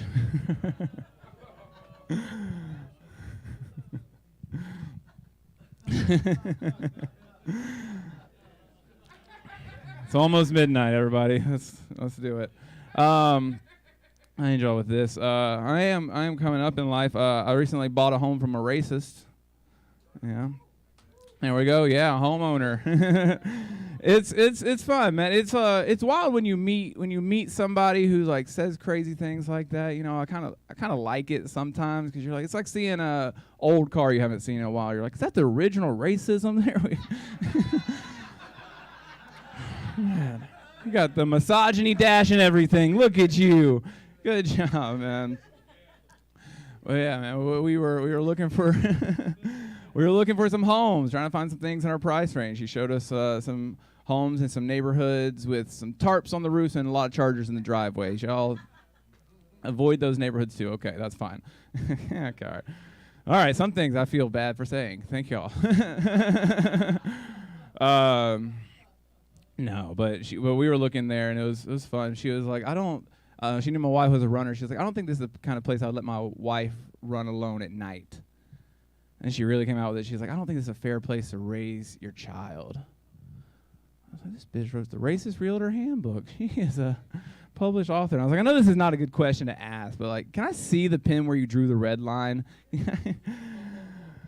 She showed me too. It was a regular big pen. Who knew? Just mass production. Yeah, it was fun. You know, we ended up getting the home. We told her son, it was mother-son team. We were like, well, I don't want to work with your mother anymore. I think she's racist. And he was like, I know. We've had this problem before. We'll show you some homes. So we ended up buying a home from her because she had the in on a good neighborhood. Who knew? But it had a lot of problems ever since we had the home. You know, we had some AC issues, some water issues. We had these like liberal ghosts that just won't let up. Like, it's your fault. You bought from a racist. I'm like, bitch, I'm in for 3%. You better shut up. I'm fine. I'm here. I think that's probably all I want to do. Thank y'all for staying. I appreciate y'all. Let's keep the party going. Let's welcome Chase to the show. Thank you, sir, for coming out for tonight. Thank you. There we go. Would you like to do a shot? Yeah, let's go. All Come right. on. I've waited 4 hours for it. I've tried to hold a 2-drink feeling for 6 hours now, and I've done it. So now I'm ready to go to 3. So this is like, so for some reason when we don't have a band, the shows go so much longer, and I don't understand like how it happens. But like, fun. It's more people. I mean, it's weird. But I did. But you're doing half shots. I'm not doing Is another anybody doing a shot. shot with me? I'm not doing All right, another I'll take shot. it. No, I got. All right, Okay, Ronzo's got you. Yeah. Like if I do another shot, I'm gonna be time Yeah. traveling. I'm gonna be asleep in the floor. Someone's gonna be trying to revive me. Actually, it's been a really good night. How many more? Should take a little nap in those bushes. You know what? That's a distinct possibility. So, excuse me. What got you into comedy? I don't know. I used to be a youth pastor back in the day. We've had your kind That'll before. get you into comedy. Now, and then I got arrested for marijuana and had to quit that job. I didn't get fired. I had to quit that job. And so after that, I was like, you know, I need to get back on the mic. But now, for Satan. No, man, I don't know. Yeah, it was a wild time when I lost that job and I got arrested. My wife didn't know I was smoking weed at the time. So it was a surprise to her when I called her from the jail cell and was like, hey. Oh, you were actually arrested? Oh, yeah. I was like, no. I mean, I tried to. I was like, oh, white. You tried not to get So arrested. what happened? But they actually arrested them. I got arrested for marijuana at a park. So you got popped for like some bullshit cop come up to you and did you have something on you? I or did. He smelt it on you? Yeah, I had it in some socks in my pocket, and he was like, "What's this?" And I was like, "I like to hike the trail. Sometimes my feet get wet." And he's like, "Oh, okay." But then he came back and searched me. He was again like, later. yeah. I had him going for a while. Why you just tell me you don't answer I'm with my questions? dog smoking weed all the time. It's just like, I've never, I don't know. What was his reason for even bugging you? Oh, some lady saw me smoking out of a Sprite Good can on the fucking trail. Samaritan. Oh, I fucking hate good Samaritans. I fucking hate good Samaritans. I think it was the littering she was So concerned there's these about. things called papers, and they work really well. Yeah, you can toss them. Yeah. You can eat them too, man. It's great. You ever ate a joint before? You ever like rolled up on by a cop and just eat the joint that you have? No. It's so much better than a Sprite can. No. So much That was the better. first time I've ever been rolled up on by a cop, and it went poorly. Oh. Well, you got, somebody just said that you got experience now. I know, yeah, I got some. For next time. Some credit. No, it was great, man. It was feels like a world of difference from before that now after that, you know. How old are you? 28. Okay. Yeah. You know you can put out a rap album now, though, right? Okay, yeah. Yeah, street cred. It's street cred. Street Once you cred. get pop for anything, It took you me put out a down rap in the album. pot. I know. You can be like 75 cents or something. Yeah, I should have ran. When I got arrested, it was at a park right across the street from my house, and again, my wife didn't know that I was smoking weed. I was like, it's gonna be better coming from me than a phone call. So in the back of the police car, I was like, can we just stop by my house real quick so I can tell my wife? You just rolled up and like, babe, they got me. Take pictures. They said no. I had to make one request. I was like, yeah. It was a little... Can I have my final meal now? Right, yeah. It's like, I'll buy y'all something. Let's go. Yeah. That's it, dude. Who's your favorite comedian? Favorite comedian? That's tough, man. I always like Bill Burr, of course. I love. Somebody said Hannibal Buress earlier. He's done rap music. I can't stuff deal now. with Hannibal. I just can't. Okay. Yeah. Yeah, I like you don't like Tosh. him? I can't that. I Bo don't either. Burnham. I can't deal with it. Exactly right. I don't think. I mean, it has nothing to do with the Cosby shit. I just didn't think he was like what was that? The TV show he was on with the. Was it? Yeah. Eric Andre. Yeah. But no, he did another one. Who was the two bitches that did the show? I can't remember what it was. I know he's got to be more specific. There's so many bitches. There's No, it's like it was a show. Was it not called Two Bitches? that was a women. I thought it was called Two Bitches. It was called Two Bitches and a Baby. That's still dope, right? Two Bitches and a Baby. Yeah. Okay. My life. So Hannibal Buress was on Two Bitches and a Baby, then you sing him, and then you started comedy. Yeah, that's about my right. story. That's about That's a right. good story. Yeah. I was like, I gotta find a Sounds bitch, gotta right. find a baby, and then I'm in. And then bam. Yeah, we're in. And, hey, so they got babies. Who got a baby? Yeah, who else got a baby? Y'all know. There we go. Yeah, So, little baby fight club. we dig up two bitches. We get one of the babies. You Fight over. Yeah. You're straight. There we go. Hey, also, and this thing weird. Take your glasses off for a second. Does he not look like Matthew McConaughey to y'all? Dude. Illegitimate child. Does he not look like Matthew Like McConaughey? Matthew McConaughey if he missed a chromosome. All right. Yeah. So if comedy don't work, I More take my glasses compliments. off and just go Matthew, because you Yeah, I get James Franco all the time. No. I'm thinking That's when more my eyes Matthew. get squinty. Say it for me. All right. All right. Hey, you got a joint, man? Hey, man, you got a joint. If I don't. Be cool if you did. Yeah. It'd be cool if you Yeah, did. man. You got any upcoming shows? I do. I will be at Laughing School November 22nd for their little open mic. So is that's everybody fun. gonna be there? Is that the one that final? Yeah, Laughing I mean, you just School. sign up online, so it I'm sounds actually. nice, I've never been, gotta but keep I would that. like to go to Laughing School. Road Just trip. say That sounds like I need That's to like go the there new now. Zanies. Yeah. Is it? That sounds like the new happening? Zanies, yeah. Okay. Yeah, I'll be at West Point, Georgia, December 1st for a show that my friend Tay Madden's doing. Where's it at? West Point, Georgia at something. Silence Pigs. West Point, Georgia. Pigs. Yeah. Silence peasants. Don't call me pigs. You Yeah. call them peasants. Silence peasants. Go. And then I'll be at the finals for the Happy Hour comedy competition. On 1 point. November 16th. 1 point. I know. Fan I love y'all club. too. We just say fanned that, him in yeah. tonight. It's gonna be great. I'll see y'all both there. Y'all are both gonna win. Y'all are both gonna be there and lose again. By 1 point. We'll make it more points this time. All right, yeah, that's me. Cool. Hey, man. Look at that, Coming man. out. Thank y'all. Outstanding. Appreciate Thank that. you, brother. Thank you, Thank you, sir. sir. Thank you, Mr. Fascist Pig.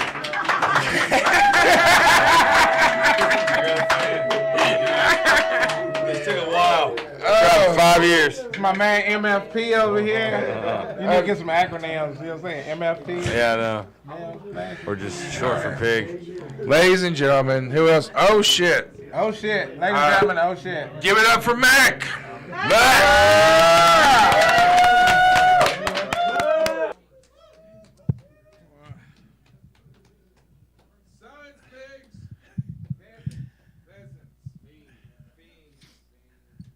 How did we not have to pay for this show tonight? Fucking hey, man. Yeah, you should. I sat there for 4 damn hours, perfectly clean, and right before I come up, I spilled fucking beer on my shirt. Awesome. Man. Anybody out there got daddy issues? It's a room full of comics. I knew what the answer to that was. Yeah. See, it's not just for strippers. Yeah. I got one of them relationships with my dad. He used to say, Mack, don't get too excited about life because you're not going to make much of it. He was real good at pep talks. Yeah. When Oliver came up earlier and he was like, any orphans out there? I was so mad that I couldn't give a sincere, honest, woo! All I could do was cross my fingers and hope Santa will answer that 45th fucking letter. I mean, technically, he answered the 10th letter, but he took the wrong one. The good parent died, y'all. The good parent died.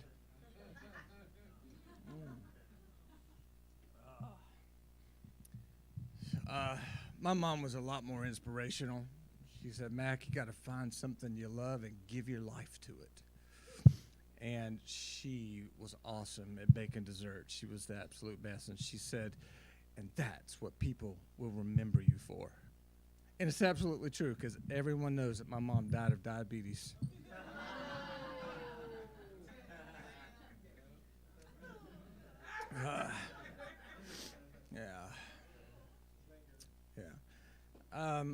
How you guys feel about religion? Yeah, kind of mixed. Yeah, I think it's confusing. I mean, especially Christianity, because that's the one that I tried. And it's a pretty simple 3-step process, though, Christianity is. It's like, step 1, find God, check. Step 2, walk with God, check. Step 3, be more godlike. I think that's where I messed up. Everybody got so mad at me when I started talking about sacrificing my only son. I mean, he did it. He got a best-selling book out of the deal. I just mention it in passing, and I get visited from Child Protective Services. Some bullshit. I did read about Abraham, though. You guys know Abraham? Friend of God? Friend of God. And I felt really bad for him because his friend, who was God, told him to kill his only son, who was a teenager at the time. And I felt really bad. And then I raised teenagers. I'm like, it wasn't that big of an ask. Not that big of an ask at all. But I do wonder, what was that conversation like afterwards? Because, that's when God spoke directly to humans back then. Abraham's probably like, hey, God, we're friends, right? And God's like, yes, Abraham. Side note, I'm not going to do a Morgan Freeman voice for y'all, so that's the best you're going to get. So Abraham's like, we're friends, right? He's like, yeah. It's like, why did you tell me to do that? Why did you tell me to kill my only son? And I can only imagine that God said something like, well, Abraham, I plan on having a son of my own one day, and, I'm just thinking about a project for the future. It's going to be huge. Got a few Bible readers in here, I see. That's good. That's good. That's excellent. Yeah.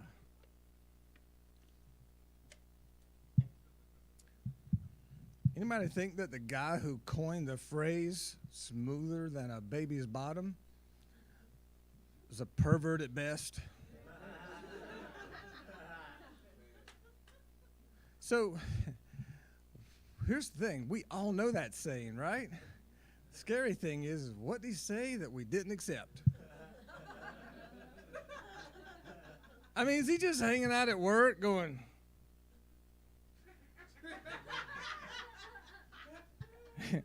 that's flat as a preteen's tits. Frank, you can't fucking say that. Oh, I'm sorry. Ooh, that's soft as a size small choir robe. Frank, you were talking out loud. That's smoother than a baby's bottom. That's not the worst he said, right? It's not the worst. I mean, I guess if you got kids, that's okay.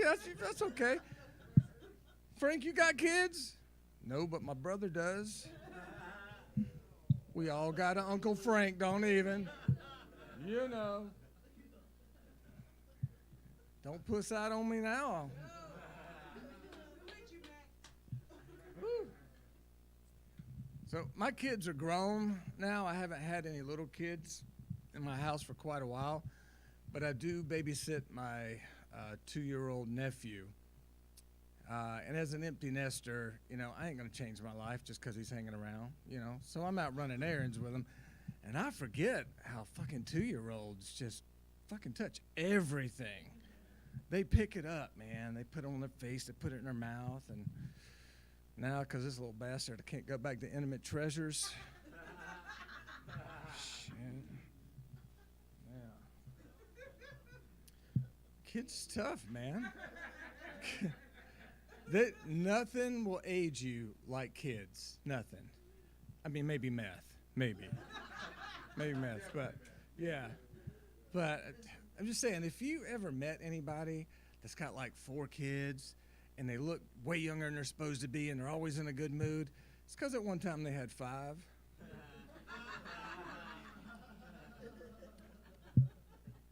I'm just saying. I'm not condoning it, but I think I better understand Casey Anthony now. I'm just saying, look. She had her Abraham moment 15 years ago. And she failed, but and she's hotter now than she was then. I mean, she's a real MILF. You know, murderer I'd like to fuck. Yeah. Well, you know, you guys know Susan Smith? She did hers 30. Oh, it's 30 years ago. She gets out of jail next year. I think she and Casey need to get together and open up a daycare. The world we live in, you don't think they'd have a waiting list for that? I mean, not for long, but they would. They would.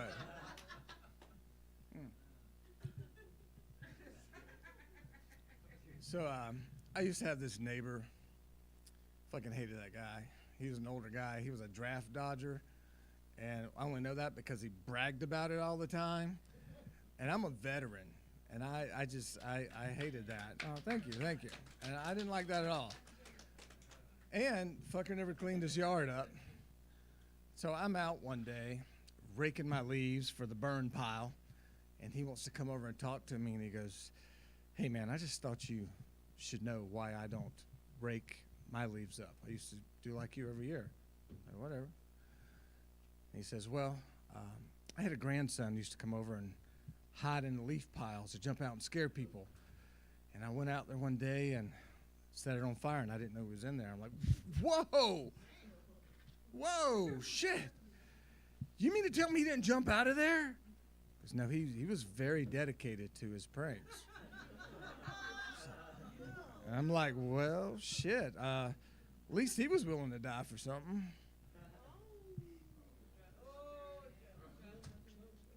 Some of you are getting it. But you know what? Here's the thing. We got along after that. I totally respected him. Because now at least he had one confirmed kill.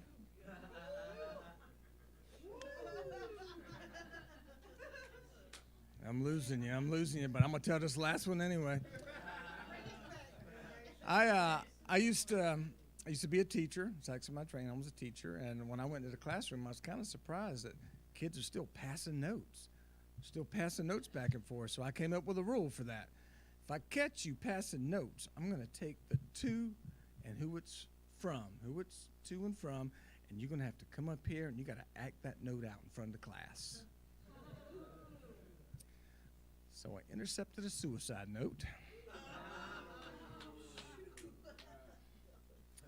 This poor kid comes up, man, his lips quivering, his eyes, and I just said, them's the rules. I'm just kidding. I was an English teacher, so I said, those are the rules. Thank you, guys. My name is Mack.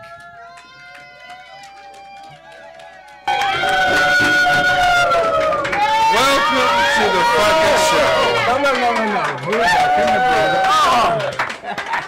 Wake up, Reverend. Hey, man, I'm still here. I'm still here. Welcome to the show, man. Thank you so much. Thanks for having me. Are you having fun? Oh, hell yeah, I'm having fun. Again, tell us what got you into comedy. Because someone asked me a question I didn't understand. Yeah, I was in an improv. I'm still in an improv group, and one of the wife of the couple that lead that, we were out at dinner one night, and she had just done her first set of stand-up. Okay. So we went out to dinner after that, and we were getting ready to change locations for our act, and she was going to open up with comedy, and I said, "That's awesome." And she says, "Do you want to do it with me?" I don't think I understood. It's improv, yes and I said, yeah. I think it was one of the first times I cussed in front of my kids on the way home. I'm like, what the fuck did I just agree to? It was 1 week away, and I will always remember that week. That's where I got ulcers, I'm pretty sure. 1 week to practice comedy. I didn't know anything about writing. I didn't know anything about jokes or anything. I knew improv and I knew theater, but I didn't know anything about that. Did you write it or did you improv it?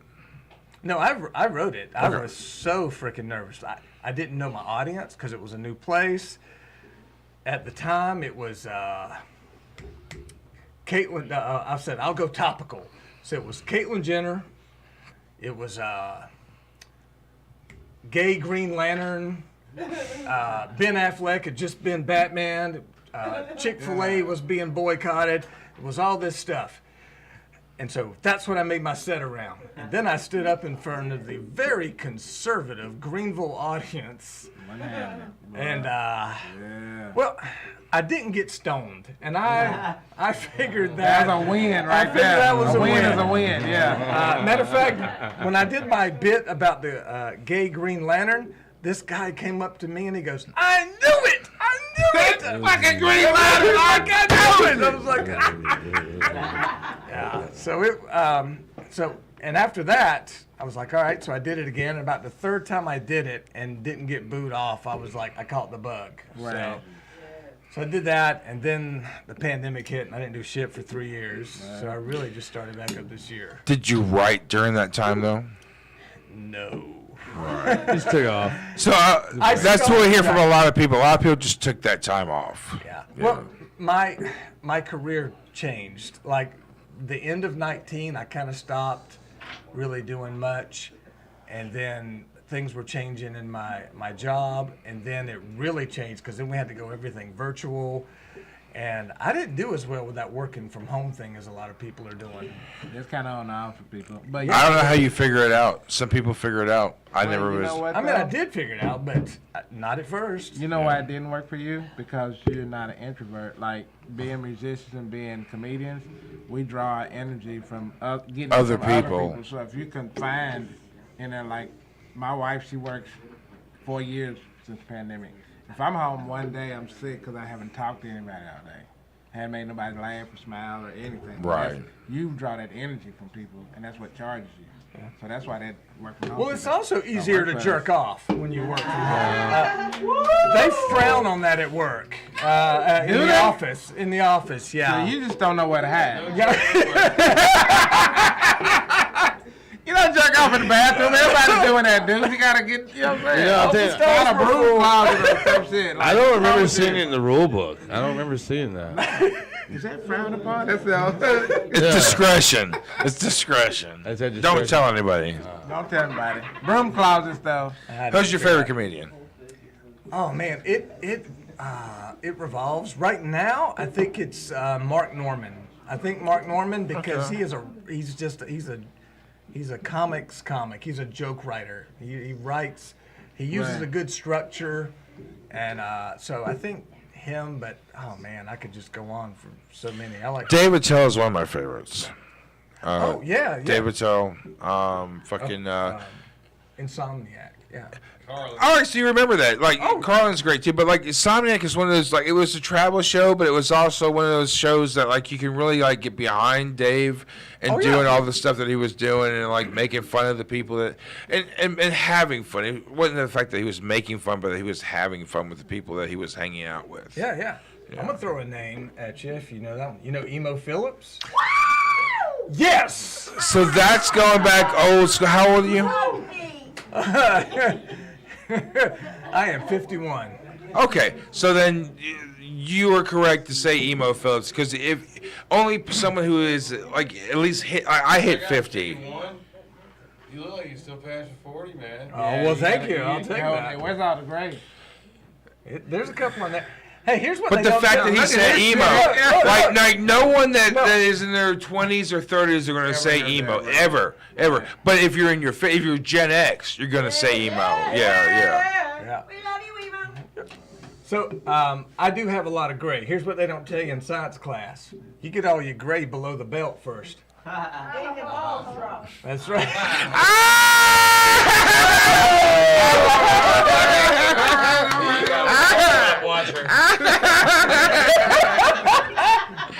That was good. I don't know who the fuck said that, but that's fucking good. Yeah. I know. Can I take this in a more wholesome direction? Yeah, go I ahead. have a question. Go ahead. For the former English teacher, what is your favorite book and why? Oh, girl. Probably the Giver. I love The Giver. We did. Was it Lois Lowry? Mm-hmm. Lois Lowry. I don't know. There You're was asking the just. student, motherfucker. Yeah. Aren't you the one who's supposed to know that she teaches?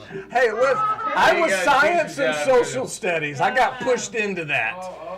But that was my favorite book that I went over with the kids. We spent so much time, and it's just a really neat concept. Yeah, I loved it. I loved The Giver. That was probably my favorite. Nice. You got any little bastards you still hate? Yeah. There's always Yeah. bastards. He just shouted all of them. Yeah. I'm like, which one? Got a couple there. Each year. 2016 asshole, 2017 asshole. But here's the thing. I can't hate them because when they get to the point of calling the parents in, as soon as they walk through the door, you know why they are like they are. Yep. It's your It's problem. like that apple don't fall far from the tree thing. It's like, I can't hate you, but I can hate your parents. Nice. Well, I get lots of phone calls. I guess I'm that guy. My kids don't set me up very well. I bet. Moving forward. You got any up and coming gigs? I was just. He's I love it. This is my first.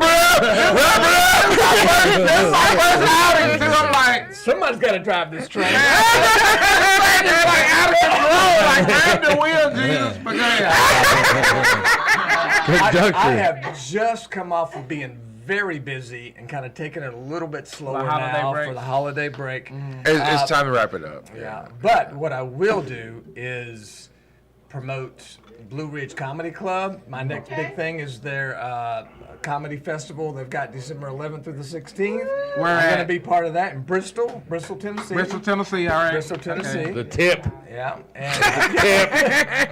And Wallace Theater in Johnson City. I performed there several times, and I know I will be there again soon, but that is a awesome audience. Awesome. If you get a chance to perform there, Wallace Theater, look it up online. You'll figure out who to get to. Does somebody yell Grampy? Grampy, yeah. So Grampy won't play us. I'm gonna call that motherfucker out. Grampy, what's wrong with I had you? Grampy booked, and Grampy was like, "No, I do a more PG-13 show. I can't do you." I was like, "Grampy, we do everybody. We do clean comedy." Yeah. Grampy was He's just a balloon he guy. ghosted me. So like I don't want to say fuck Grampy. I want to give Grampy the opportunity to come back and play this show. So everyone talk to Grampy before I talk to shit, because I'm gonna talk shit about Grampy if he don't play this show. So I'm just gonna put it out there. Grampy better play this fucking show, or I'm gonna talk some shit. Or we can get in the car and go I'll talk kick to Grampy. Grampy's We should ass. go pick up Grampy. Kick We Grampy's should drag his ass up and duct tape. We're getting Grampy tonight. Grampy hot, goddamn leg. Get your shit together, Grampy. I gotta go before I get in trouble. Hey, we coming for him, though. Thank you. One more time for Mack. Give it up for Mack. All right. So you know him, you love him, you want to go down on him. Give it up for Nick Weir. Boo! Deliciously nothing. I'm happy to be here. What's up, guys? Thank you. I was in the grocery store the other day, and this dude stopped me and said that I look like Dave Grohl if he worked for TurboTax. Dude, I don't know what to say. On another day, a guy stopped me and said that I look like John Wick if he owned a coffee shop. I don't know, man. I don't know. I've actually lost a lot of weight this year. At the beginning of the year, I was 200 pounds, and now I'm 165 pounds. Yeah, right. So, like, at the beginning of the year, I was so fat, I could have been John Thick, you know? All right, okay. I need to cut that down. I did. I grew up here in Nashville. I actually grew up in Antioch. People say that's the rough side of town, and I like to say those people don't know our visiting hours. That is. There you go. That's it. Hell yeah. All right. I don't remember what else I was gonna say after that one, to be honest with you. Thank you. Yeah, dude, I like that one. Oh, I skipped one. So also, being from Nashville, a lot of people call you things like a native to Nashville or a unicorn. I don't feel like either of those. I feel more like a war veteran. I've blacked out enough on Broadway. I have so much PTSD. I've gone sober. I know. It was crazy, dude. I know. It's wild. Exactly. I don't know where I was going to go after that. Fuck. Son of a bitch, dude. I smoke so much weed. This is what happens to me. I'm California sober. I'll say that. All right. Let's see. Jokes. All these things just say is I'm gay. Okay. All right. I got it now. I want to talk about something near and dear to my heart, folks. Bidets. Have you had one? Have you tried one? CVS Maria Bamford? You have? Perfect. Good. Hell yeah. No one got that reference. Fuck. Do you like Maria Bamford? Do you know who that is? You know who that is, but you don't know who that is. Yes. Okay. No, of course she won't. She is way too big for any of us, dog. We gotta be real here. I'm just saying. Whew, dude, I walked into one of her shows and I was like, I don't know what the fuck is happening, but I like it, dude. Yes. It was like the first time I saw drag. It was like, I don't know what's happening, but like, dude, let's fucking go, you know? I don't know. But bidets, folks. I like bidets. I have one. I learned a lot when I got a bidet. I learned a lot about my body. I definitely know I can hide weed up there. I'm not going to say where, but I can definitely fit like a joint. You know what I'm saying? Tight space. All right, my name's Nick Weir. You guys have a good night. Hello, sir. We're doing. You know we love you. I know. I love you. What's up, dude? Love you, Sloan. Hello. Hi. Hey, nice to meet you. Nice to meet you, dude. He's like, I'm the black guy. What is your name? I don't remember anymore. The black guy. When's your next show? Yeah. watch the film tomorrow. You know who I am. Silence, pigs. Pigs. All right. Damn. All right. Okay. Minions. Nick is the official sponsor of our cannabis for the show for the last few shows. Yeah, that I have been for sure. It's been an interesting trip. It's Nick Montana to you fuckers. Nick Montana. Oh yeah, dude, just call me Nicky Herbs and Spices. I don't know. Oh, the hacky sack side. We know the. Yes, Oliver. All right. Oh my God. Nick, what is your upcoming gigs? My upcoming dates is my crowd work show at Third Coast Comedy Club, Funny on the Spot. Where at? As the first Friday every month at Third Coast. In what state? Here in Nashville. Because everybody's from. That somewhere is true. different. That is true. Well, I'm the guy that runs the crowd work show, and also I have an open mic on Thursdays. Okay. I love an Exile. All right. Yeah, That's y'all Nashville that's right. plug right there. So all y'all comedians Exactly. need to come down and get some of that, right? Exactly. Okay. Or just yell suggestions at us, please, so that I can do jokes. Yeah, dude. Who's gonna be doing that? Are you still Brandon? Dude, it is so Brandon's on it. Brandon Gerald, Rhonda Sweat. Oh yeah, John Dollar. Well, I love it. My boy John And then I Dollar. got Nate Jackson from Memphis, great. and he's bringing Jackson Manis and Adam Nixon. So I think Jackson's done the show before for you He's guys. done several times, yeah. I know Nate Jackson has, but I don't know. So about the Nate other won guy. our roast battle, our first roast battle. Yeah, dude. That was an interesting night. I had to have been something. Were you here that night? I don't think I was here for any of the roast battles. Okay, yeah. Oh, but I'll come watch one of them. I don't want to be in it. We're but not I'll going to do watch. another one. No, it's too No, dangerous. we decided, yeah. Dang don't it. Okay. Yeah, we don't get shot.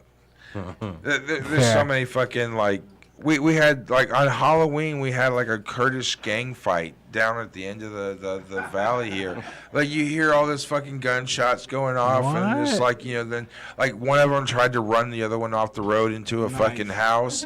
It was great. Just a regular It was day, just like, you know? it was, well, it was also Halloween, so it was kind of a way Tuesday. to cap off the evening, no pun intended. You know what I did on That's Halloween? crazy. What the fuck?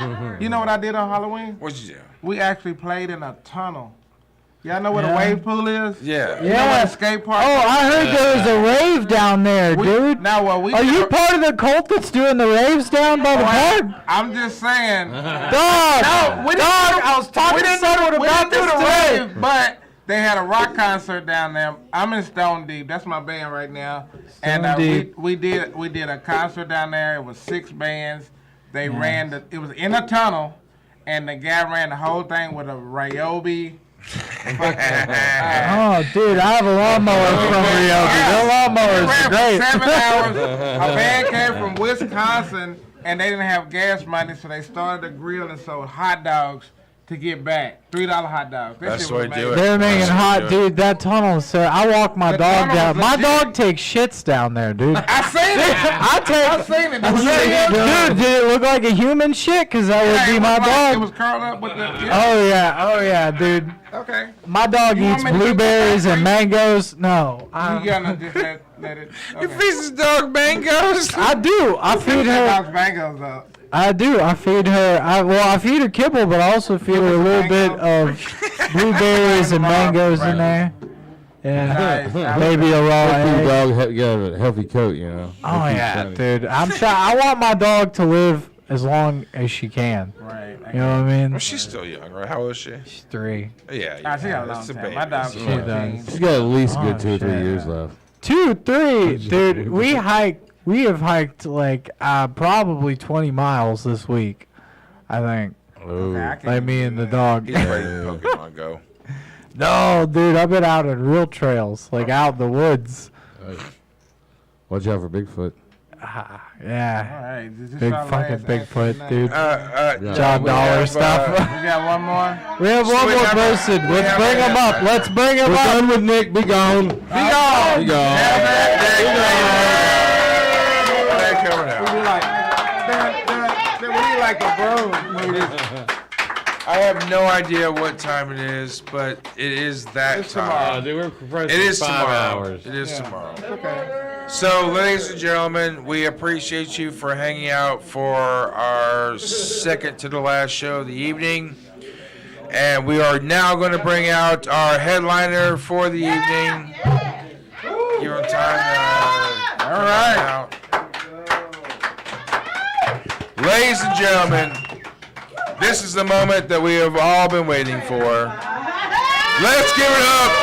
Award PMP welcome to Skylar Champagne. Thank you. I know what I look like tonight, guys. I look like a guy who fell off his motorcycle. like I was in the biker gang, and they're like, "We ride at dawn," you know. we're out there in the nasty weather, man. You know, it's hailing and stuff. And you know, you can guess what happened next. I fall off the bike, and now they call me Skid Marks. So that's cool. That's pretty cool. Yeah. No, I am disabled. If you couldn't tell. Yeah, just to clue you guys in if you're unaware. No, but it's cool. You know, God fucked up 2 of my legs, but the third one, he blessed me pretty good. So that's all right. That's all right. Yeah. No, I'll tell you guys how it happened. For 5 days, perfectly normal, healthy, human baby. Then for some reason, I decided to quit breathing. Yeah. I don't recommend that to the rest of the room. It has drastic consequences. Observe. Take it in. Take a gander, everybody. You know? Take a gander, you know.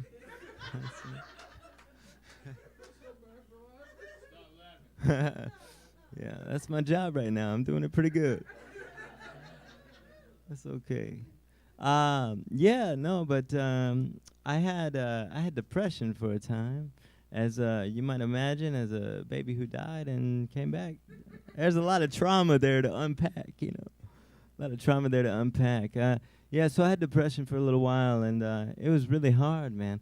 Depression's interesting because it's kind of like a tornado that you didn't know you were in, you know. Like, yeah, and you have these moments, right? You have these positive moments where you think you're going to do everything you need to do. So you're like, yeah, I'm going to clean my whole house. I'm going to make sure there's no dirty laundry. I'm going to stop talking to the cockroaches that I made friends with. We're going to clean this kitchen. We're going to clean this kitchen. We ain't going to use CVS bags as covers no more. That's real shit. That's real shit, man. That's real shit. No, man, I'd just be curling up naked crying in CVS bags. That's a time. That's a time. Let me tell you, that's a time, man. That's a time. And so you might have some coping mechanisms, you know, other than trying to make people laugh. But you might have some coping mechanisms, right? So I would drink quite a bit. But I have cut back on my drinking considerably. But I still need that, like, serotonin, that dopamine boost, you know. So I get a lot of candy, right? Yeah, so I'm a candy addict now, right? Yeah. Yeah, because I still have the addictive personality. It's just sour now. That's what that is. But it's interesting, man, because when you drink, right? Like, let's say you get a lot of drinks at the bar, or you buy a lot of drinks, you take it home. Everybody look in the cart and they worry about you. Or they look you at the bar and they're like, hey, man, you all right? You've been drinking quite a bit tonight. Nobody does that if you buy candy. You know? That's my way of telling you something's going wrong, you know? That's my red flag, just nobody can see it, you know? They're like, oh, man, yeah, that guy just likes gummy worms. He's fine. He's fine. He's fine. You guys are fun, man. You're making me laugh, too. It's supposed to be my job right now. Come on. That's it. No, but I do have fun. Being disabled is not all bad. I have a couple superpowers that I have as a disabled individual. like to run through a couple right now because Mr. Reverend decided to give me a microphone for some reason. So we're going to do that. First up, I can park anywhere in the world I want to. You might think I'm talking about that designated parking area. No, sir, no, ma'am. I mean anywhere in the fucking world. Yeah. Yeah. I could ram into the middle of an old folks' home right now.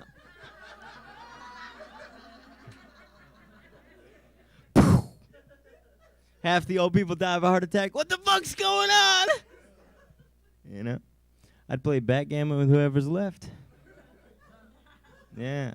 Might have been their childhood favorite game. Nobody plays backgammon anymore. Yeah, that's right. I want to give them that experience. You know what's up? That's a good game, man. I want to let them do that, right? But, yeah, so, you know, the police would follow me. Woo, woo, woo! Mr. Skylar Champagne, are you aware you've killed several old people? And now there are several events of cardiac arrest in this building. Then they'd look at the back of my truck, see the walker, and be like, oh, shit, we didn't realize you were disabled. Have a great day. You're just doing a public service on this point, man. They're on their way out. Just trying to give them a little excitement, you know? Yeah. It's like, I look at it like this. You know, old people, would you rather die drinking prune juice or handicapped terrorist? Which one do you want, you know? What's more exciting for the epitaph?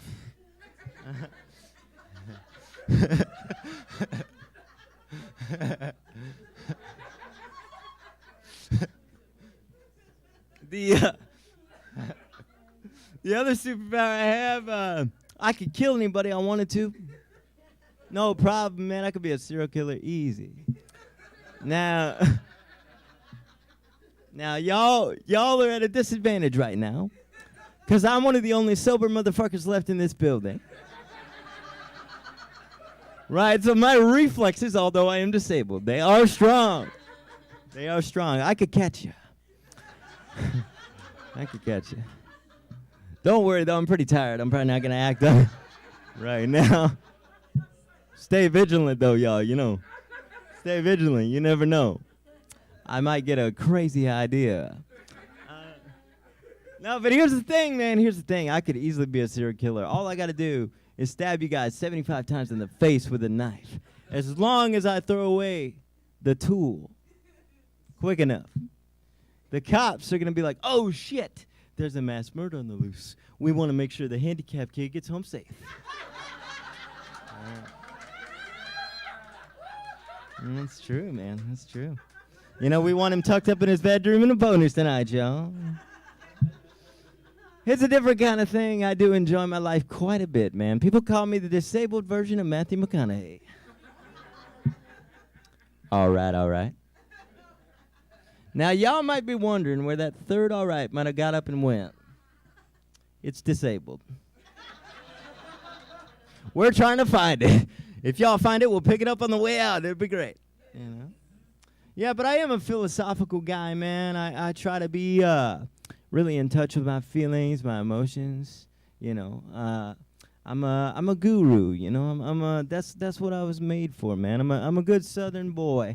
So I just moved here from the lovely state, not so lovely, of California. I lived in Los Angeles, California. I'm sorry some of you guys clapped. That's the incorrect response. So, yeah, I lived in LA for 6 years. I enjoyed 3 of them. Yeah. That was a tough city, man. Tough city. LA is cool, though. You can find anything you want, man. They got 24-hour food, 24-hour medicine, 24-hour services I cannot mention here. Right? You can find anything. Oh, you want me to mention them? Wink. Yeah, wink. Your boy was on some websites, you know? And then he met some individuals, you know, and they had a time. Goods were exchanged, right? And then I left their domicile. Yeah. Yeah, but you can find anything you want in LA. It's cool. If we wanted to ride zebras up and down Melrose Avenue, we can get it done right now. There's an app, there's a number, there's a service, right? Somewhere. It's like a guy who like drives for Uber, you know? It's like his side hustle. He's out there like hawking zebras in the alleyway. I don't know. He gets it done. His name's like Steve or something. You know, he gets it done. It's pretty cool. He's like, count the stripes. It's pretty awesome. And then, yeah, count the stripes, man. Count the stripes. You know, think about zebras though, man. Like, what are they trying to do with their camouflage? The only place they can really hide is like a piano factory. That's about the only place they can do that. The lions are like, yo, we see you, motherfucker. You know? We see you. What are they doing, man? What are they doing? No, but yeah, so LA was cool. You can find anything in the world, right? Only thing you can't find in LA is a friend. Yeah. Yeah, that's true now. The only friend that people have in LA, it comes in a powder. They snort it off a sink, and it's the only snow they're going to see all year. That's what they do down there, man. That's what they do down there. When I first moved to Los Angeles, California, I went to a place called Bubba Gump Shrimp and Company. You guys remember the movie Forrest Gump? All right. Well, they made a restaurant based off of that movie, and let me tell you, the food, mediocre. The atmosphere, all right, all right. So I'm in the bathroom trying to find Jenny, you know. See where she might be at, you know. I'm finishing up doing my thing. I see an obstacle in my field of vision. Y'all might call it a door.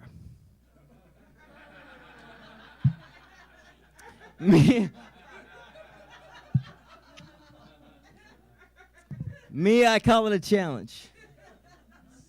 So I see a brother next to me. I say, hey, man, would you please open that door for me? It's a little heavy for a guy like me.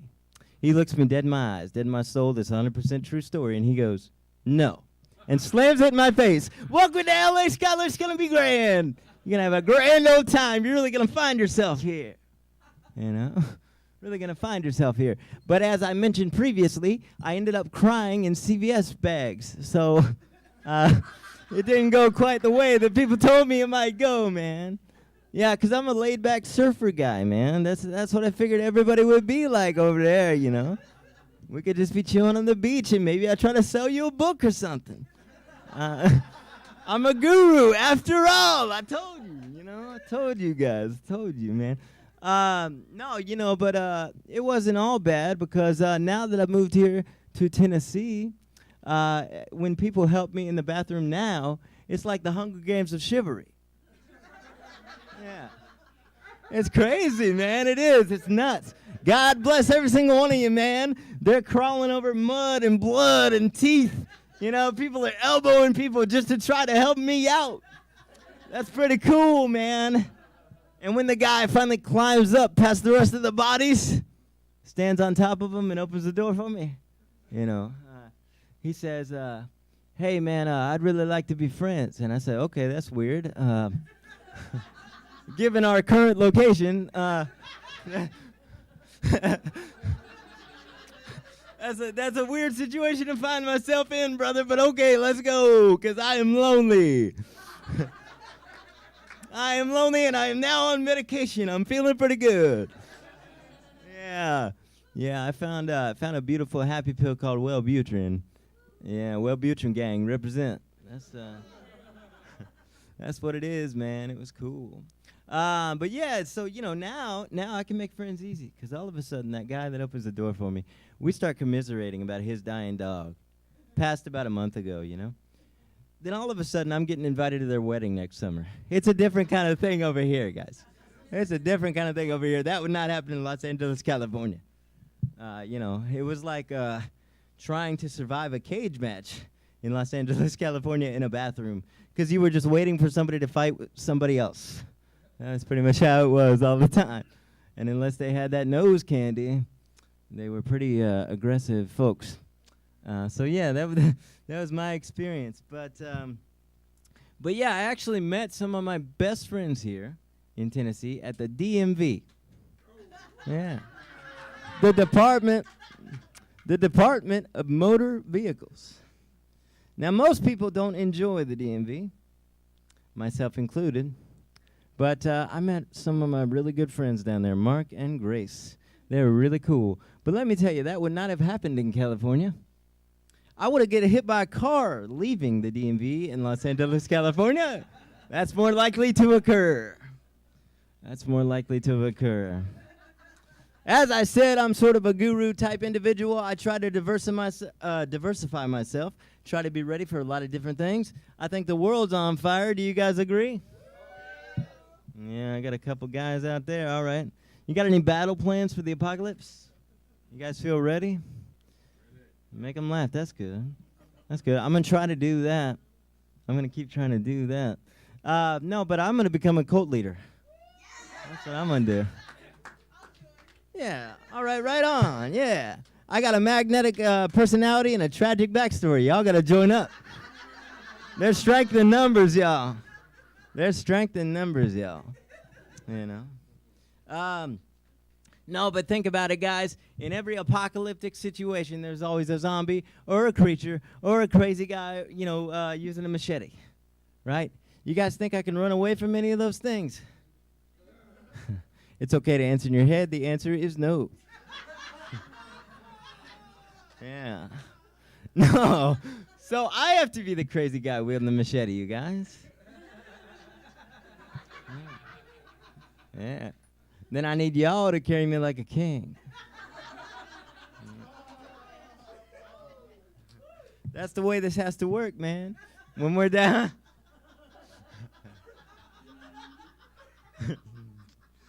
Thank you, Miss Lena. When we're down at the 7-Eleven grabbing our medicine or food or supplies or whatever we got going on, I got to saunter in there looking like I just fell off my motorcycle. Or I might sell you a guru self-help book, right? All of a sudden, I got to receive a message. By the Twinkies or whatever. I got to come out of it. I got to whip out my Desert Eagle. I got to shoot somebody in the face immediately. Blows their face half off. Skylar, what the fuck? You're crazy, man. That guy is for sure dead. Why'd you do that? Be like, don't worry about it. God told me to. I have all the answers. Follow me. That's my plan, man. That's my plan. That's what I got to do. I go on a lot of adventures. I do a lot of wild things. I'm a bit of an adrenaline junkie. That's not how I ended up like this. I do like to do it, man. I like to jump off of stuff. I've been hang gliding. I've been scuba diving. I've been downhill skiing. I've done all these wild things. But I'm just trying to leave the same amount of disabled as when I arrived to a particular place. That's all I'm trying to do. That's the main goal. That's the main goal. That's what we try to do. Yeah. All right, you guys had enough? How many minutes I've been doing this for? Yeah.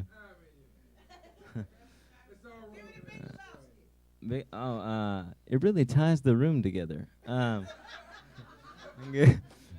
just the dude, man. Yeah.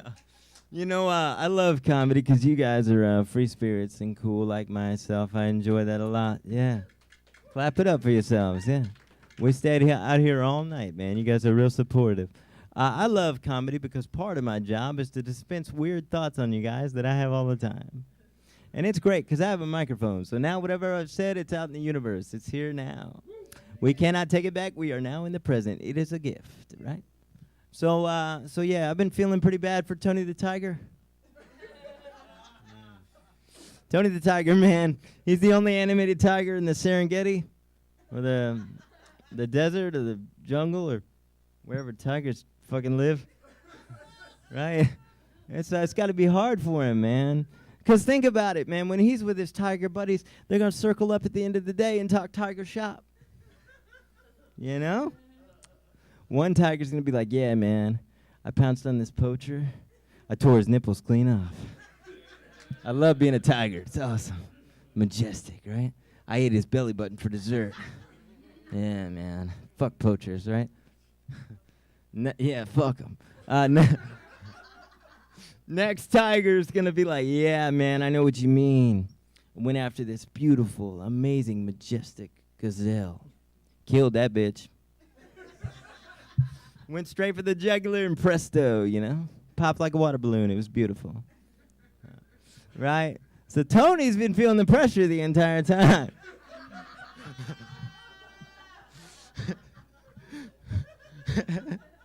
He's sitting around that circle taking that little red bandana and trying to dot the sweat away.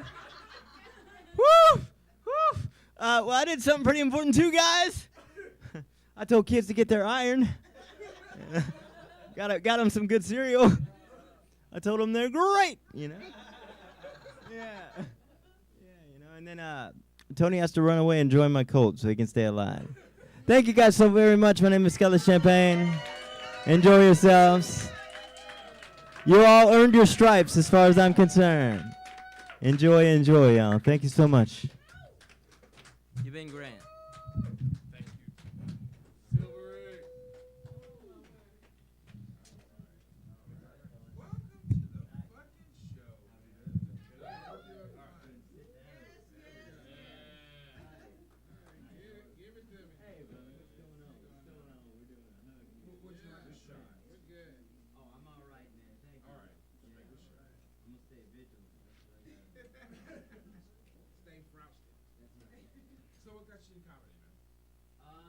So I've always been a funny person in conversation. People told me that, and I've always had kind of a performing personality.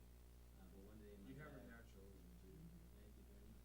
My dad told me one day, he's like, "Hey man, why don't you try to take these same kind of skills and put them on stage and see how that translates?" I've been a singer since I was 7 years old, so I've always been performing. But it just made sense. You know, I've always been a guy that's cracking a joke or having a good time. You have to do it. Now you say that you're a singer. What kind of music do you do? I do a mix of rock and blues and country. So kind of like the Black Keys, you know, Black Keys or the White Stripes. Seven Nation Army there, Yeah, Seven Nation Army, man. I would love to see you do a cover of Seven Nation Army. Oh, I would have fun, man. Yeah, that would be great. We should have you back on doing it as a musical guest. Oh, I would love to do that. Yeah, I've been writing a bunch of songs recently. Have a lot of material for you guys too. Who's your favorite comedian? Right now, I'm really enjoying Theo Vaughn.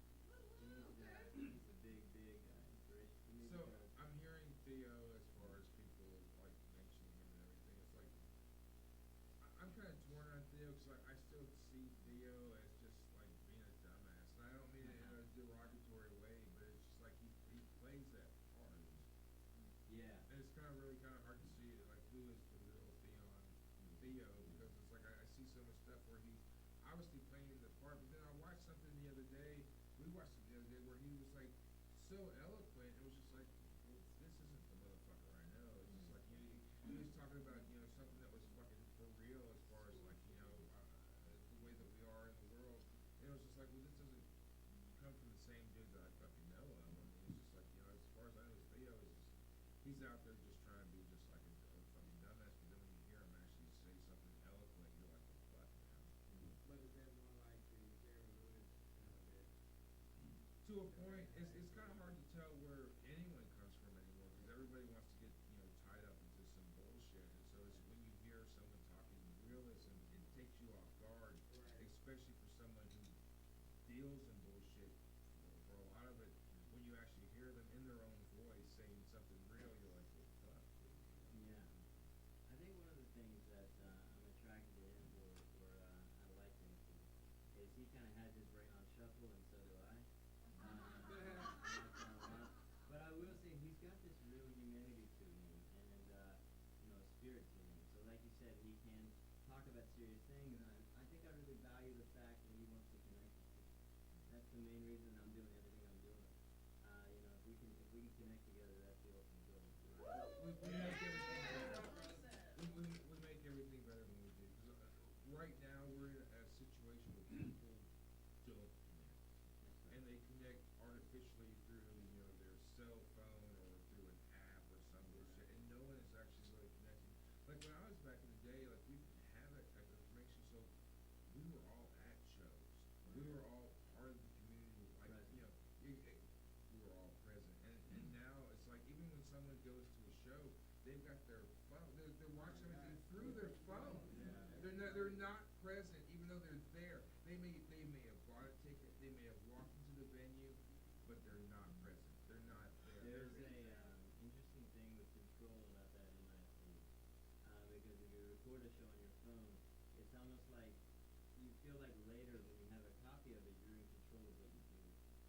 And you know, if there was any embarrassing moments that you had with your friends or like a down moment or whatever, you can edit that out. Right? And so, but just being present in the moment, there's no option to do that. There's no edit option. So I think people are afraid of losing that ability to carry that.